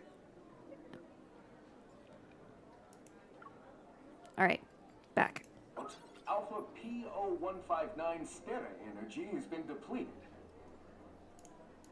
What we're seeing is a faint glimmer emitted from the farthest reaches of the universe, an echo from 300 million years ago. A young man tosses something over to the bartender behind the counter and plops onto a corner seat. A loose, woolly hat keeps his face covered in the shadows. Since when was the Nest interested in astronomy? How am I supposed to know? Blame the Deep Space Tunnel. We've never been this close to the cosmos before. The bartender looks down and sees a damaged protocore. He uses a bar towel to wipe off the crimson smear lingering on it. You always take bounties but never accept the rewards. I wonder if you have a grudge against them. Isn't gathering personal information your specialty? Besides, it's possible that I'm on your bounty list too. Tomorrow night, it'll be hunting day again. Will you join in on the fun? Someone deliberately stirred up some trouble in the Nest today, but he doesn't have the patience for it. Not interested. Where is it? The bartender shrugs. He reaches under the counter and pulls out a dark-colored envelope. Sliding it over, he leans in. Don't say I didn't warn you. Pay attention to wandering eyes. He's been doing that since the beginning. There are 3 pairs. It's likely his actions in the alley caught their attention. After all, birds of a feather flock together. If he makes his move here, he'll have another bounty on his head. He needs to be more careful in Lincoln from now on. Traces of light begin to coalesce into a long sword in his right hand. It's right over there.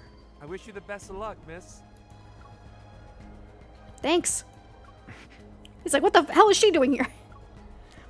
Inside the dimly lit bar, every face is indistinguishable. There are beasts lurking in the dark. Only an open door allows bright light to spill in. From that single beam of light, the silhouette of a girl emerges. It's unexpected, subtle. The animals are growing restless. He pauses for a moment and pulls his hat down. The light sword in his hand quickly dissipates. He stands up and heads straight for her.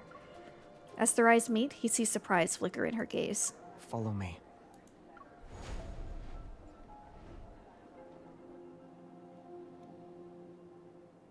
So he's beginning to basically realize that the people that he came here with are really, because they're starting to die, are really, really desperate to get their hands on her. Story 3, Luminous Veil. In Azure Square, the carnival is holding a space-themed event. A hologram has been used to construct a castle-shaped fountain. Oh, we have an ad in like 45 seconds, so don't worry, I'll pause and we'll take like a bathroom break when that happens. The newscaster enthusiastically discusses information on the Deep Space Aviation Administration brought back. That's what Caleb was a part of. There are traces of organisms that once lived on... I'm just going to call it Phylos. You didn't ask me to follow you so we could appreciate the fountain, right? There's more to it. I'm sitting on a bench by the fountain, my gaze fixed on Xavier. He's lost in thought. Did something happen in the nest? Not yet. Alright. Ad break. Gotta digest all the Xavier lore. Yes, digest it. Digest it.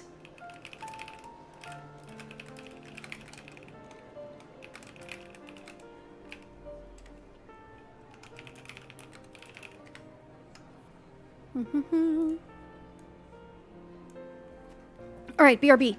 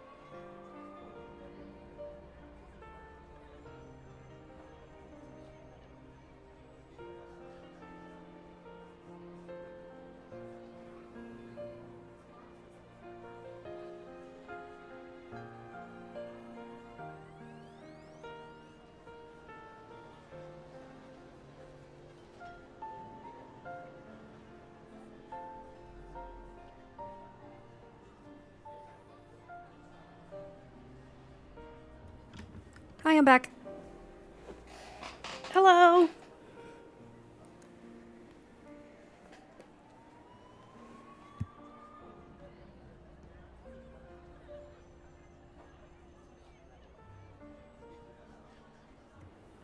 Did you enjoy staring at Xavier?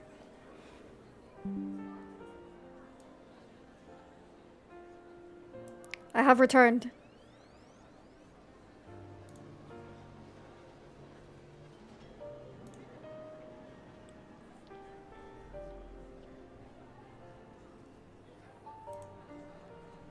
At least this music is very relaxing. The fish is back. Hello, hello. We live.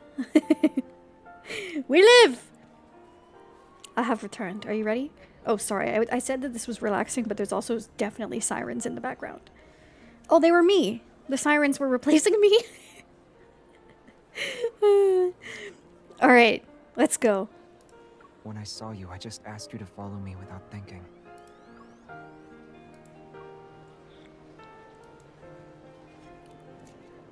I glanced at the bustling crowd. I still felt uneasy, but even with potential threats following close behind, they wouldn't strike out in the open. So you're really going to the N109 zone? In that moment, Xavier takes off his woolly hat and changes the subject.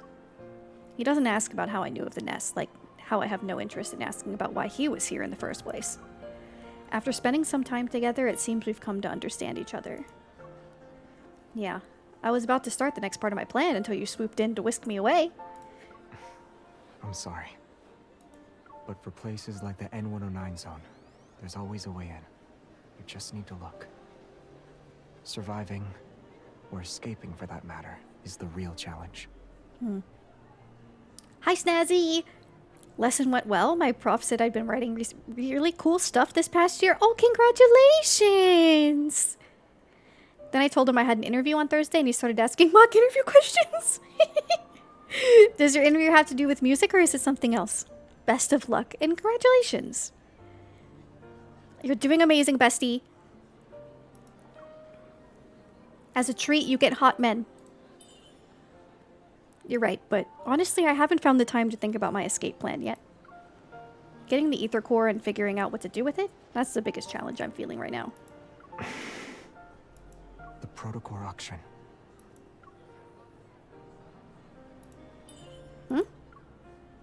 Weren't a ton of Anakinus' protocores destroyed by Lumiere? Why are they holding an auction? It's to deal with their partners. So their business transaction was ruined. Yeah.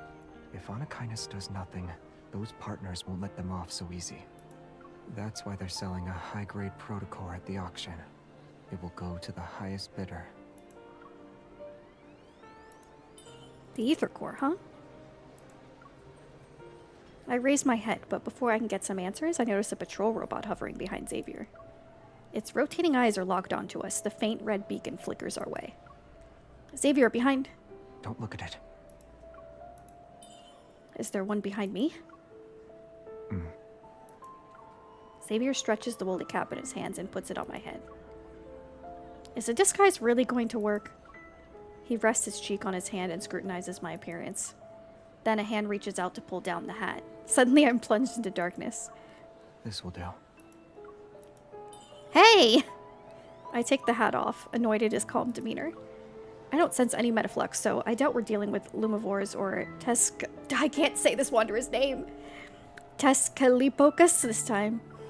The people trying to capture you finally decided to show up, huh? I always wondered why I find myself in the same situation whenever I run into Xavier. If it's not a coincidence, then there's a threat lurking around him. I'm always with you when they're trying to start something. Even if you want to play dumb, it's too late. Xavier says nothing. Instead, he turns to look at the sprawling network of paths in Azure Square. Flying above everyone, the patrol robots, their eyes whirring, stop moving. Their focus shifts to the fountain. I need to borrow it. Borrow what? A ball of light appears in his palm. It dances around my right hand, ears flicking. I hope it's not a joke. I sigh and place my hand over his heart. The waves caused by the resonance evol ripple from my fingers. The fountain bursts into a shower of dazzling light, countless tiny droplets scattering. The spectacle reminds me of fireworks, as vibrant as an oil painting. Why did you... What I see next stuns me. A sharp light, concealed within the water spray and fireworks, pierces through a dozen hovering patrol robots. They tremble mechanically for a moment before plummeting silently into the bushes, one after another. Now they won't be able to find us. A man! He lets go of my hand, kicks a fallen robot aside, and lets it roll into a nearby pool. Let's go. Or would you like to stay here for a bit? The flickering light makes it difficult to see his expression. Shaking my head, I grab his wrist.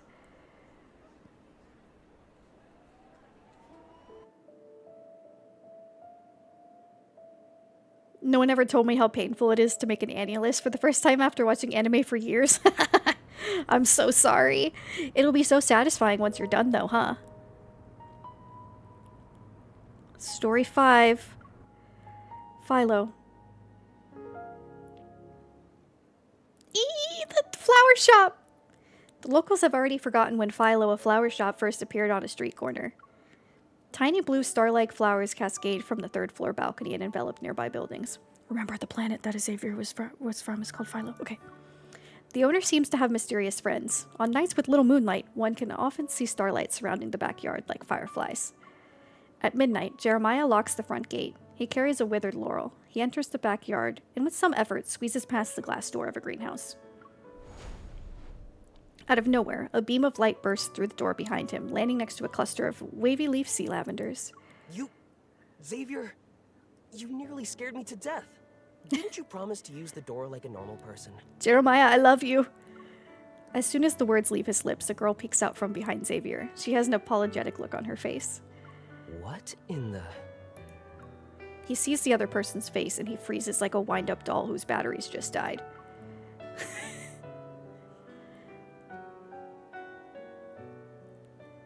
I'm sorry, I didn't mean to scare you.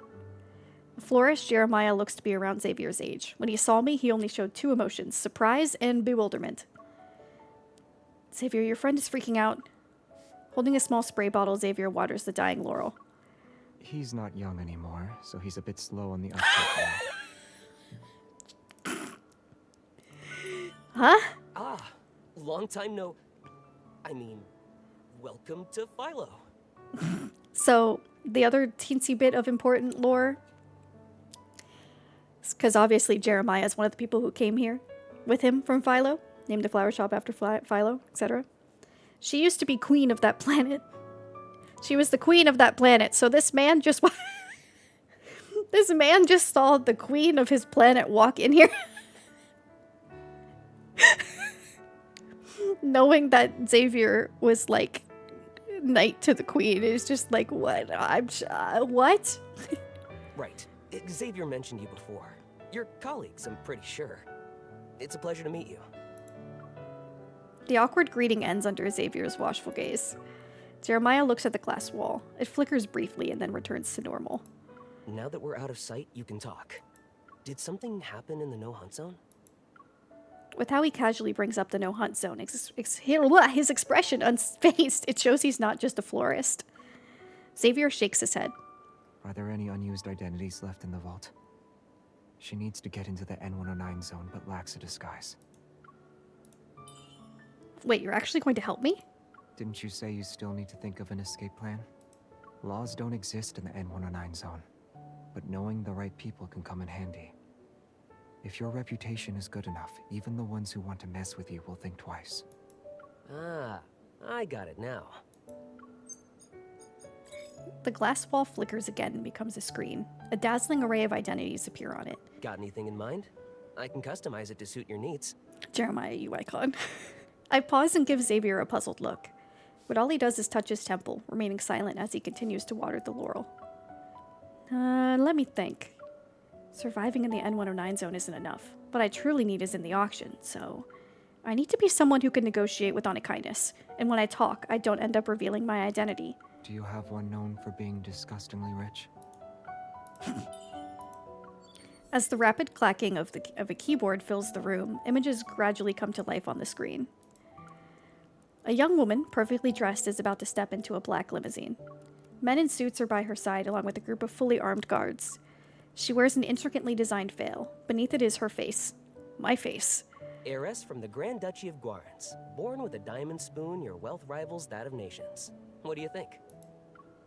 Isn't it a bit too much? Jeremiah nods and once again gets back to work. The woman on the screen now wears a black outfit. Everyone else follows suit, their previous attire now sleek black formal wear with sunglasses. Heiress to a mysterious crime syndicate. Last name is, well, we should just use yours to keep your story straight. I'll create a comprehensive profile and put it up on the dark web. I can make it convincing enough to the point where even professionals will have a hard time distinguishing fact from fiction. Do I really need to be that? It won't work if it's not intimidating enough. Jeremiah's gaze flits between the screen and me. Clothes maketh the man. I just need to find an outfit that matches your status. The spray bottle that's been aimed at the Laurel quickly moves and sprays the gesturing hands trying to estimate my clothing size. She can do it herself. Xavier. This is jealous man. He's like, do not touch her. I'll spray you like a cat.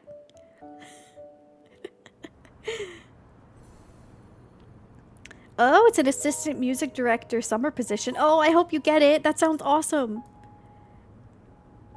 Bold of you to assume I could do anything myself, Xavier. Exactly.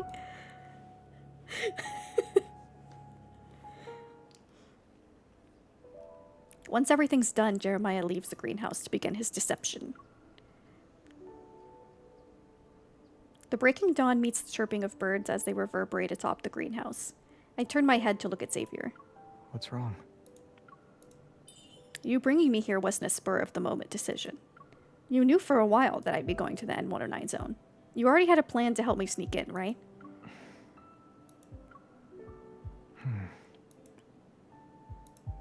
How did you meet a friend who knows how to make fake identities? He's also very cooperative. And since he helped me, that means he could have helped you. It's funny how the more a person talks about something, the more real it seems. An idea starts to form in the back of my mind. I stare at him, searching for clues from his expression. I'm just a normal deep space hunter. Just a hunter? I walk up to Xavier and take the small spray bottle from his hand. I hold it up to his forehead like I'm aiming a gun at point-blank range. I know we aren't exactly close, but can you repeat what you just said? You're not looking me in the eye. You're too close. He gently touches my forehead to push me away. Also, you're not scary. At least not scary enough. What do you mean? You're being very polite. You won't be able to take control of the situation. Anyone who's made a name for themselves in the N109 zone can't be a pushover. He gets up from his chair.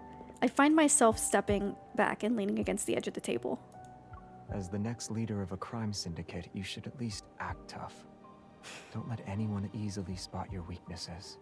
For the past 10 seconds, I've been trying to wipe a speck of orange from my screen. It's the cursor in your game! I'm so sorry. If I didn't have to click, I would get rid of it. That's so funny. I'm just gonna put it right in his eyeball.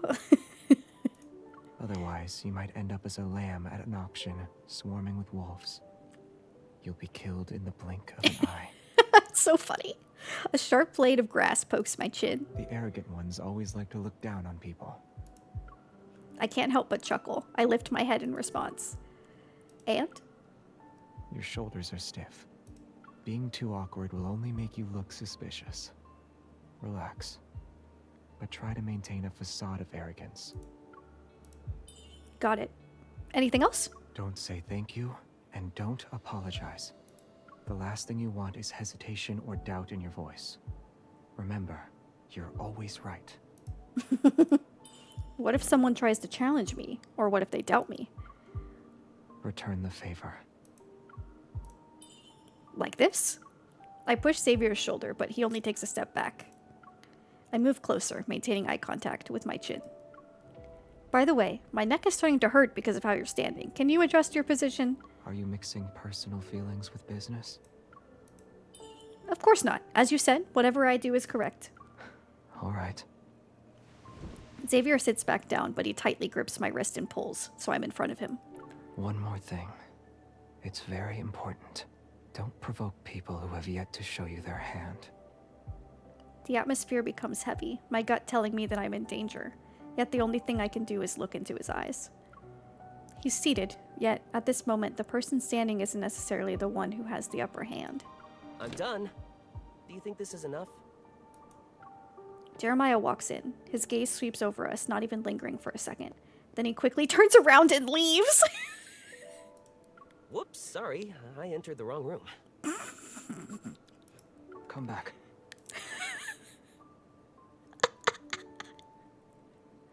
Jeremiah, my poor man. It's like if I interrupt this, Xavier will literally murder me. Guys, we're so close to the end of the main story. Story 7, Stellar Guidance. And then we get Silas.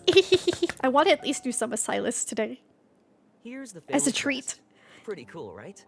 Wear it, and anyone who's in the know will see you're important. It also means whoever approaches you isn't a random person wanting to have a chat. Be careful. I study the crest in my hand. While intricately designed, there's an antique charm to it, showing that it's the handiwork of a crime syndicate.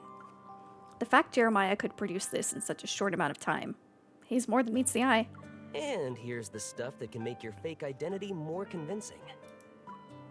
Jeremiah hands me another box. Thanks. You don't need to be so formal. I never thought I'd actually be able to help you. It's so... The intensity of his sincerity is touching, even though I've only known him for a few hours. My curiosity only grows. Silently, Xavier positions himself between Jeremiah and me. As you can see, he's very friendly.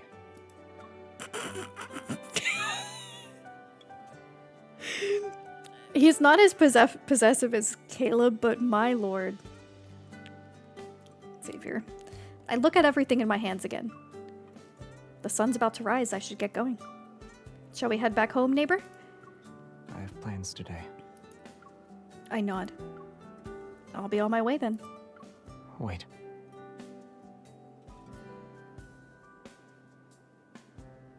I hold my breath and soon feel a faint, prickling sensation from my earlobe, like a gentle jab that's gone in an instant. It's a secret transmitter. Even if you're somewhere in the N109 zone with no signal, we can still track your location. I touch my ear but don't find a trace of it. A tiny capsule is placed into my hand. An inhibitor. Take it before you meet up with anyone. You'll be temporarily immune to 98.7% of neurotoxins. And here. He slips a very thin, hairpin-like item into my sleeve. I raise my arm and squint before I see a needle with liquid inside it. What's this? Self-defense. It's not too strong. Just enough to take down an elephant. Just enough to take down an elephant. Huh? If you ever run into danger, don't hesitate. Do you have a magic pocket or something? Where did all this stuff... My vision is then overwhelmed by a bluish-purple hue. Is this also a secret weapon? It's flowers. Of course I noticed, but why are you giving it to me? Do I need a reason? He lowers his head. He appears to be actually thinking. They just happen to blossom. So, I sincerely hope you'll accept them.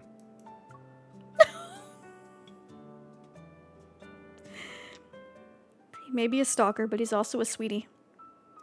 The girl's figure fades into the dawn.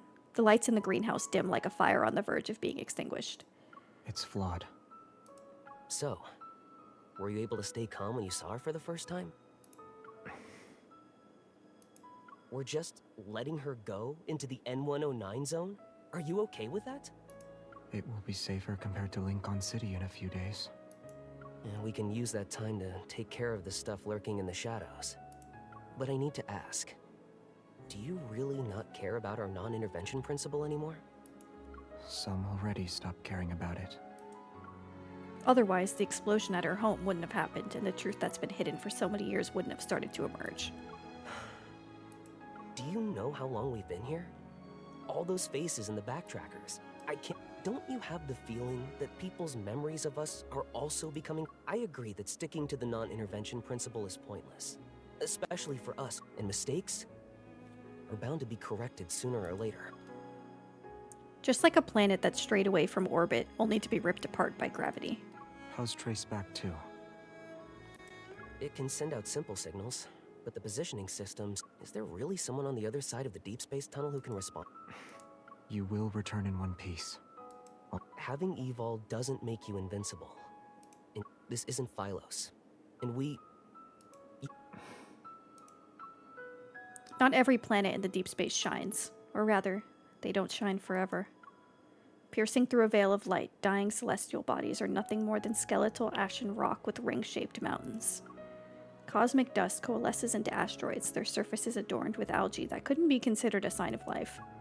A faint glimmer of light gradually emerges in the distance and spreads out from the horizon. The morning light manifests on one side, and on the other is the beginnings of a misty night.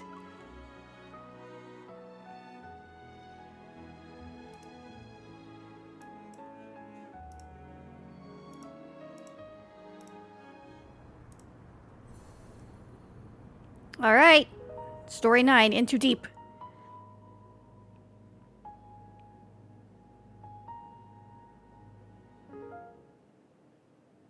Perhaps they don't want anyone else to get their hands on it, as they try to obtain one for themselves. The Zane jump scare, Jesus Christ. Or there are ether cores already in their possession. I also hear Zane's voice. A high-grade protocore at the auction. It will go to the highest bidder. Laws don't exist in the N109 zone, but knowing the right people can come in handy. If your reputation is good enough, even the ones who want to mess with you will think twice. I've confirmed the location of the ether core, and I have a fake identity that can keep me alive. Now I need to figure out how to get into the N109 zone. Why not come up with a master plan? Become the best bait for Anakinus. The way they're all helping her really hurts me. Maybe a small opening is all it will take to get them to expose themselves.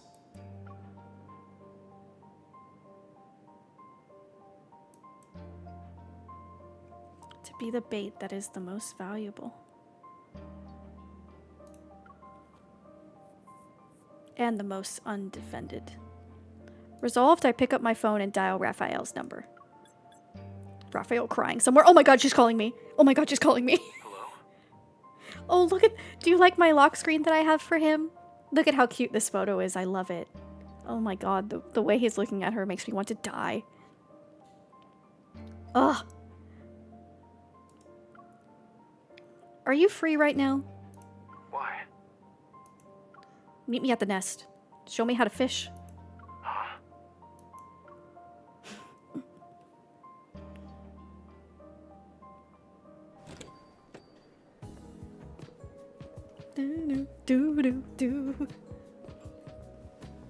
Weren't we supposed to meet up at 11? Where's Raphael? It's hunting day. There are more people here than last night. Hopefully everything will go according to plan. Ultra dangerous protocores, nothing illegal. I can see why Lots this more game is inside. so dangerous. I know! Interested, miss? And you haven't even met Silas yet. Haven't seen you before. I'll give you a discount. One Narcissus, and you've got yourself a deal. Where did you get them? Why don't we start with... Don't you think it's a little weird to do business with newcomers? Oh man. If I'm the newcomer, then you must be the veteran? You're today's shining star. The little secrets I carry aren't worth the trouble. Got your bait ready? Yeah, I'll play their game and let myself be taken into the N109 zone.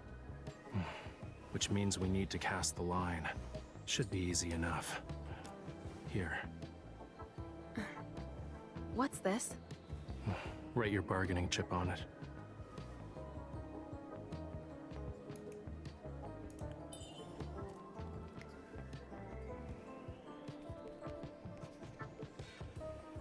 Ether core.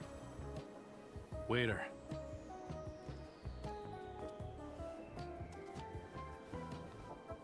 And be like, oh shit. Doesn't matter. If they're interested, they're in. Now we wait for the fish to bite. How long? Not long. The nest lives up to its name, you know. It's an underground intelligence network that's known my to throat is match scratchy. supply and demand. Even normal info would have passed through 3 layers by now. And what's this? It's part of the process. Drink it, and you officially have a deal. It's black. She's like, this shit looks gross, Raphael. Think about it first. A black glass means you'll pay a high price. If it doesn't go smoothly, you'll be the payment instead. Being the payment is better than staying in the same place and doing nothing. She's so reckless sometimes. I love her. Since you've made up your mind, I won't stop you. I hope you find the answers you seek.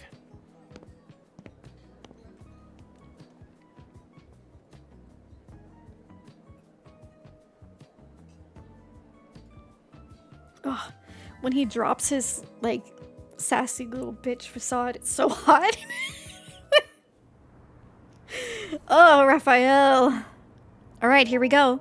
The last one before we get to the N109 zone. So this is the last part that came out before Silas's release of the initial story drop. So we had to suffer after this for like 6 months.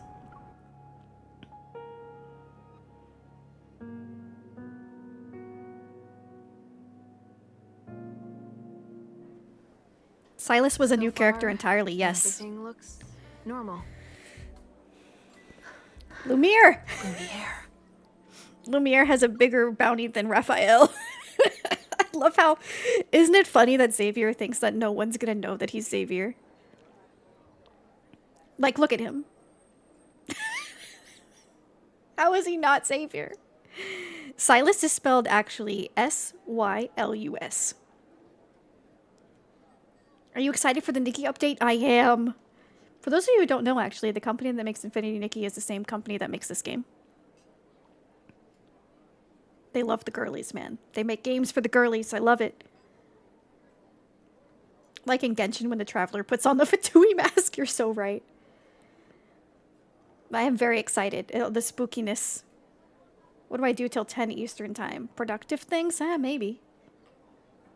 Maybe. Or not. Or you could play Love and Deepspace. I guess it's to be expected. So many people are after him. Ugh, Hey, move aside. you- It's about to start. Wait, it's probably better if I stay low-key. More people She's like, are I'm not here. gonna fight that guy. They're surprisingly Oh, you're calm. fine, Snazzy. You're fine. I'm just joking.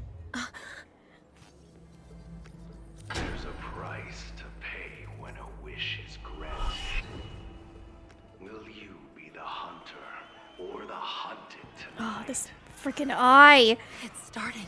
So many theories about this eye. Now It's that eye again. Is it here for me? No, something's off. I should hide for now. Now. There she is. This is the prey. It's coming. It worked. She's like, oh great, everyone's attacking me. Awesome. My plan worked. C003 neurotoxin. If you're smart, you will move. Xavier, I thought this was supposed to help against 98.7% of neurotoxins. Xavier.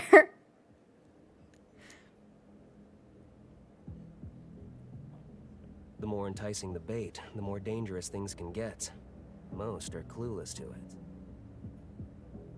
Now's not the time to celebrate. The big fish we want hasn't fallen for it yet. Did you bring the stuff I requested? You're fine with handing over a fresh catch just like that? Do you really think they can handle the prey I caught? He's like, I don't know, man. She's gonna kick everybody's ass. You underestimate her? Good luck. Track 2 will reach the edge of the deep space tunnel's umbra within 1 day.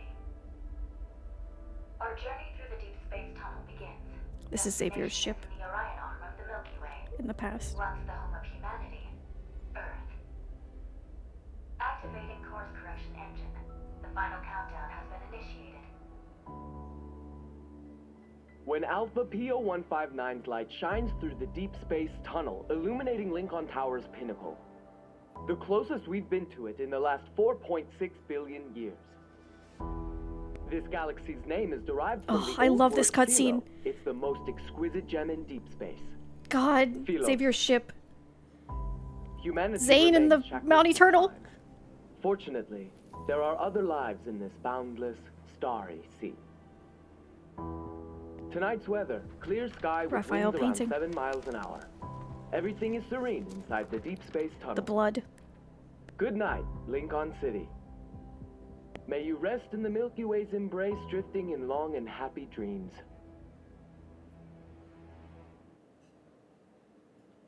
Oh, this game is so good!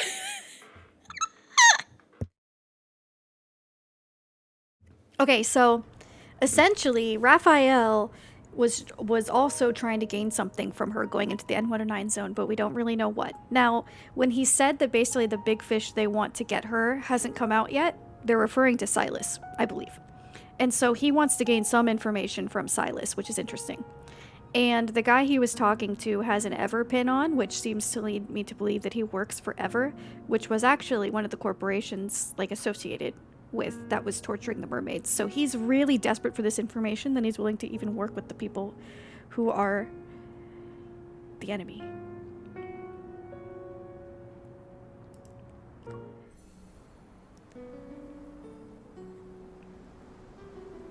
All right. Are we ready for Silas? Are we ready for the N109 zone?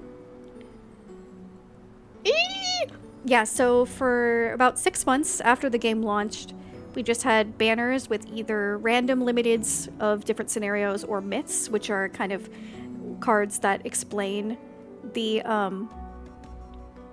backstories that I've kind of told you guys about as we go forward.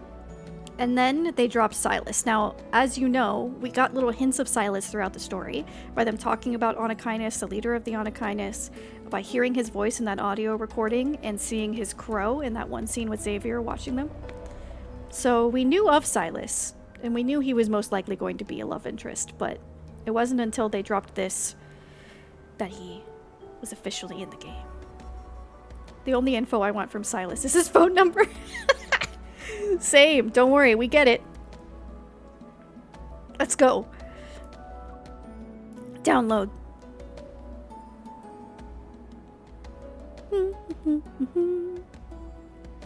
86 out of 99. Oh, that's because I haven't done Xavier's story press yet.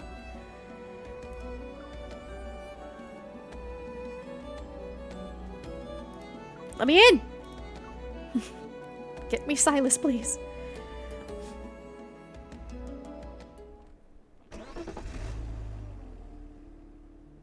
I might cry. Now remember with Silas too. Remember that she's had past lives with every one of the love interests. So keep that in mind as to when they meet. And most of them can remember those past lives, but she never can. Just keep that in mind, okay? Keep that in mind. Where am I? The rocking car is filled with the scent of low-quality leather. My head spins. My body's still struggling against the neurotoxin. Blurry and distant memories return to me in fragments. I was a new hunter when tragedy struck and took away people who were important to me. I traveled to the Arctic searching for the truth and discovered an incredible power source that rested in my heart, the Ether Core. Using the information left behind by Grandma, I concluded that what happened to me is related to Anakinus, a well-known organization in the N109 zone. They want the Ether Core in my heart. So I decided to enter the N109 zone to get closer to Anakinus in an attempt to find answers. It doesn't matter if they're about the Ether Core in my heart or that incident. Everything is going according to plan. I brought the most valuable bait, the Ether Core, deep into the abyss that is the N109 zone. Yeah, in your heart.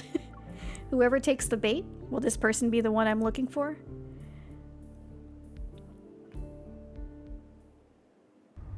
I took a big risk to snatch prey from the nest. The reward needs to be better than that. You sure this is right? I've dripped down a The signal 3 inhibitor should have times, I'm taken not effect getting by now. anywhere. I'll wait a little longer. Oh, okay. So it did still work. It takes a bit. Just my luck. The car broke down all the way out here.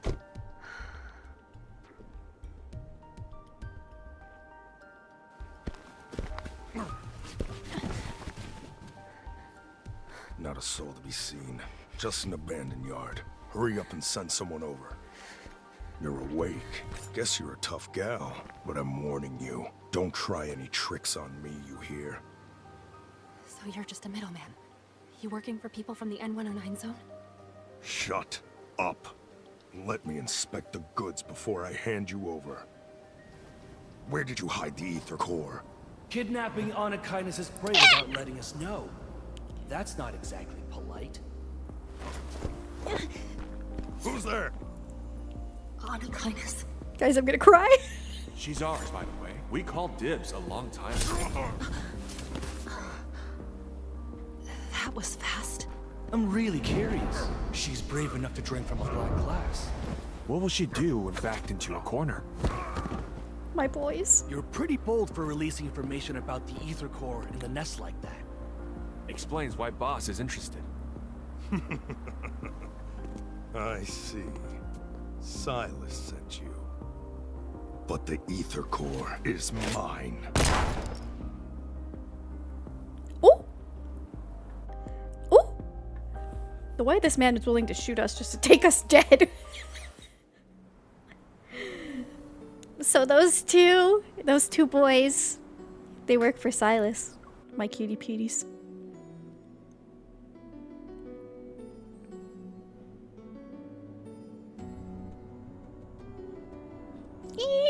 But I'm so ether excited. Core is I'm so excited.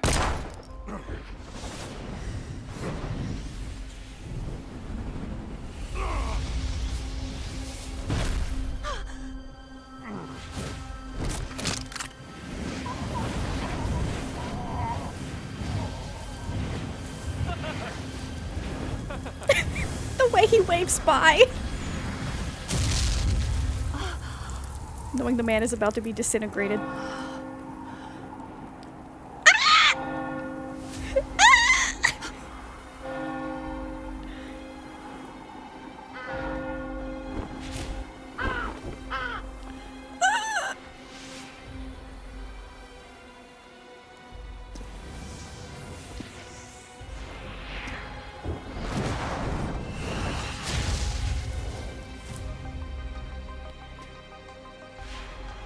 Take out the vermin that are still running amok.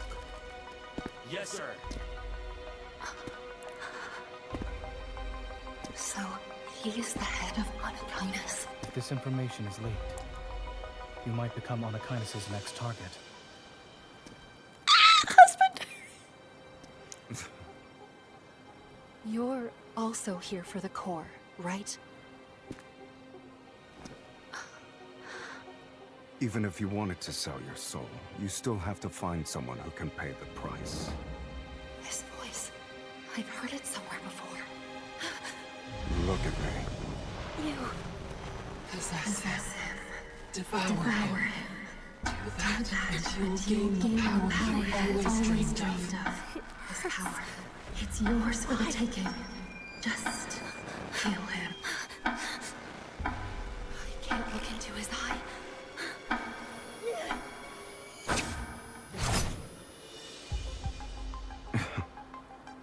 Is this how you greet a new friend? I guess you don't remember anything. Allow me to jog your memory. From your past to your future, to even all the crimes you'll inevitably commit. After all, you and I, we're the same, true kindred spirits.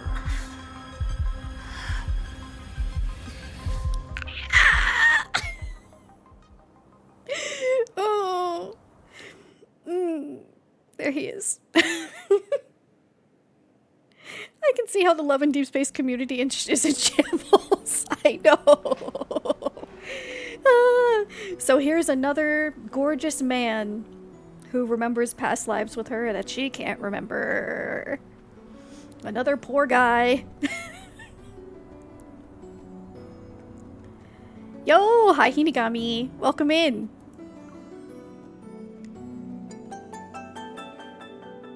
Thank you for the follow.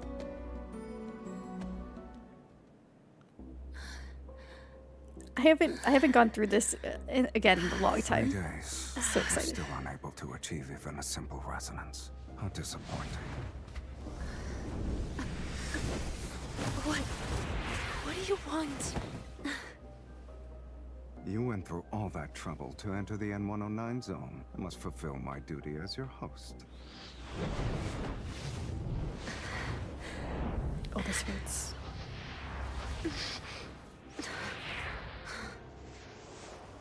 It's been so long, he just wants to hold her hand. Stop. Devour him. He's yours. He's right there before your very eyes.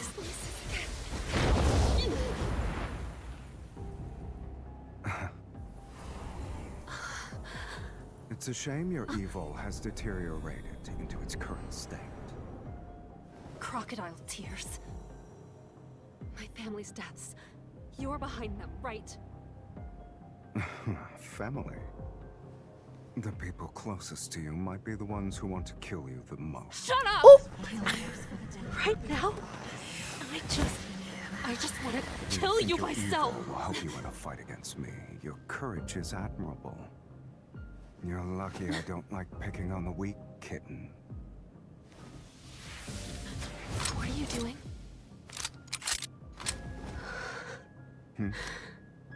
Didn't you want to take my life, or do your words just ring hollow? Kill him. Kill him. Kill.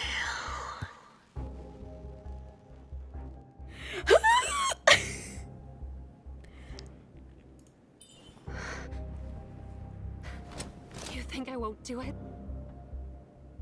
Now, that's much better. Though you do owe me a curtain call grander than death itself. Why are you trembling? Has your resolve already begun to falter?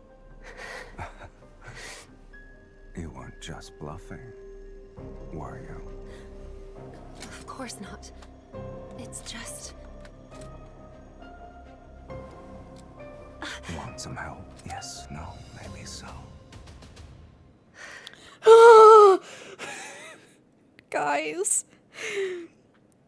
Yeah, we're going through the main story. I wanted to show my community Love and Deepspace because I have been playing. I've played it since day one off stream, and I wanted to go through the main story. Oh god. And so I'm dying. I'm going through it, guys. Okay, so I'll give you a little bit of why this hurts so much. Okay, so Silas and her backstory. He's a dragon. Okay?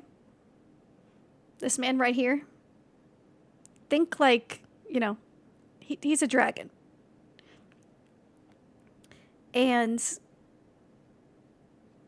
in their past life, she was the only one who accepted him. And they basically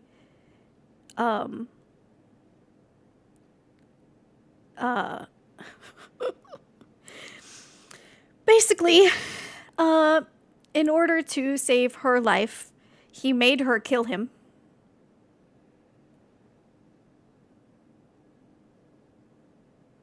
And it's implied that in every life, she has to kill him.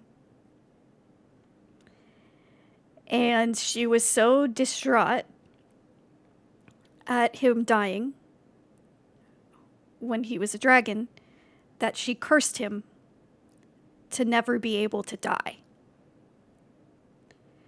So she literally said, "You will never be able to get away from me. I will not let you go." Basically, you are going to be unable to die, just like me. And so he hasn't seen her since, it seems. It's been, you know, hundreds of years.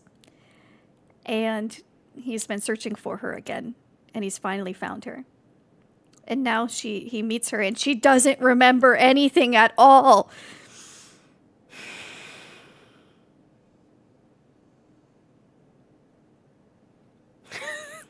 doesn't remember anything at all. And so he's trying to resonate with her. And like he can see that her powers obviously aren't at full force like they used to be in her past life. And he's trying to basically make her remember, to jog her memory, and it's not working. And so when she says she wants to kill him, can you imagine how much this man hurts? Can you imagine?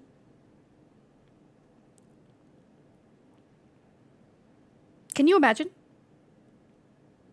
And the way he has no qualms with letting her kill him again. He doesn't care. He will let her do anything that she wants to him.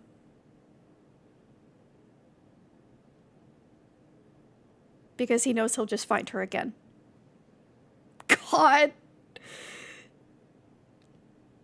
It hurts. Yeah, but you're into dragons? There you go. I am suspicious that one of Zane's past lives is like a traditional Chinese dragon because he's more of a Western European type, Game of Thrones type dragon. But I am very suspicious based on just hints that one of Zane's past lives is that he's a mystical Chinese dragon, but we'll have to find out. I was wondering why you already knew everything. Yeah. Okay. So, that's why he said, you owe me something grander. A curtain call grander than death itself, because she's the one who cursed him to never be able to die. Okay? I'll show you guys the Dragon Silas trailer, especially for Snazzy after this. No.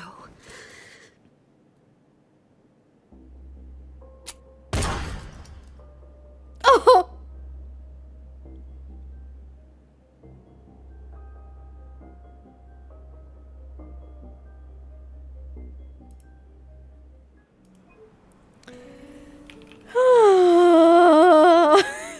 I'm in such pain.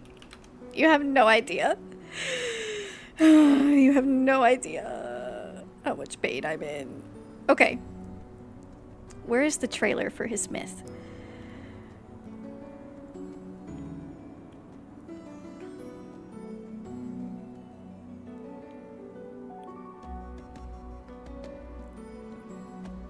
The hell? Okay, fine.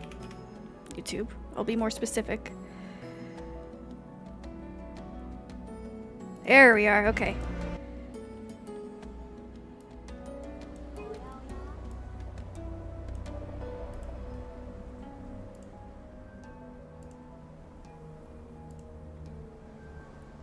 Are you ready?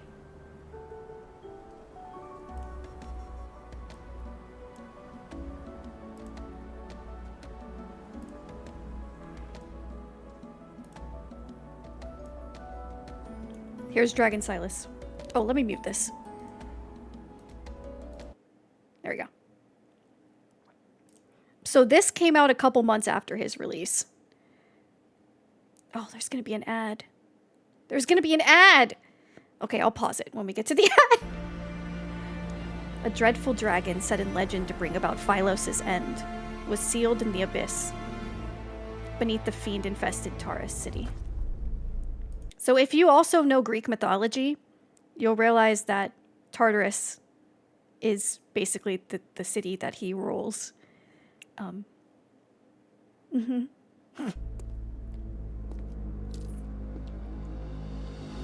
footsteps are noisy, and you breathe heavily. Before you tried to kill me, did you consider that it'd end like this? This will be the mark for the first time. An otherworldly dragon capable of What did reducing you think Taurus cities City to was ash. like? Just because you haven't seen the other sides of it doesn't mean they don't exist. Only you and this flower can touch me here. One transaction chains two lone kindred spirits together. Remember what he said? We're kindred spirits. Until this mark disappears, prove to me that you can be stronger when we gaze into the abyss. Crush everything. Ah, so good. Having your soul torn apart and all. All right, there's gonna be an ad.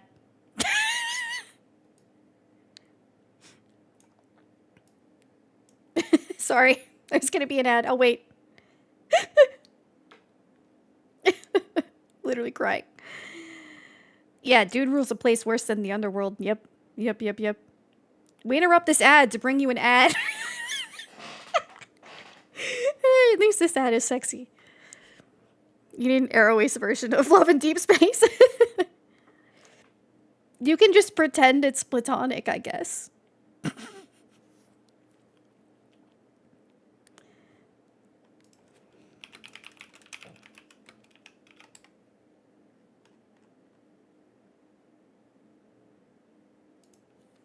I pause for ad.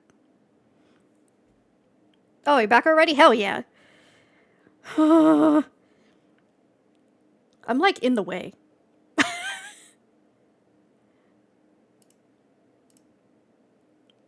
Maybe I'll do what it was doing before. Like do that, yeah. Beef liver vitamins, that's disgusting.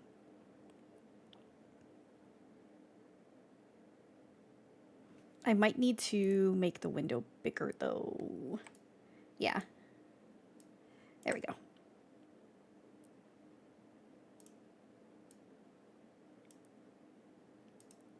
Ah.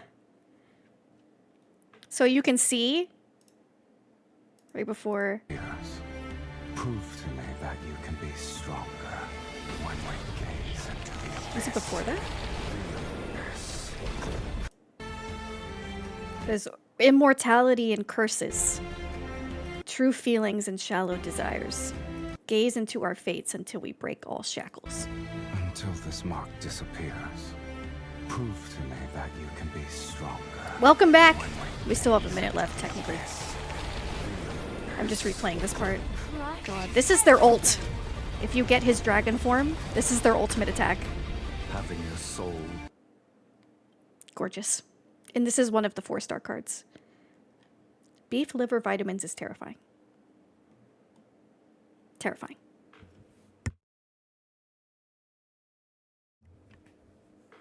I hate it here.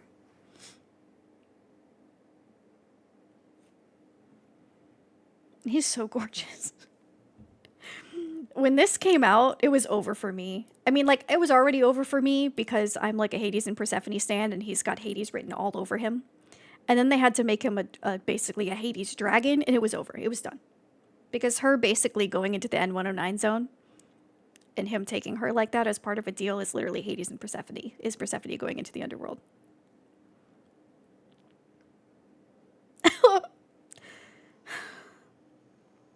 It's fine.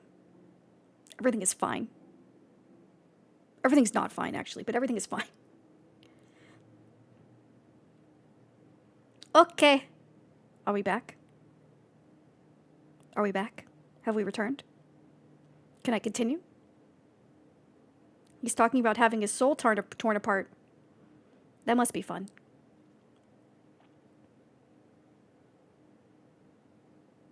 Torn apart and all.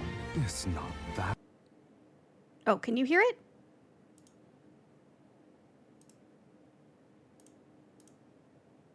Oh, did my headphones die or turn off or something? Hello?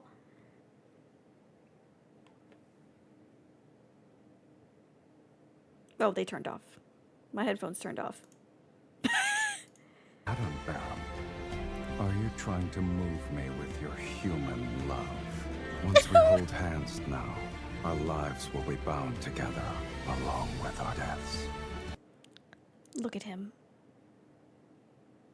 Our lives will be bound together, including our deaths. Our city can have flowers bloom everywhere, as far as the eye can see. But only for one person. The Hades and Persephone of it all.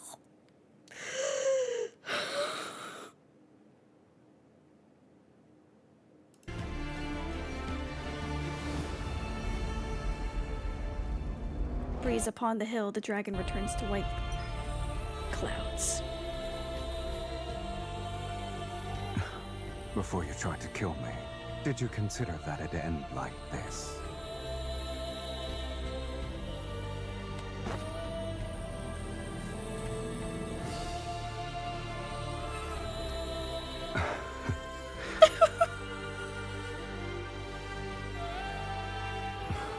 That's the first time someone said those words to me. This was the last time they got to see each other before she had to kill him.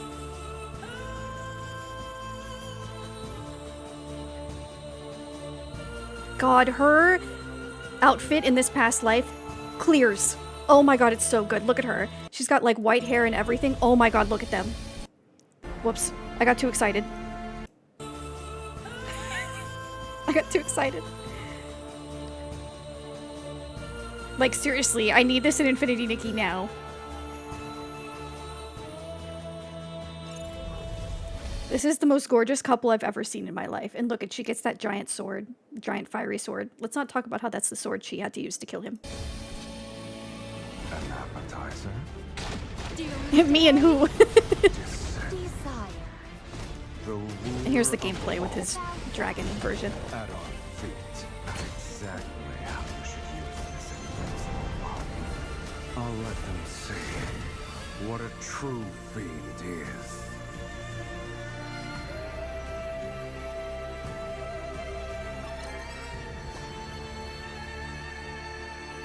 There's gameplay? Yeah, there's combat! There's a ton of combat in this game. I'm just skipping the combat because I've already done it. I'm just skipping it.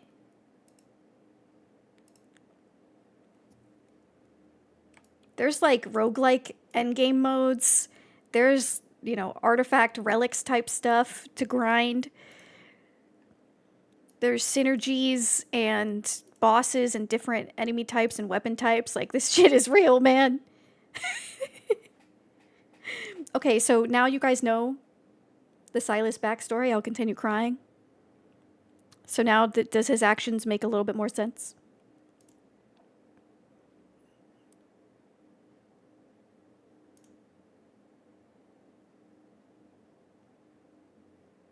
Oh, the music. With all senses gone, only the abdominal cavity spasms and contracts. It were as if the body had a hole. Water, food, or something else, anything to fill this emptiness would be good.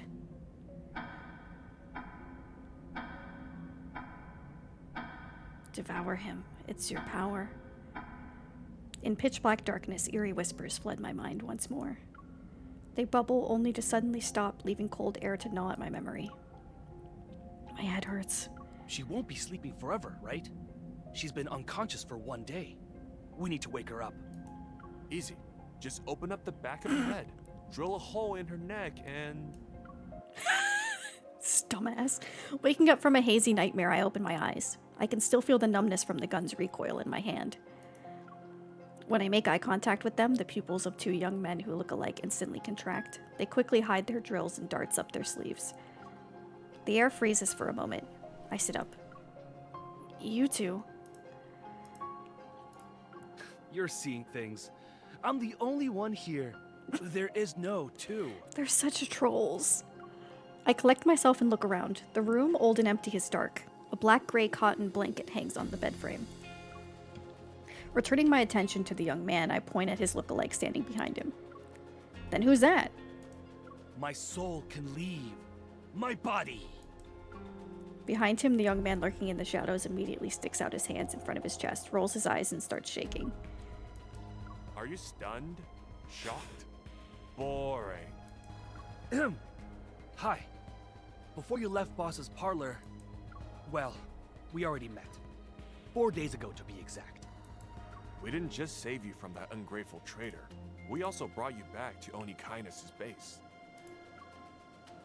So you want me to thank you? As my limbs slowly regain their strength, I quickly assess the current situation in my mind. I've been locked in a secret room with no light for 3 days, and during the times I was conscious for a few moments, I would catch a glimpse of Silas. The twins are obviously sent by Silas to keep me monitored. While I was mentally prepared for this, finding myself in a direct confrontation with Oni Kindness was beyond my expectations. Oh, rest in peace to your laptop 6th. Is there going to be a VOD of this so I can catch up on story? Yeah, so I always save all my VODs just on my Twitch. So you can just look at the past broadcasts. But also, I'm going to try to activate the Vods channel, the YouTube channel today that I'll post in Discord so that it's easier a little bit to view stuff on YouTube. Have a lovely time.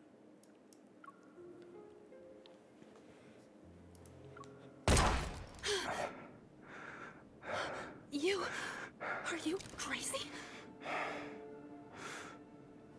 You wanted to take my life, and so you've taken it. Now what? Have you already figured out how you'll pay me back? No, you can't die yet. Why? Are you worried about me?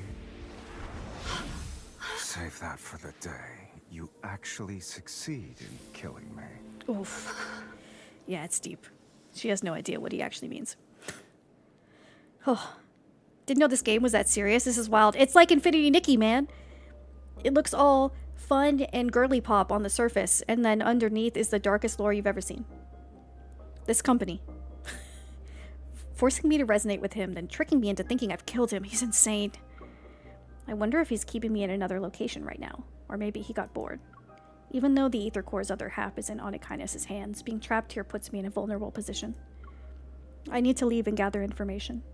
This is how you know that like 80% or 70%, whatever it is, of Infold's company is women. We know what you're thinking. But after being hunted down in the nest, do you know how many people are out there looking for you? And even if you escape, you'll only get lost in the chaos of this no man's land.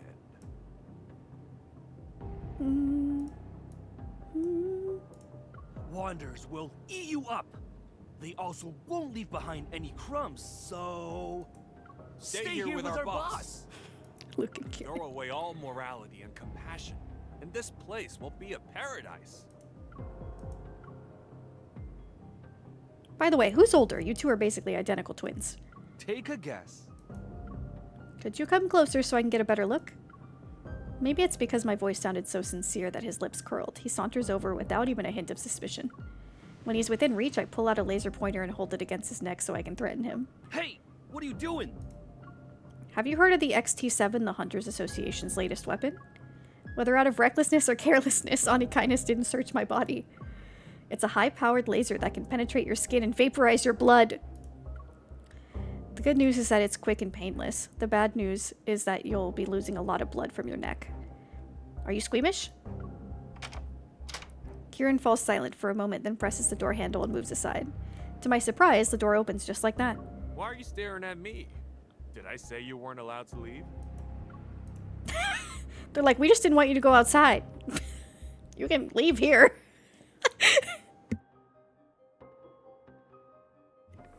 Oh, Katie. Oh my god, Jesus. So there's an issue with your customer and then they didn't believe you and wanted to talk to your male counterpart? I'll kill him. I'll send Silas at him. I'll send Silas at him.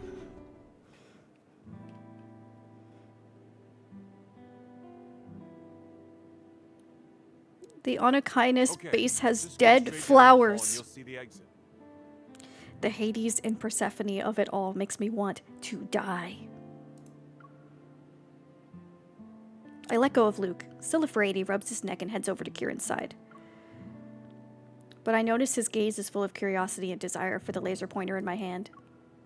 Do you want it? Here. Not expecting me to be this generous, Luke reaches for it. He's surprised. Really? That's very nice of you to just give away a hunter's secret It's weapon. just a laser. It's a laser pointer. You... I flashed my own playful smile right back at him. Did I ever say it was the XT7?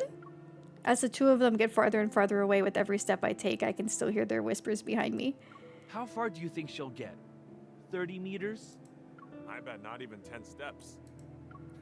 I'll say 5 then. With Luke and Kieran gone, I take out my hunter's watch. Unsurprisingly, there's no signal. The corridor before me is completely dark, like a deep, endless tunnel. While I didn't expect them to be kind enough to show me the way out, leaving that room could already be considered progress. There are several small crystal vases on the shelf by the wall, The drooping flowers in them have already withered. The owner probably hasn't been home in a long time.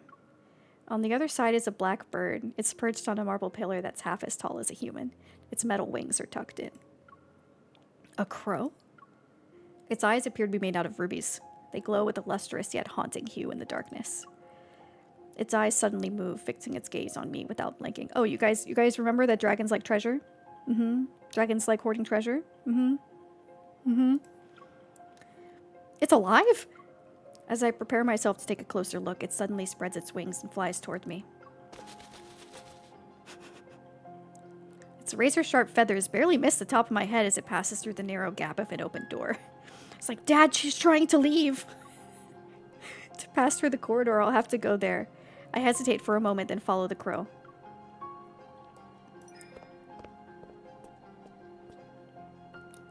Melodious classical music seeps out from behind the door, making the corridor even more peaceful. A relaxed male voice rings out amidst the graceful song. It's like I'm hearing a monologue behind a curtain.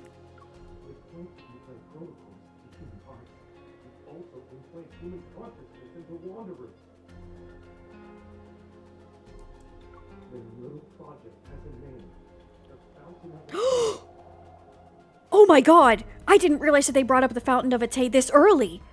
Holy shit! This is like a huge thing to do with Caleb's plotline. I'm sorry, I totally forgot that they already brought it up here. Oh my god. You should know I'm not interested in other people's business. And Mephisto said you lied. You're not even telling me everything. It's a shame. You threw away your last chance. No, please, forgive me. You can still use me as a tool. Ordeal is over. Now, if you'll excuse me, I have to entertain a more important guest. The pleading voice stops abruptly like a balloon that leaves nothing behind after it explodes from being filled with too much air. Not Silas killing that man. The room falls silent for a moment. The music suddenly stops before transitioning into a more gentle song played by string instruments. Aren't you going to come in? I knew they were up to no good.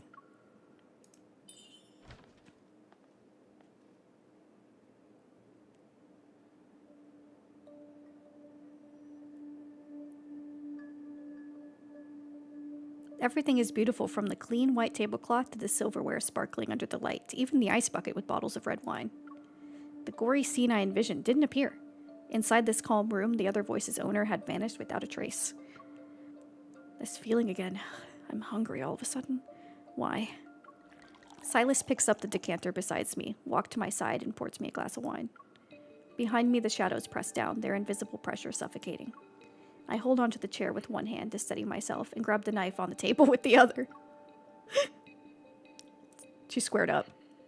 This will be useful for defending yourself in the N109 zone. Silas coldly chuckles as he places a familiar gun on the table. Are you mocking me? I'm giving you a way out. Since you can't escape, why don't we make a deal? Glaring at him, I drink the wine to taunt him. Onikinus' modus operandi is buying and selling by force. Too bad. I'm not interested. The ice-cold liquid slides down my throat, and soon I feel a burning pain in my stomach. The wine's stronger than I thought. I still can't help but chug one glass after another, hungry and thirsty. It's as if I'm trying to numb myself with this sensation. As long as you have desires, there will always be deals to make. With his crimson eyes full of malice, Silas flashes a hint of a smile. Oh, by the way, part of why she's having this feeling is because when she cursed him to never die, it basically also combined, it basically made them one being, right? So they're connected. Since she reincarnates, he reincarnates too. And so when she's around him but can't resonate with him, that's why she feels this emptiness inside. And her like latent sort of dragon powers is what's trying to edge her on to like take his power and essentially like become one with him again. So that's kind of what's going on here. His tall figure blocks out some of the light, and I can see his right eye starting to glow red. And you notice I think he has an ether core in his eye. This means he's using some kind of power. Then I'd be in a daze and experience auditory hallucinations. So many days have come and gone. You should know your own desires by now. Confusion, restlessness, this insatiable emptiness. It's a black hole trying to swallow everything. Only I can give you what you want. And you will agree to my terms. I can't allow myself to be controlled by this person again. I force myself to stand up, spurred on by the alcohol I drank. What terms? You just want me to resonate with you. You know what? Fine. I'll accept this deal. I resonate with you, and you give me the ether core from Onakindness' auction. As I say this, I grab Silas's hand. His fingers are long and his palm is cold. Even touching his hand faintly brings forth a sense of dread. Release me. You can't do that just yet. Don't move. I look up at him, trying to use my remaining sobriety to find a hint of emotion, anything on his face. For a moment, a complex, incomprehensible struggle appears in his gaze. What could be the source of that? Because you're touching him. My man is dying. Where does the power in his right eye come from? Why does it feel so familiar to me? Is it related to the ether core? Time passes ever so slowly, and just like these past few days, nothing happens. Why is it? Murmuring to myself, I refuse to give up. I grab his hand and hold it like I'm squeezing a pump. The invisible pressure becomes stronger and stronger. The influence of alcohol gradually subsides, and I realize I made a very dangerous move. I awkwardly straighten my posture and quickly try to pull back my hand, yet he grips it more tightly. Maybe I've been too nice to you. My fingers were finally clasped. I couldn't move them at all. Let go. Even if you keep holding on to me like this, I can't resonate with you. It's not something I can just do on a whim. After all that arrogance, it seems like you can't even control your own evil. At the very least, it doesn't want to be activated in front of you. Silas stares at our interlocked hands blankly for a long time, and finally he slowly lets go. I rub my wrist as I take a few steps back. My breathing and heartbeat gradually return to normal. We were at a standstill. Then with a thoughtful expression, he leans back in his chair and looks at me. Just as I thought. You're too weak. Where does he get all this confidence from to make such a conclusion? Is everyone in the N109 zone weird? Silas pinches the area between his brow and then wraps his knuckles on the table. Eat as much as you want. He says those words like he's giving out an order that won't be questioned. What? Are you? The word insane is on the tip of my tongue, but I force myself to stop talking. I turn to look at the long, seemingly endless table behind me. It's filled with countless exquisite dishes, the lavishness almost dizzying. I'll give you 10 minutes. After you're done, come find me outside the base's entrance. You better hope our deal is successful. Otherwise, consider this your last meal. He's all talk.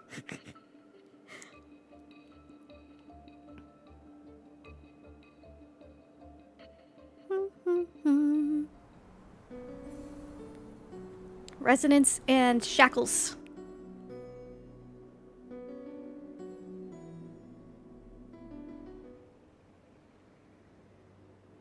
Oh, his motorcycle! Oh. I must have been really drunk to make a deal with this monster.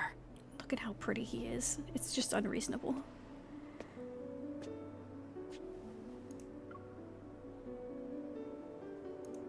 Unreasonable. Are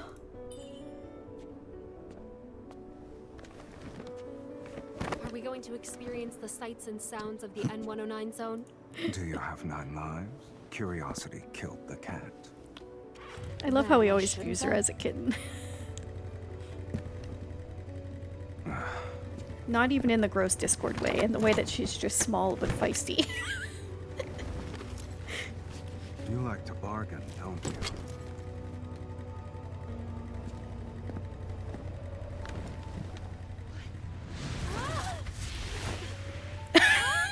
Wait, he's like, get on the damn bike. Jesus Christ. But you're not yet qualified. Are there no speed limits in the N109 zone?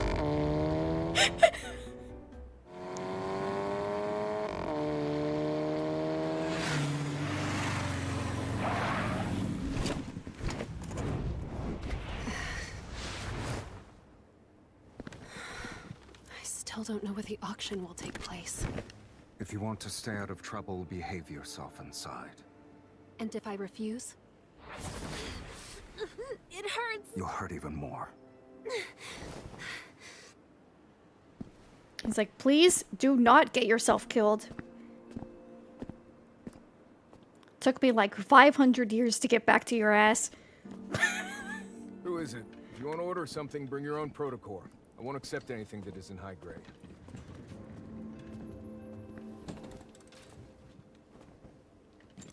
Mr. Silas, you don't usually do surprise visits. I got you a guinea pig. It's time for your Evol linkage alteration project to have a living test subject. Wait. It's his like comfortable You wanna confidence alter me? in any situation that makes me want to die. Bastard. In that case, let me take a look first. He's trying to figure out why they can't resonate. If there's something wrong with her evil. If it's been altered. But of course, my poor bitch doesn't remember anything, so she has no idea. She's gonna assume the worst of him every time. Sir, you're not actually going to alter me, right? I'm just a normal evolver. Trying to bargain with me is pointless. No one can change Silas's mind.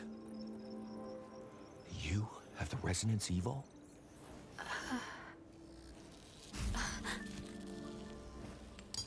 Did they do anything while I was gone? Nothing too dramatic, just 2 explosions. One in the northern suburbs and one in the Bloomshore district.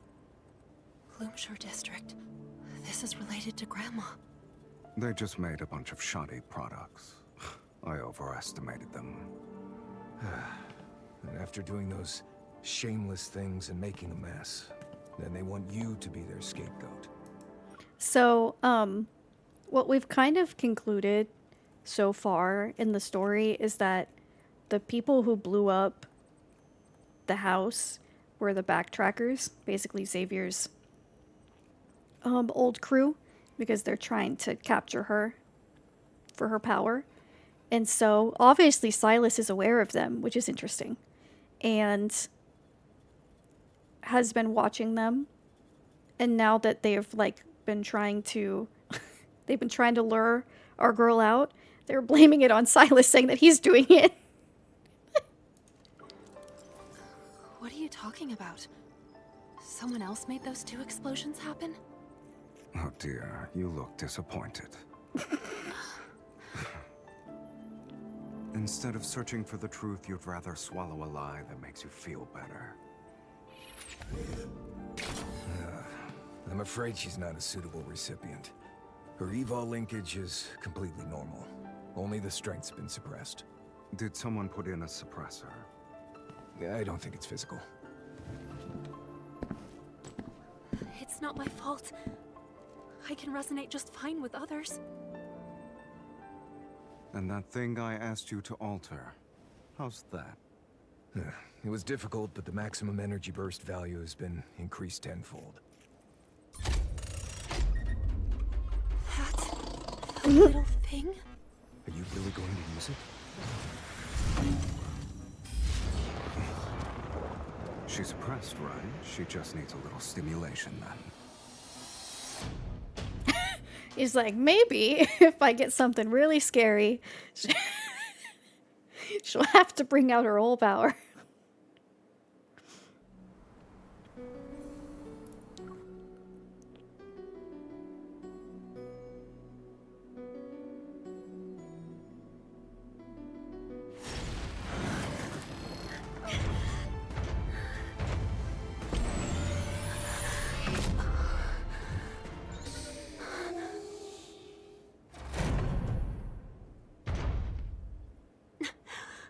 Silas is like, damn, I didn't actually...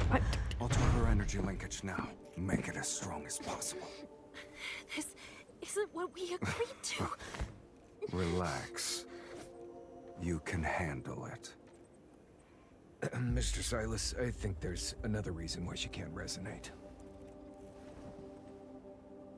You see, her Evol is special. It utilizes the waves generated by the human brain's magnetic field.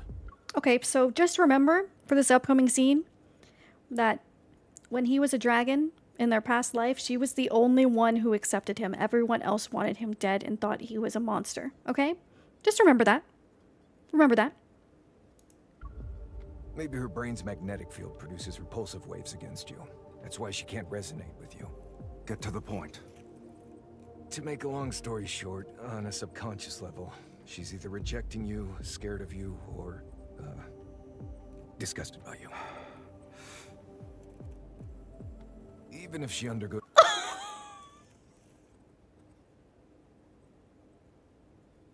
Can you imagine how much that hurts? The only person that's ever loved you is now disgusted by you. alteration, you won't be able to resonate with her so long as she's still hostile toward you.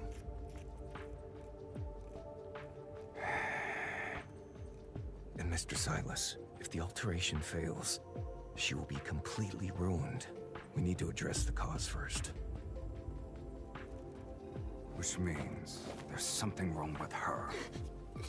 You let go of me! By the way, I have an evol stabilizer in the storage cabinet. I'll make her use it.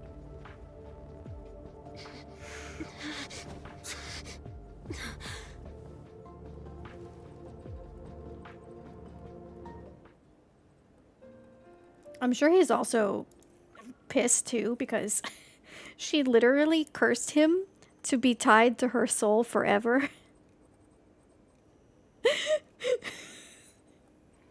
And now she can't remember anything and is disgusted by him. He's probably like, what the hell is this? I literally am only alive because of my love for you. And this is the shit I get. Perhaps worried that his inventions would get caught in a crossfire, he quickly takes me to a room on the second floor. Right now, you need to stay calm, miss. He bends down and pulls out a dusty electronic device from underneath the cabinet.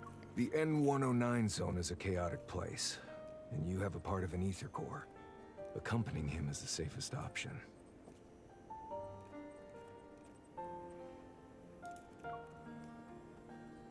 You know I'm carrying an ether core? A burst of red light appears and scans my whole body. Several windows pop up on an old-fashioned display screen which shows the data is being analyzed. I recognize that protocurve. Monitoring ether cores used to be my job. A guess pops into my mind. I look again at the dusty electronic device.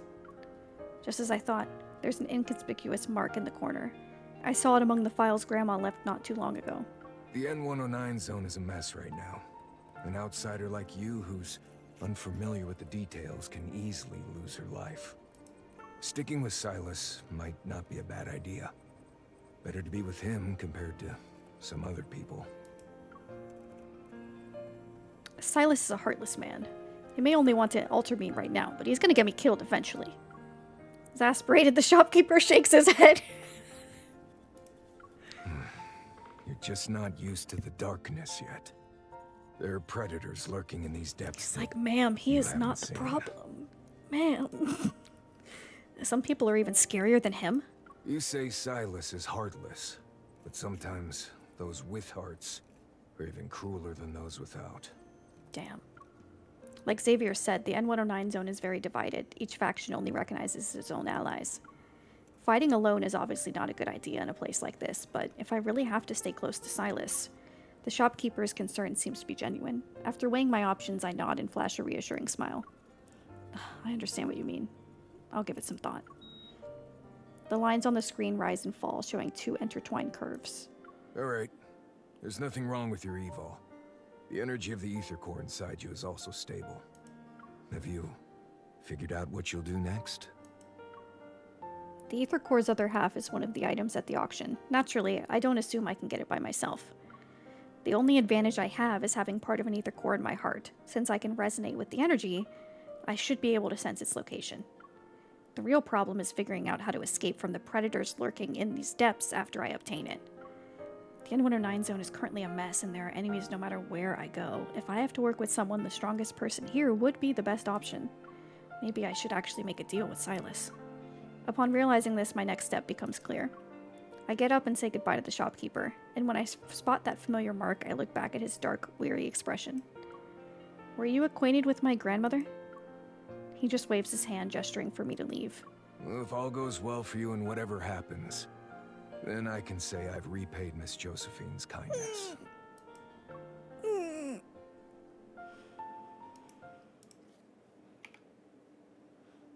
Up until now, I had always thought that Anakinus was hunting down researchers who worked on ether cores before. But that shopkeeper, who seems to have a strong connection to Grandma, is seeking Silas's protection. Maybe there are other secrets. I think deeply about what the shopkeeper said, lost in thought, but when I go downstairs, the workshop is empty. Silas? The door's curtains, which were closed before, are now rolled up, and after I leave the workshop, Silas's motorcycle is nowhere to be seen. Did he just ditch me? Silas? The only response I get is a faint thud from the unlit alley next to the workshop. It's probably trash that fell to the ground. Just when I was thinking about whether or not I should work with him, he disappeared on me.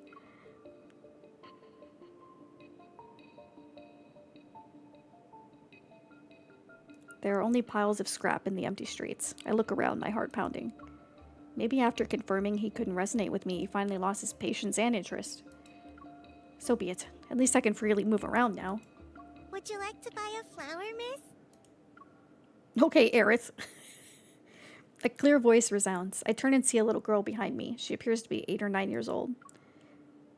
No, thank you. Would you like a gun, bullets, or a protocore then? I have them all. I don't need those either. But it might be a good idea to chat with the locals and get information about the auction. I kneel down to be at eye level and tap her basket. You know where I can buy some intel, sweetie? That's easy. Follow me. 2 sets of footsteps echo across the empty street. Meanwhile, the sound of flapping wings can be heard in the distance. It's Mephisto the Crow! I look up at the sky, but I see nothing except dark clouds that obscure moonlight.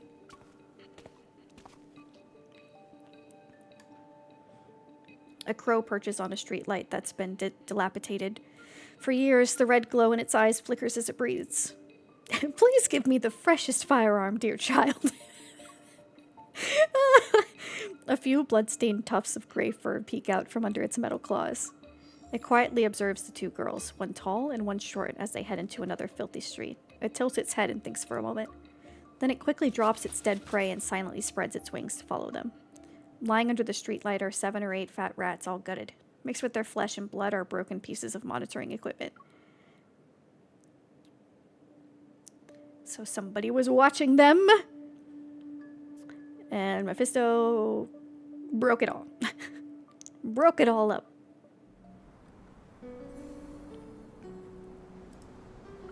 To the next one.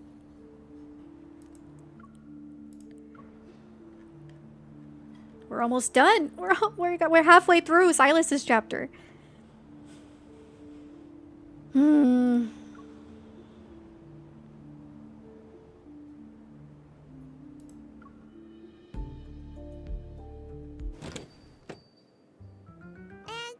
An outsider. I mean, a lady is here to buy something. That's not suspicious at all. Under the dim yellow light, a young woman is hunched over behind the bar. Bored, she's fiddling with some cards. In the center of the graffiti-covered wall is the establishment's somewhat gaudy name, Elysium. What do you want? A list of people who are attending Anakinus' protocore auction and a map of the venue. How much? The woman turns around, looks me up and down with interest, and then makes a gesture. 50,000. Just for 2 pieces of intel? She wags her finger. 50,000 per word. Since you're new and pretty, I'll give you a 5% discount. What do you think? You're so generous. There's a useful card in my pocket next to that so-called family crest, but I'm worried that using the card could cause trouble. Seeing my hesitation, she shrugs and opens a door. Loud chatter mixed with the sound of rolling dice, spinning roulettes, and card shufflers fills the air. You also going to Solomon Hotel tomorrow? Do you have an auction invitation? Doesn't matter if I get one or not. For something as big as this, you gotta try and get a piece of the pie, right? I heard there's going to be a treasure. If you manage to get it, you could easily sell it for hundreds of thousands. Do you want to go? Then ask Silas. I heard if you give him what he wants.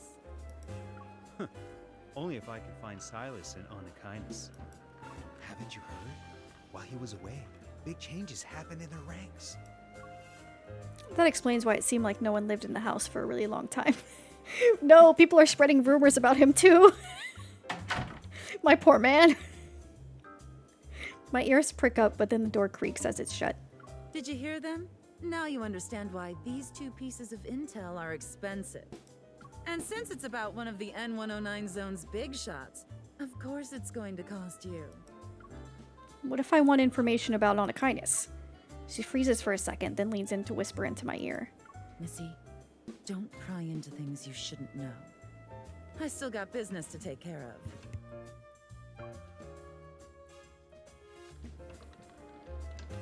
Silas hasn't been around for a really long time. I think he really went missing. We still haven't figured out what he was doing for the past couple months that he was gone. I think he was researching the backtrackers, but I'm not so sure. Maybe he's dead. Did you see how arrogant Sherman's punks have been lately? If Silas was with Onakainis, they wouldn't even dare to be bold. The spinning roulette rumbles like a rainstorm, and soon enough the sound is drowned out by cheers and screams. I hide in the shadow of a fiddle-leaf fig, holding a stack of casino chips and pretending to watch the fun unfold. Meanwhile, I eavesdrop on the conversations around me.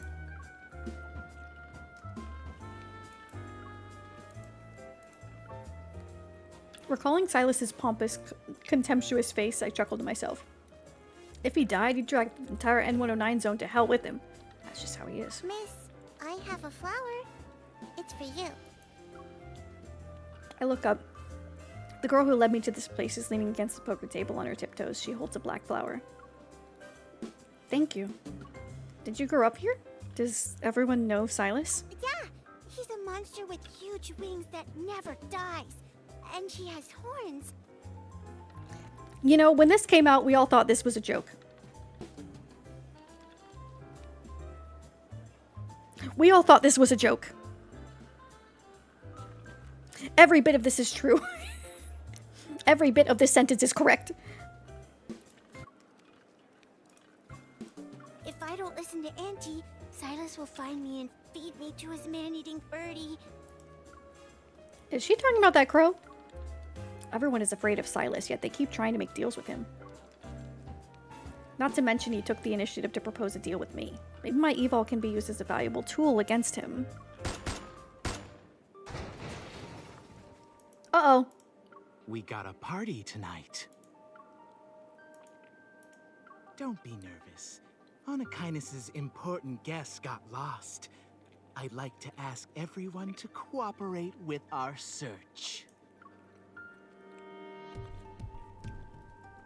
People are looking for her. Shut the door and search the room. Everyone's about to be entertained. But it's not Onakainis. It's other people trying to steal her away again.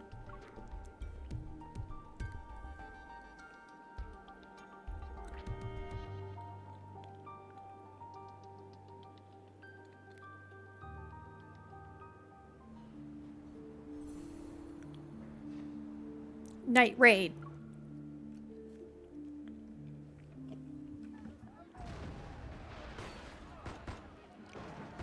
Gunfire and the sound of tables and chairs getting knocked over intermingle with the N109 zone slang I don't understand. In the hidden utility room, I hug the little girl tightly as I look out the secret window that's facing the lobby. There are so many people. Today's a good day for business. Do you have a death wish? Hide and don't talk. The floor is soaked in blood and the mice hiding under the floorboards scamper away in fear. Whistling, the man casually strolls over to the bar, rings the bell, and then shoves a photo in front of the shopkeeper. I suggest you bring out our guest. Mr. Sherman's not going to sit around and leave her unattended. Mr. Sherman! I'm sorry she's not here. I'd remember a pretty face if she actually showed up. Gonna keep your mouth shut. Fine. This lady's a real one. He turns around to face his comrades. His broken, wire-bound jaw opens as he lets out a hoarse cackle. Pry open their mouths one at a time. Someone will spill the beans. So this guy's definitely with sooner Ever. or later. Missy, they're looking for you, right? The secret window is blocked off, and the woman's voice drifts softly through a gap. Are you going to hand me over to them? I try to sound calm as I tightly clutch the tranquilizer in my sleeve. I have yet to test the thing Xavier claims could paralyze an elephant, but there aren't any zoos in the N109 zone. Anyone who's Anakinus' target is valuable. I can get a better price if I find the right person. Stay where you are. I don't want to hand you over like this. Suddenly, a crow soars in and dives towards the search party's leader, its razor-sharp wings aimed at him. What is that? I roll and crawl out of the utility room. As I try to sneak away quietly, someone yanks my collar. I turn around and aim my gun. I see a familiar face in the shadows, his chin slightly raised. So when someone saves you, do you always point your gun at them to express your gratitude?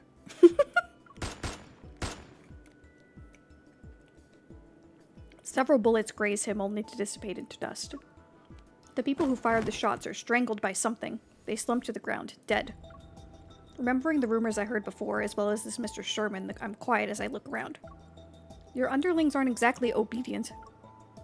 Before my mockery, Silas's mouth twitches as if he wants to say something, but in the end, he just purses his lips. Focus on yourself first.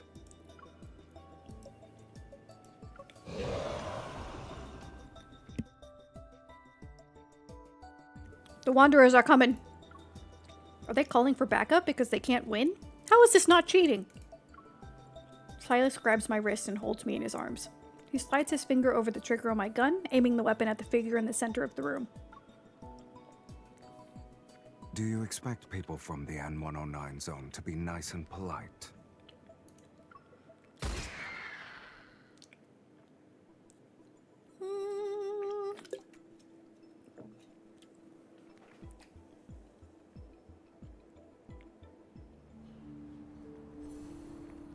The first deal.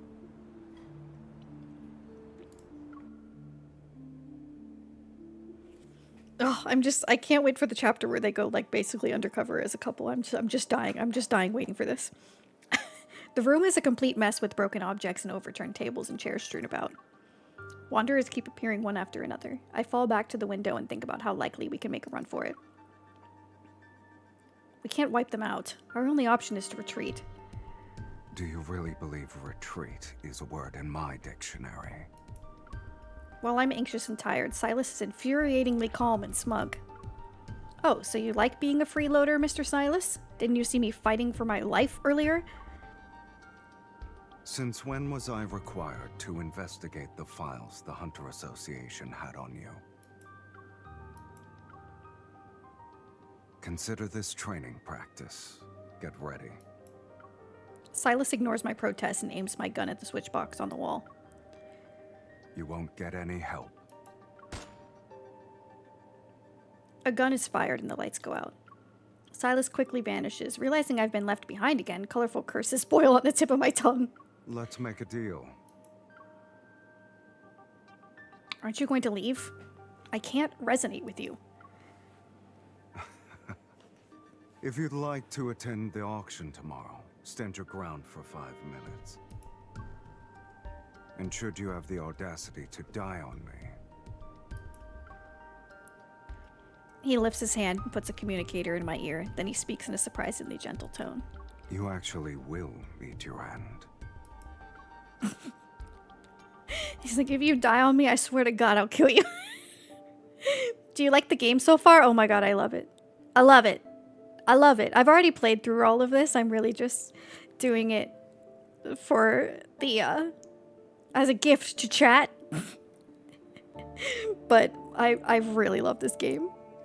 The story is so good.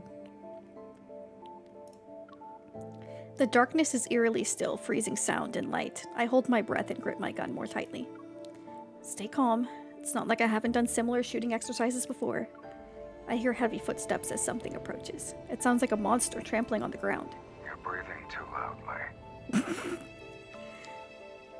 Chad is grateful to experience this level of down bad. As you should be. So you're in the comms channel. I didn't turn off the lights to force you into combat. We're stalling for time.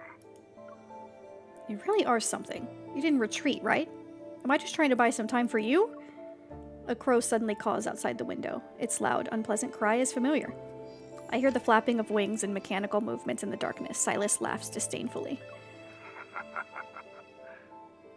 Aim at Mephisto. Who? The crow. He's trying to help you. I aim my gun at Mephisto's red eyes. Sure enough, as I fire, I hear wanderers dissipate one after another. Strange. It doesn't seem like the number of enemies is decreasing, though. Silas, if they can't clone themselves like bacteria, they're usually immortal like you. Silas? There's no response. It's as if our call was suddenly cut off.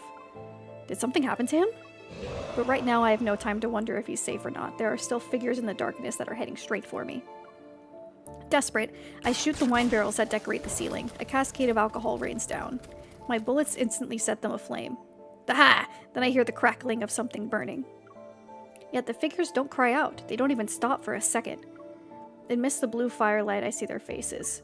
Under the corroded, crystallized skin, they seem to have human faces. They resemble human more than wanderers. Uh-oh. So this connects with Caleb's story, too. This used to be where they were. The N109 zone is where Ever used to experiment on people with wanderer tech. Till they abandoned it. And left behind their mess.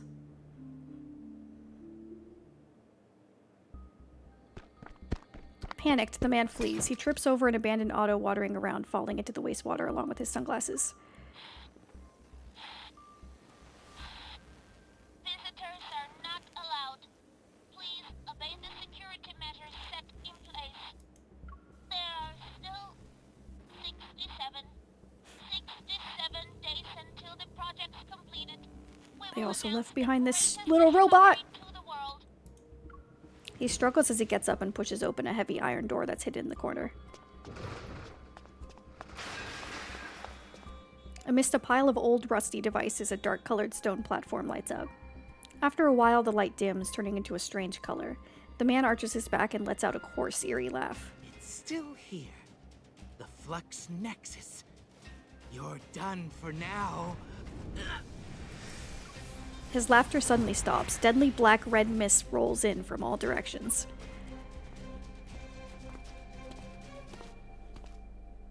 The nightmarish shadow slowly approaches from behind. The man's eyes widen in fear, but he can't move. Spare me, sir. Crimson particles land in the wastewater. The air is deathly still, yet the nearby light glows brighter. Silas smiles coldly. The black-red mist flows into the Flux Nexus and is instantly blown to pieces from the inside.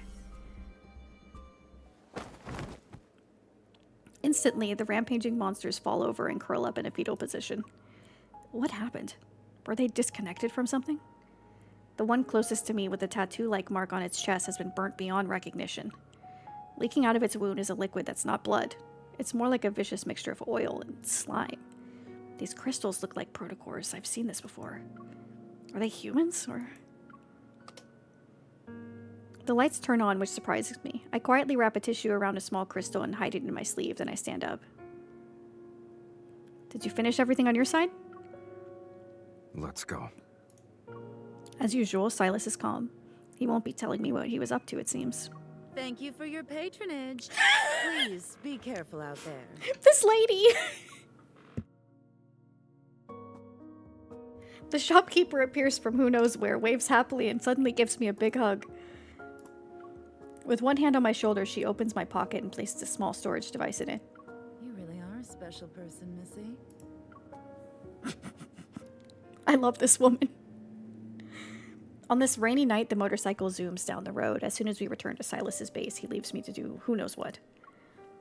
Meanwhile, the crow seems to have been triggered by something. Propping up his body with one wing, he opens his beak and loudly caws at me. I pick up and inspect the weird crow, finally realizing what's wrong. Did you break your wing? I guess you're not bulletproof. Oh no. Mephisto's so sad. Did I accidentally hit you? As if expressing his grievances, the crow screeches. It sounds like a metal spoon is being scraped against a metal bowl. Don't tell me you're upset. It's like, you shot me, you bitch. You're saying it's my fault then?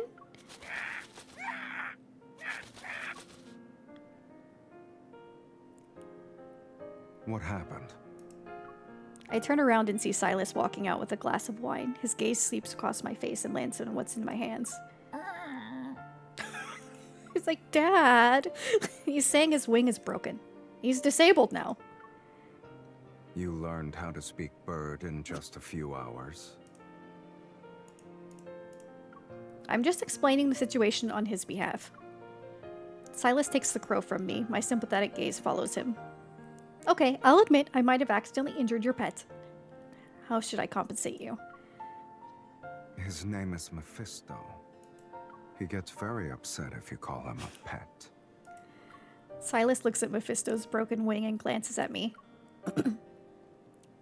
Did something strange happen before they attacked? I reluctantly swallow my retort as another flame of anger is ignited. You should ask Mephisto what happened. You made him follow me around for observation. True. He just says, yeah, and what about it? And what about it?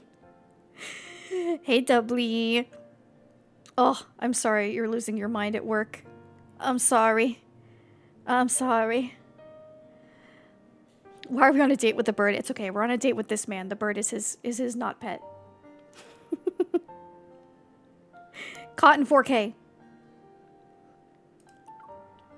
You're not going to deny it?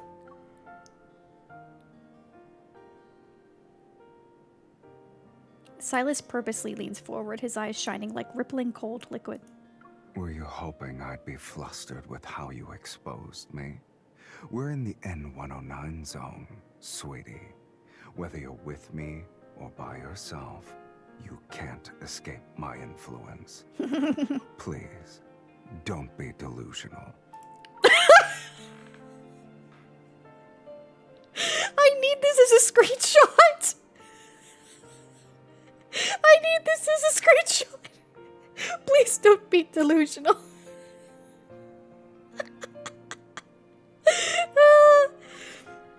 I'm not the only one who's delusional. Isn't a certain someone hoping I dislike him less so I can resonate with him?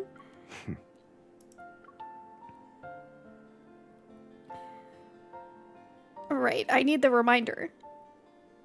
Despite having gone through such a big ordeal and being mocked, Silas still shows no signs of anger. He fiddles with Mephisto's broken wing, takes a sip of his drink, then places the glass in my hand. Why am I holding this stupid glass for him? As I try to put it down somewhere, Silas suddenly turns around, walks to the other side of the room, and calls me over. Hurry up. Huh? Bring me more wine. Am I a bar to you? Compared to you, a bar is more obedient. With his long legs, he reaches the elevator in just a few steps. He turns to see I haven't caught up to him, so he beckons for me with his hand that's holding Mephisto. He's like, you're a dick to me, I'll be a dick to you.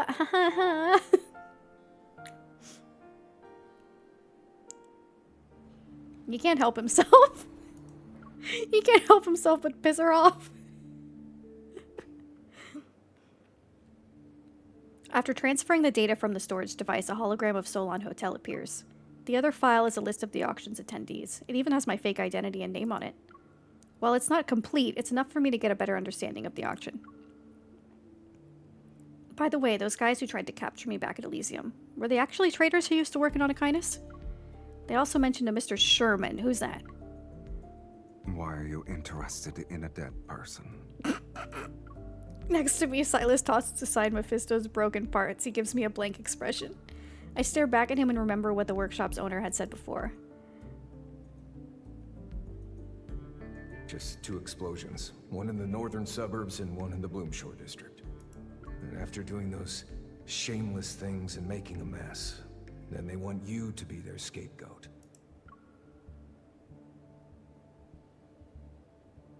There's another faction within Anakinus. Could the incident at Grandma's house be related to Sherman? They must also be after the ether core in my body. In a way, your conflict involves me. No, you left me behind on purpose as bait, didn't you? Oh, there's an ad coming up. I'll pause. I turned my head to see Silas and Mephisto exchange glances. The crow lets out a defiant wail.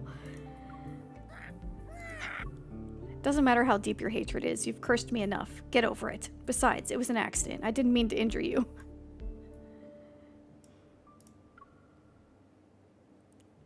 Also, you were stalking me earlier. She's like, you have the audacity to be mad at me? At me?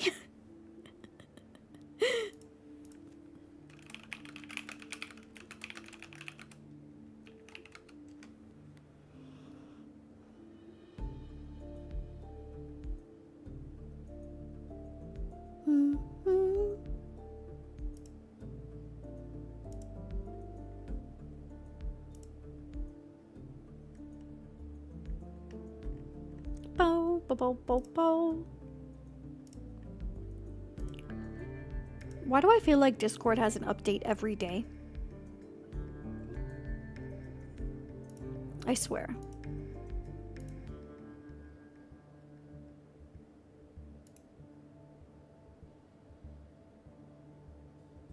Yeah, Discord has 16 updates every time I open it. It slows down my PC every time I turn it on. I swear. I think I need to turn it off from auto-launching when I turn on my PC. Because Lord.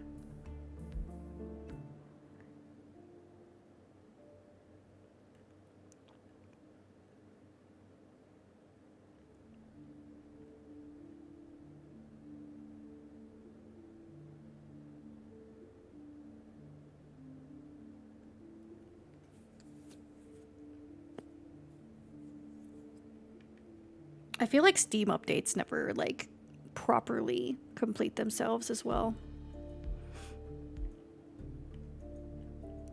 They always fuck up at least a little bit.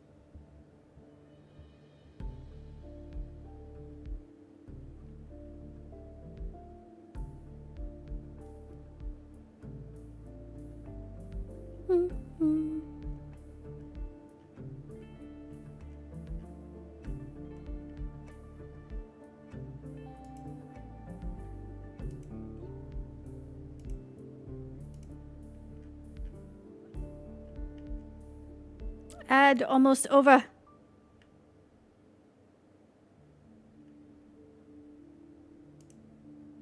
Hello, have you returned? Have you all returned? Welcome. I don't think I even got an ad. Oh my god. Hey, whatever. We'll take it. You can scold me directly if you want.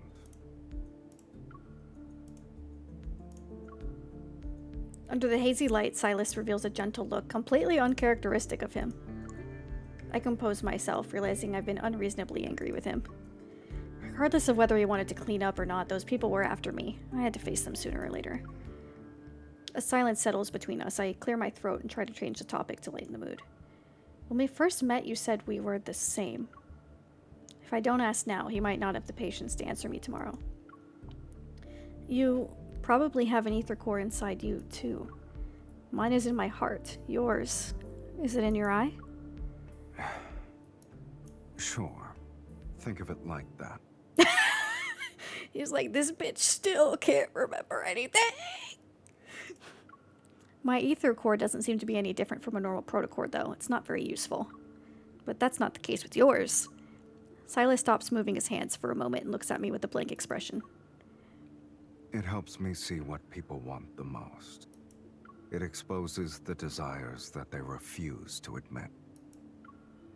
So those chaotic noises and visions in my mind back at the dining table were also caused by his ether core? As I think about it, I can't help but look into his eyes again.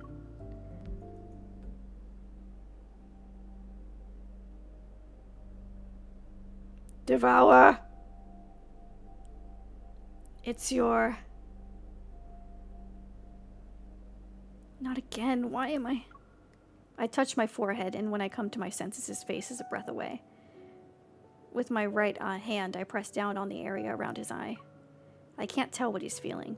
His thin eyelashes gently brush against my fingers. Silas doesn't break eye contact with me, as if he's looking at something hidden in the depths of my gaze. He's like, is this bitch gonna remember something?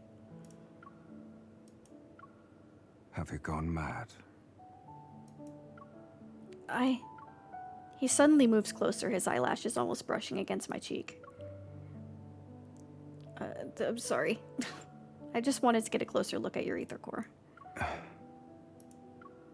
I thought he would push me away, but he didn't. You like it? When people do that? I take a deep breath and meet his gaze again. Didn't you want to resonate with me? Do you want to try again? Without waiting for him to answer, I grab his hand again. Come on, I'll use both hands this time. A chill blankets his body. I'm not sure if it's the cold breeze coming in from a small gap in the window or just his aura. He's good at fighting. He's good at fighting. He's good at fighting. He looks good. She's trying to think good thoughts. He looks good. It's like he's hot. He's good at fighting. I can hear you talking. Enjoy it. This is one of the 2 good things I can think about you. Moving my gaze down, I look carefully at our interlocked hands, but I still can't feel even the slightest change. It seems we can't rush our resonance, but with the auction fast approaching, I need him to work with me as soon as possible. I organize my thoughts and use the nicest tone I can muster. You already know I entered the N109 zone to get the ether core that's at the auction. And since you want to resonate with me, I have an idea. I don't know if I should say it, though. Then don't. I force myself to suppress the anger in my heart. But I can't resonate with you because I reject you on a subconscious level. That means my evil is controlled by my emotions. Changing a person's feelings might be difficult, but it won't be that hard, I think. As I say this, I cross my arms and lift my chin at him. There's an easy solution right in front of us. Help me get the ether core and ensure my safety by escorting me out of the N109 zone. You'll be able to use me as bait to clean up, right? It's almost as if your face is saying you're doing me a huge favor. I don't have another bargaining chip. I can only bluff to appear more confident. I also know my clumsy attempt won't fool Silas. That's why I'm telling the truth. I don't know why you insist on resonating with me, but as long as you're willing to help me, I'll help you. Silas shifts his gaze from the map and looks at me indifferently. That's not enough. Then what do you want? Should I beg? I can do it. Or we could do this. Silas suddenly opens the bottom drawer and pulls out a jewel-encrusted crow brooch. If you can take this from me within 24 hours, I'll agree to your terms. Do you test people before you work with them? Are you testing my skills, my intelligence, or my values? I raise my voice as I try to grab it while he's distracted, yet he reacts quickly. The brooch disappears within the blink of an eye. Only when you have a bargaining chip can you make a deal. And since you're the one who proposed this, use your own methods. You should be thankful the goal is clear enough this time. So there's actually a separate card that goes through the whole evening of her trying to get the brooch. It's hilarious. And part of the reason why he did that was because when he was a dragon, she broke into his lair to try to steal his treasure. So it's another attempt to try and frickin' jog her memory.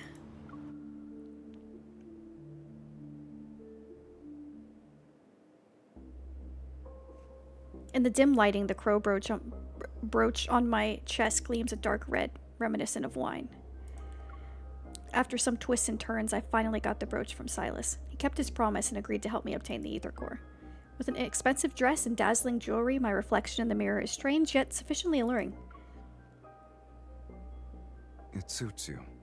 Oh, Another figure enters the mirror's reflection. Silas leans lazily against the doorway. No one can stay wary when there's a beauty walking around. This beauty will bash your skull sooner or later.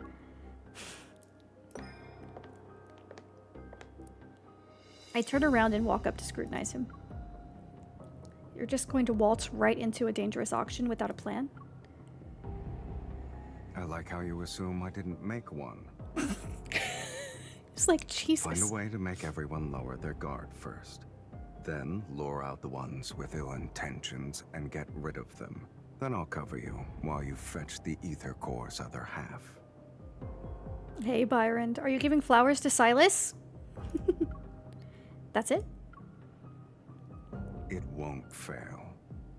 No, you? Thank you. Silas gives me another once-over. I angrily take his outstretched hand and walk out the door with him.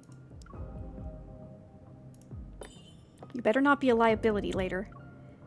To deal with the real masterminds behind the auction, I can only ally myself with someone deadlier than the enemy. All the information I've gathered has created an intricate web of conspiracies. Now it's time to tear it up.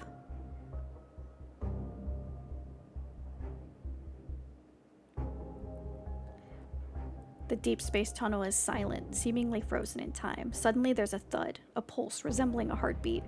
Cosmic dust silently fills the air. Something penetrates the invisible barrier and slowly opens its eyes. Oh, I love this scene! The one I've been looking for.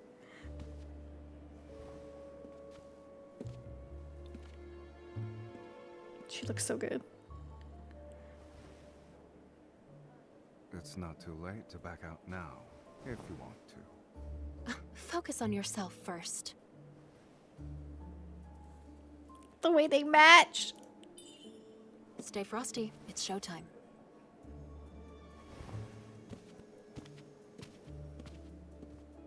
Silas? I thought 1, 2, 3 guys. Who's that person? That's quite the ambush. Silas, are you sure they'll bite? It depends on your performance. Mr. Silas, we've been expecting you.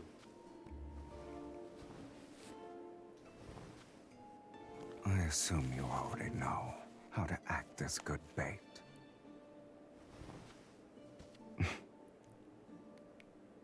I'll be back soon. Have fun. So here's my black card.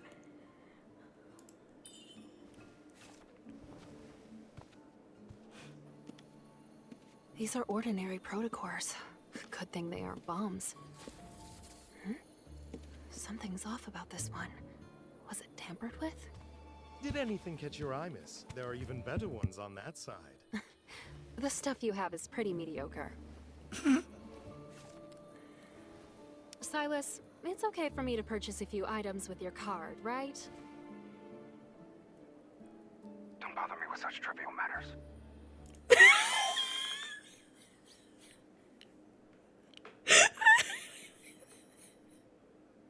That's one of the only times in the whole game that I feel like he's flustered. It's so funny. Don't bother me with such trivial matters. I don't know why. I don't know if he forgot that she was in the columns and she scared the shit out of him or what, but it's so funny. It's also a little bit like everything that's mine is yours. Please, god damn it, do not. I'll take this for 1 million. Please wrap it up for me. 5 million. Why? Your offer will make people think I'm broke. Wouldn't want that, sweetie. In that case, I won't hold back. Such a good changed my scene. mind. 10 million. Are these all the protocors you got? I'll buy everything. Pompous.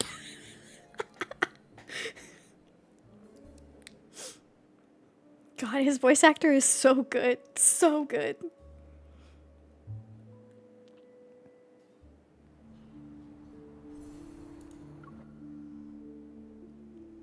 Don't bother me with such trivial matters. I can't even say it as fast as he did.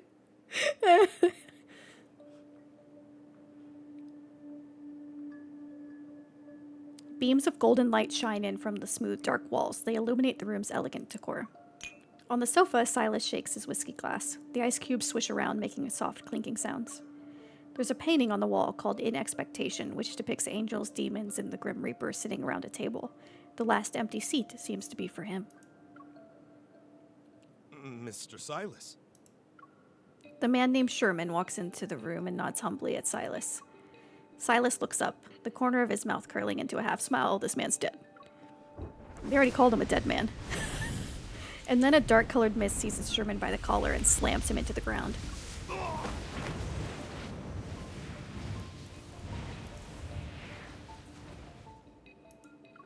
Choking and losing energy from the strangulation, Sherman claws at the mist around his neck, but he only leaves bloody scratch marks on his skin. Even a meticulously crafted plan is powerless before absolute strength. My time is limited, so let's cut to the chase. No, I didn't betray you. Oh, I know. You're too much a coward to do it on your own. But the people who said they'd help you replace me must have made an offer only an idiot would refuse. Silas glances at the clear alcohol in his glass and puts it back on the table.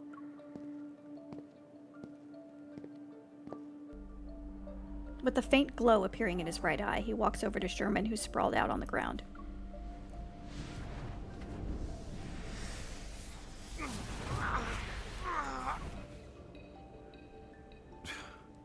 I see.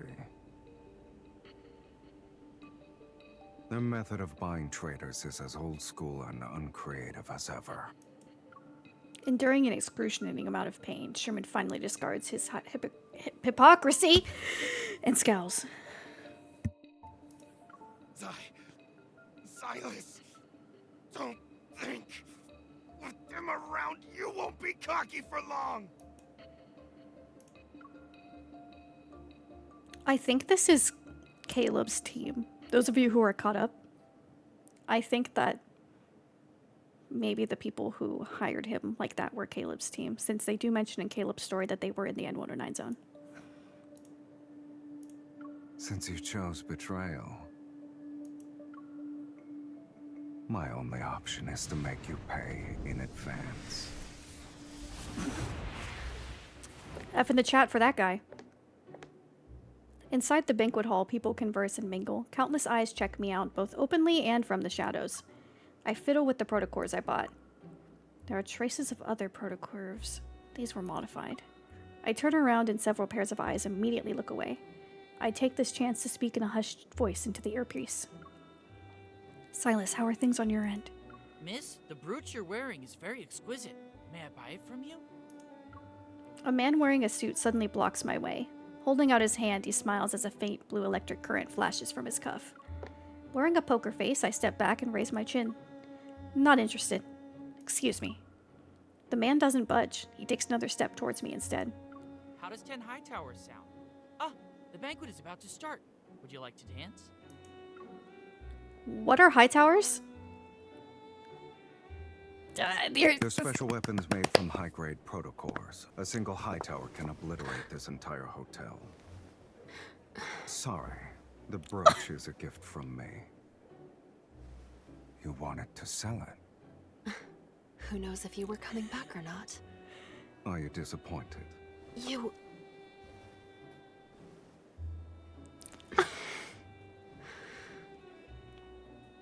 Guys, I've died.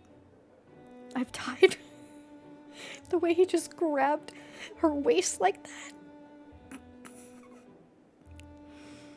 that. Pretend to be coy. He was going to spend a fortune so he could dance with me. What about you? Shouldn't you make an offer as well? He's like, damn, I love this bitch. The ether core's location. You know where it is? You'll find out after this dance.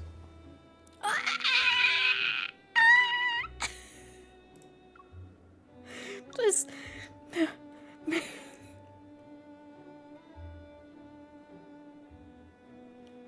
This is what heaven looks like. Maybe also hell. But I would go there. How are you so sure I'll listen to you? Refuse me all you want.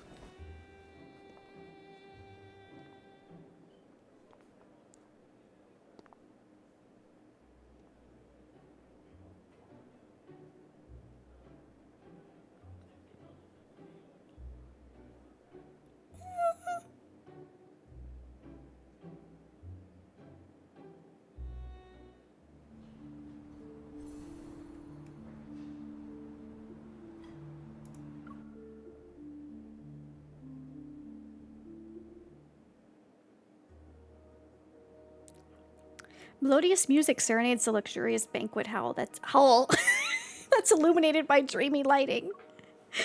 Hole. Silas calmly guides me across the dance floor, swaying to the song's rhythm. Oh, by the way, he really likes music. You notice how he was listening to classical music and stuff? He buys a bunch of vinyls and things and whatever. Dragons can't understand music. And when they met, she essentially taught him how to love music.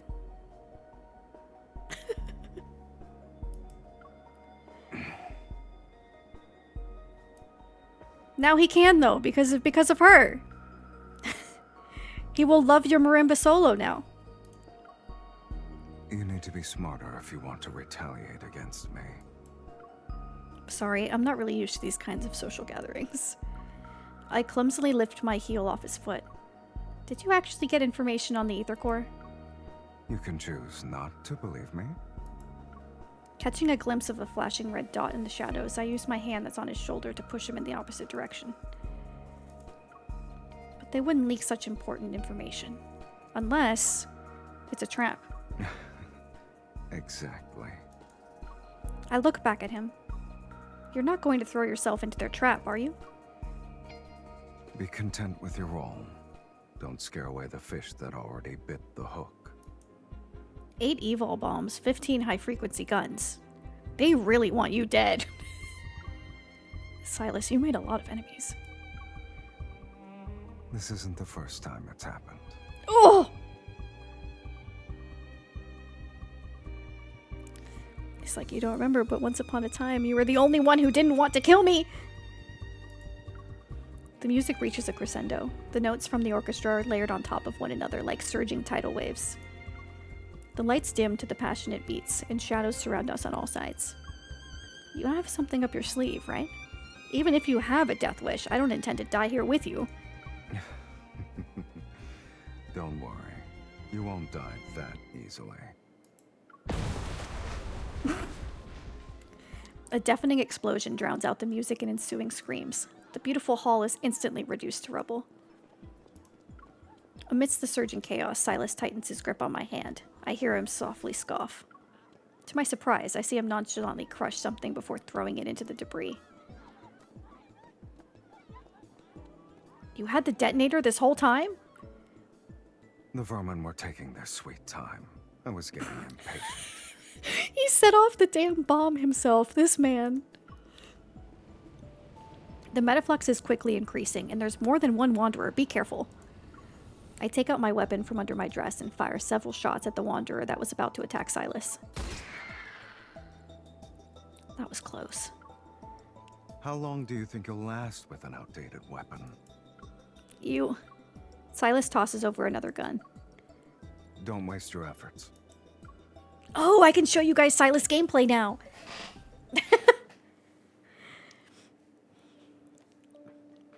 Did Sherman make you do this? Where's the Ether Core?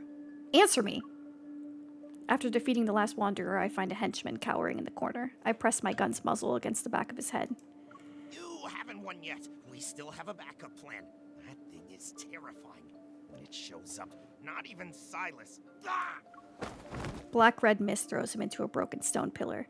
With a scream, he falls to the ground like a puppet whose strings were just cut. Violence should be used strategically. Silas calmly wipes the blood off his face, and the black-red mist disappears from his hands. I would have believed you if your hands were clean. Despite the venue being cleared, strong energy fluctuations manifest above us and shake the ground we stand on. What's making that noise? Are there still some left? Let's go. Where are we going? Silas grabs my wrist and swiftly starts walking. To the place that has what you want.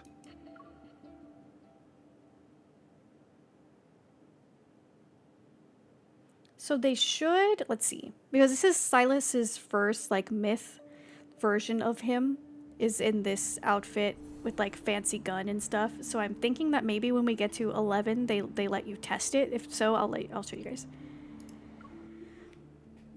I do have it, so I can show you in other ways, but The almost transparent elevator quickly ascends, and the colorful nighttime scenery is hidden by clouds.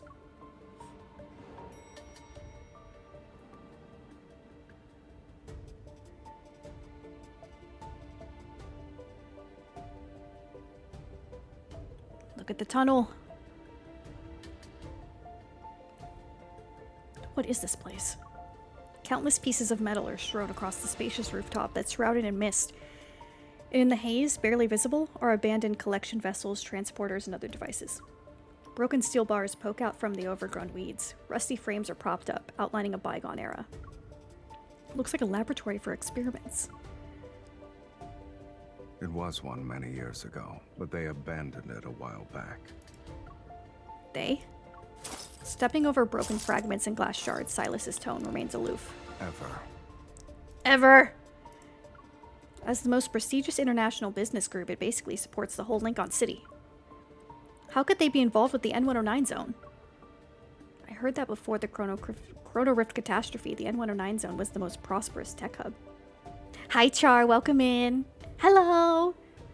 I'm going through the Love and Deepspace main story for the second time because I've been playing it off stream. And I wanted to show chat the main story so they would understand my obsession. Welcome. I guess it makes sense that Ever used it as a research base. You really are a naive Lincoln citizen. What do you mean? Silas gives me a look. Many locations were affected by that catastrophe, yet only the N109 zone turned into a wasteland. Why do you think that is? I recall some unverified rumors, but my mind is a mess right now. I can't think of any theories. We're here. They did it themselves. They blew the shit up themselves. What genre is game of this? I never heard it. It is a Otome game, so it's a dating sim, but it also has a lot of combat. And kind of like, it's a gacha, so it has a lot of gacha combat mechanics to it. Slow vibrations resembling heartbeats pulsate in the sky. I look up and see the deep space tunnel. It's by the same company that makes Infinity Nikki, if you've heard of Infinity Nikki. Dense clouds and vortexes churn amongst the darkness, and occasionally a stream of light flashes across the night sky. The silent tunnel is like a telescope peeking into the universe. The deep space tunnel. This is the first time I've been so close to it. A tiny beam of light enters my line of sight. I can't help but take a step.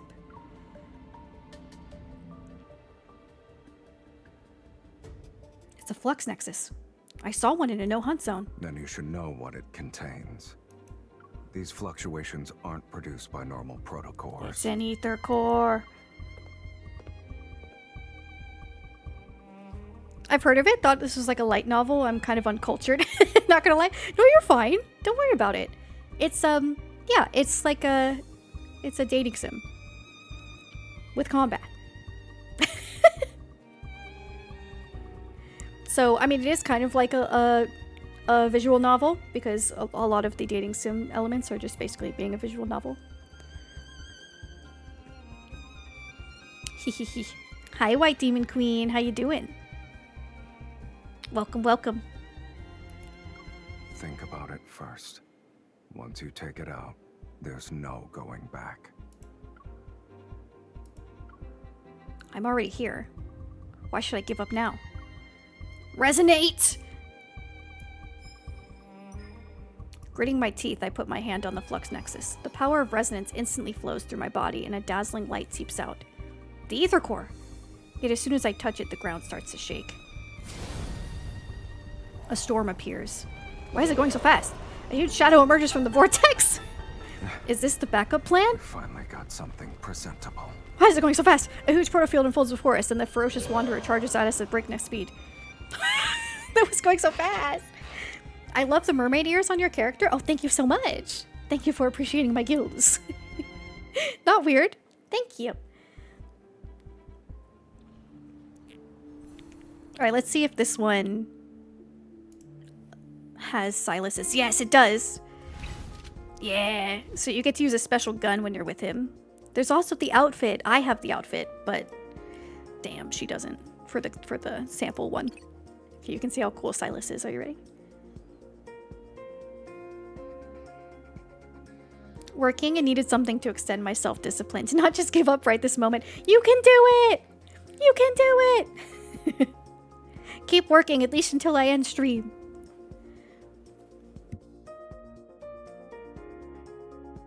Use Silas, the beautiful man as your inspiration.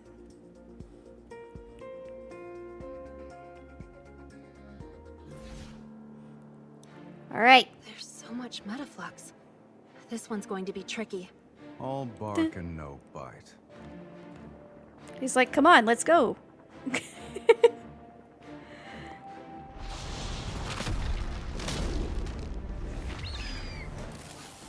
Arbiter wings. Damn it, I can't resonate. It's not too late to back out now. Oh, I forgot that she can't. Feathers now. She can't resonate with him. Careful now. Don't let it hit you. Oh shit. Oh shit. Oh shit. Oh shit. Yeah, I'm getting hit. I'm getting hit. I don't know how to play mouse and keyboard. Leave me. I think this is where we actually get to resonate, right? I think it's gotta be. Hello, where is the enemy? Oh, you're here.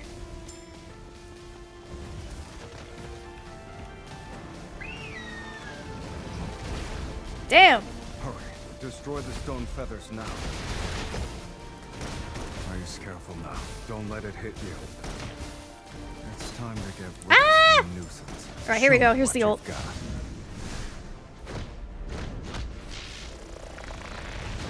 Watch this. Yeah. Your time Got to him. shine. This is only the beginning. There's more than enough. Die.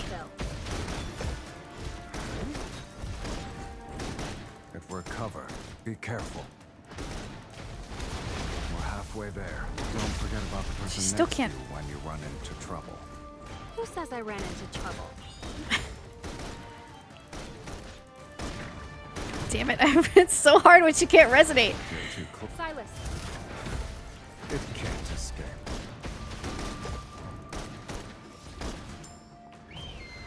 Damn bird, where'd you go?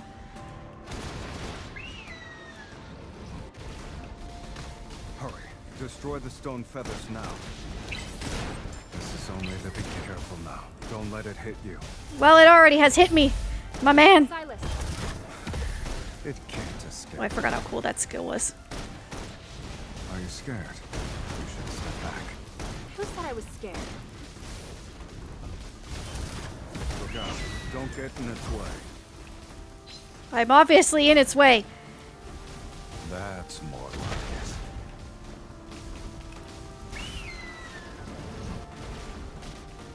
Hurry. Oh, there's Destroy still the one stone there? There's still feathers two? Oh my god, there's more of them? now. Careful now. Don't let it hit you. Jesus. Stay away from it. Show me what you've got. This is a lot more difficult on mouse and keyboard. Watch this. It's your time to shine. You're too close. That's my There spot. we are. It's time to meet your maker. If we're covered, What? be careful. How are you immune? This is only the beginning. Oh, I forgot. I can't win. I like a difficult. Still not over? Hang in there.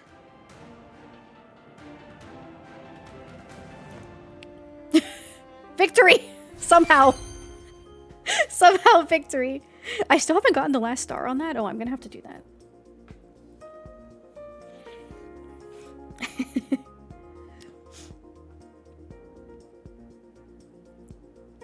Oh, it's 4 a.m. for you? Oh, I hope you don't have to get up early tomorrow, Char. Alright, here it is. The last one of Silas's main story. This was the last thing we got before Caleb. Well, besides the other story branches. This is flashbacks to her killing this goddamn man. There's so much blood. You must press on. No. Because if you don't, There's no going back. She's finally starting to remember. My vision blurs. Amidst blood and fire, the deep space tunnel appears. It shakes violently. You must press on.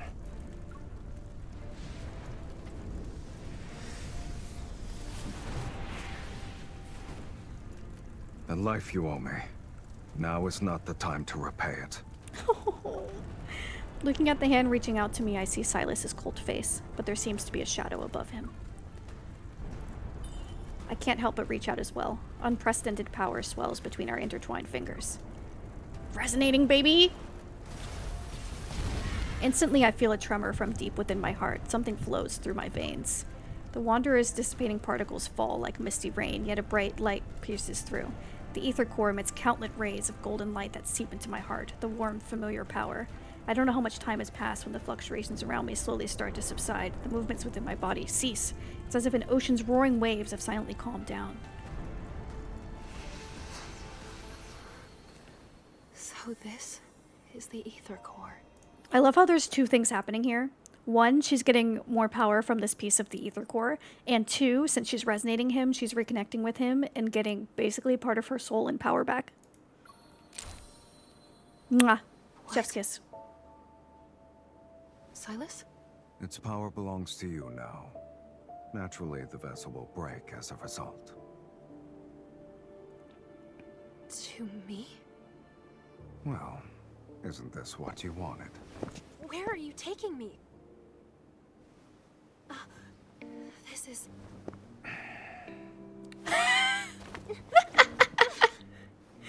Let go already.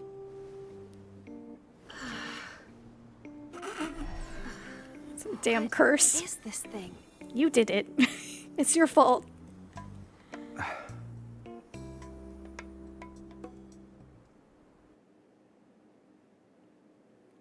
Silas doesn't respond, and the powerful tremor that shook the deep space tunnel ignites a chain reaction within the N109 zone. Those shadows who believed they controlled Anakinus are eliminated from Fate's tapestry. Unable to see the undercurrents beneath the water's surface, I can only smell the scent of smoke, becoming more poignant as it's carried by the wind. Structures crumble and collapse, and Mephisto's wings pierce through the boundless darkness. He's accompanied by the distant tolling of a bell. It's almost like an announcement, as if the world is saying, the true leader of Anakinus has returned. It's like, I'm back, bitches! However, Silas, amidst the raging storm, remains nonchalant as he sits next to me. Our racing vehicle leaves our enemies behind, while the intermittent light seeps through the window to obscure his silhouette and goals. I never held on to the naive notion that Silas assisted me in acquiring the ether core just so he could clean house. This kind of deal would result in him suffering a major loss, and it's clear he's anything but an ignorant businessman. What are his true motives? For a moment, his expression as he gazed into the deep space tunnel resurfaces in my mind. Then I feel a sensation in my palm. I'm still clutching the fragmented protocore. It's as if I'm subconsciously grasping onto an answer that has yet to be revealed. The linkage between my hand and Silas's suddenly flickers, seemingly sensing the swirling thoughts in my head. We heard you and Vods took care of the traitors and thieves. You even destroyed the ether core together. Good job. Just calling to let you know that we cleaned up at the nest. No one will be causing trouble for you anymore. Huh? When did... Our boss told us to do it. While he looks mean, he's actually... See you later. Boss? I didn't mean to. So, what's your plan? Luke fearing for his life. Chop it off. But it seems to be some sort of energy linkage. Can I even physically attack it? I was talking about your hand. Or you can settle down in the N109 zone. I have more than enough time to solve this problem with you. No thanks. Let's use a more efficient approach. Let's destroy the ether core in your body. You're saying our ether cores created this I'm thing? just holding the Okay, gun. Why don't we destroy yours then? Never mind. With your current level of resonance, it won't last long. But before I started Oh, no. resonating with you, Oh no. I saw a strange vision. It's not a big deal. From now on, you'll be seeing more things like that. So that was real? If I say yes, will you give me a sincere apology? This world is different from what you see, but I'm not in the mood to tell stories at the moment. You should think about your next move after leaving the N109 zone. The brooch. And don't forget our deal. Then you should make sure I can leave safely. The outside world is more dangerous now. Thanks for the warning. I'll be careful. In any case, until the resonance issue is fixed, we'll be meeting more often in the future. And so I left the N109 zone. The dust settled. But the deal with Silas lingered, like a silent yet turbulent mist. God, I love this art. I found myself falling into an abyss in the blink of an eye. The doors of memory swung open, and something began to stir. It is another world I had once glimpsed.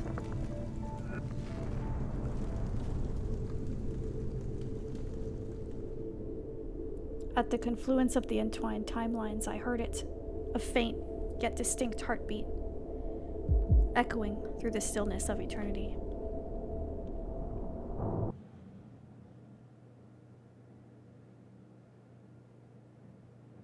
Oh!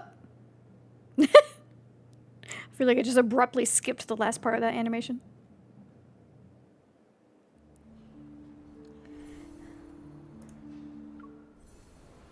All right.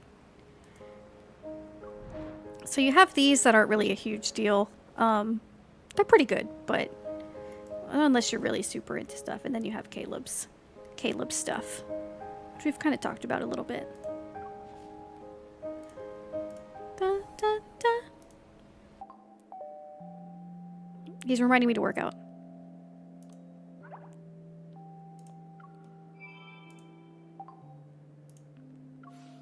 So how do we feel, chat? How is the ride?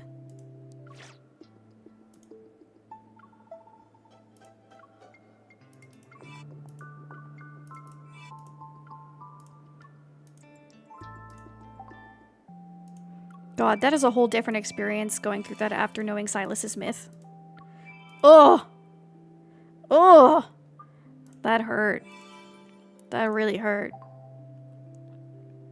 How long is left on the event? I still need to do a lot of it.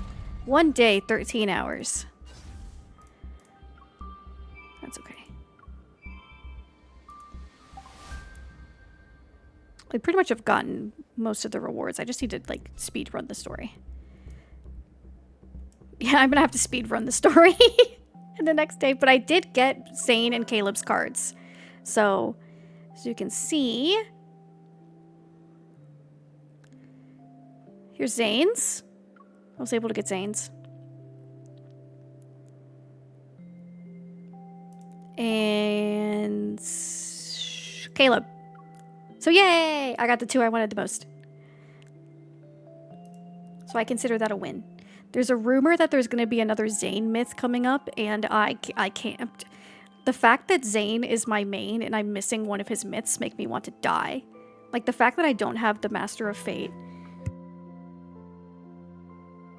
like, cultivation myth makes me so upset. Makes me so upsetty spaghetti. But Silas, I know. Well, look at I see Silas. I'd say Zane is my number one forever, always. But close behind are Caleb and Silas. I do love them all, though. I'm a hoe for all of them. But my Silas collection is going pretty well. I was able to get his sex card, basically. His kitty card, the dragon myth, his regular myth, his standard 5 stars, Grassland Romance, you icon, his very first card. I was here from day one. So I have a lot of early cards for all the love interests. I've done pretty well.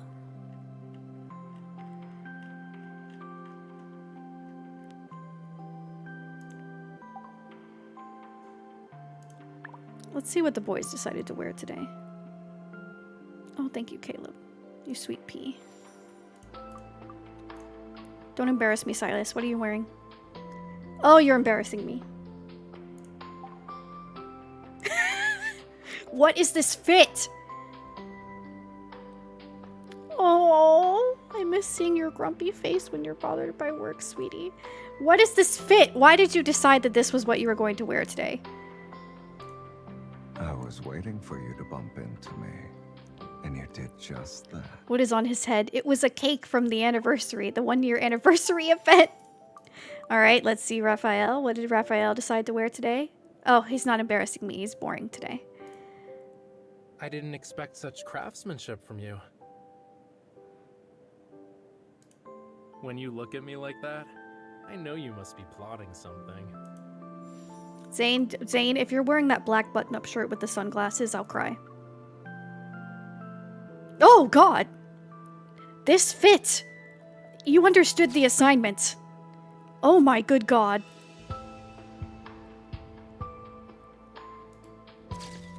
This is why. Just... Oh my God. Oh my God. It's been 3 weeks since we worked out together. Sorry, I've been working out with Caleb. You exposed me. Alright, Xavier, are you gonna embarrass me? Oh, you just decided to be full cat butler today. You didn't embarrass me. You just decided to be cute. While I am physically here, my soul has drifted to another time and space. Just means you're sleepy. Do you think my clothes are a little weird? Weird in a good way. I love it.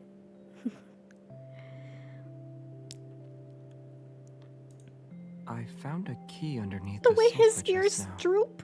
but I don't remember what it opens. My heart. That's what it opens. My heart.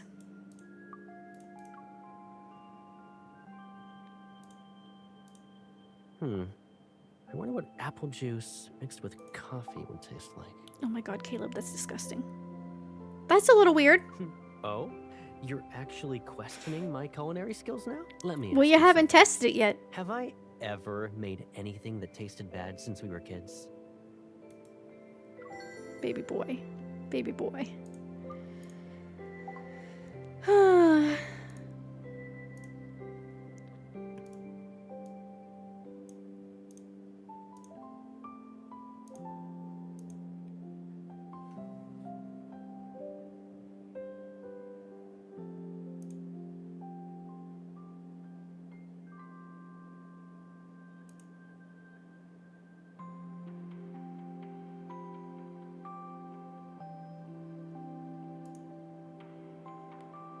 I love when they call you out for just sitting on the screen, the home screen.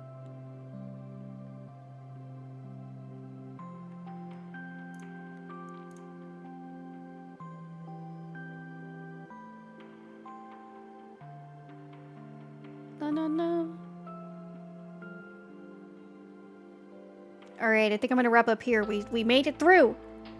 This was the goal. To get through Silas, and we've done it. I hope you all have enjoyed.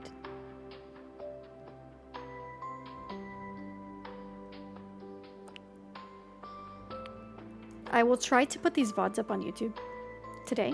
If not today, I'll do it tomorrow.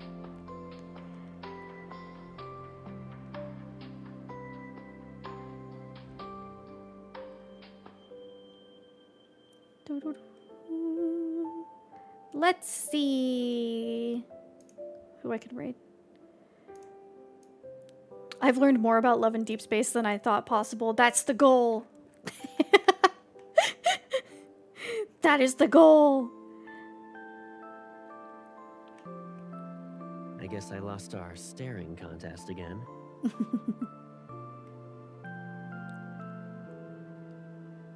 Alright, let's see. I'll take us on a little raid.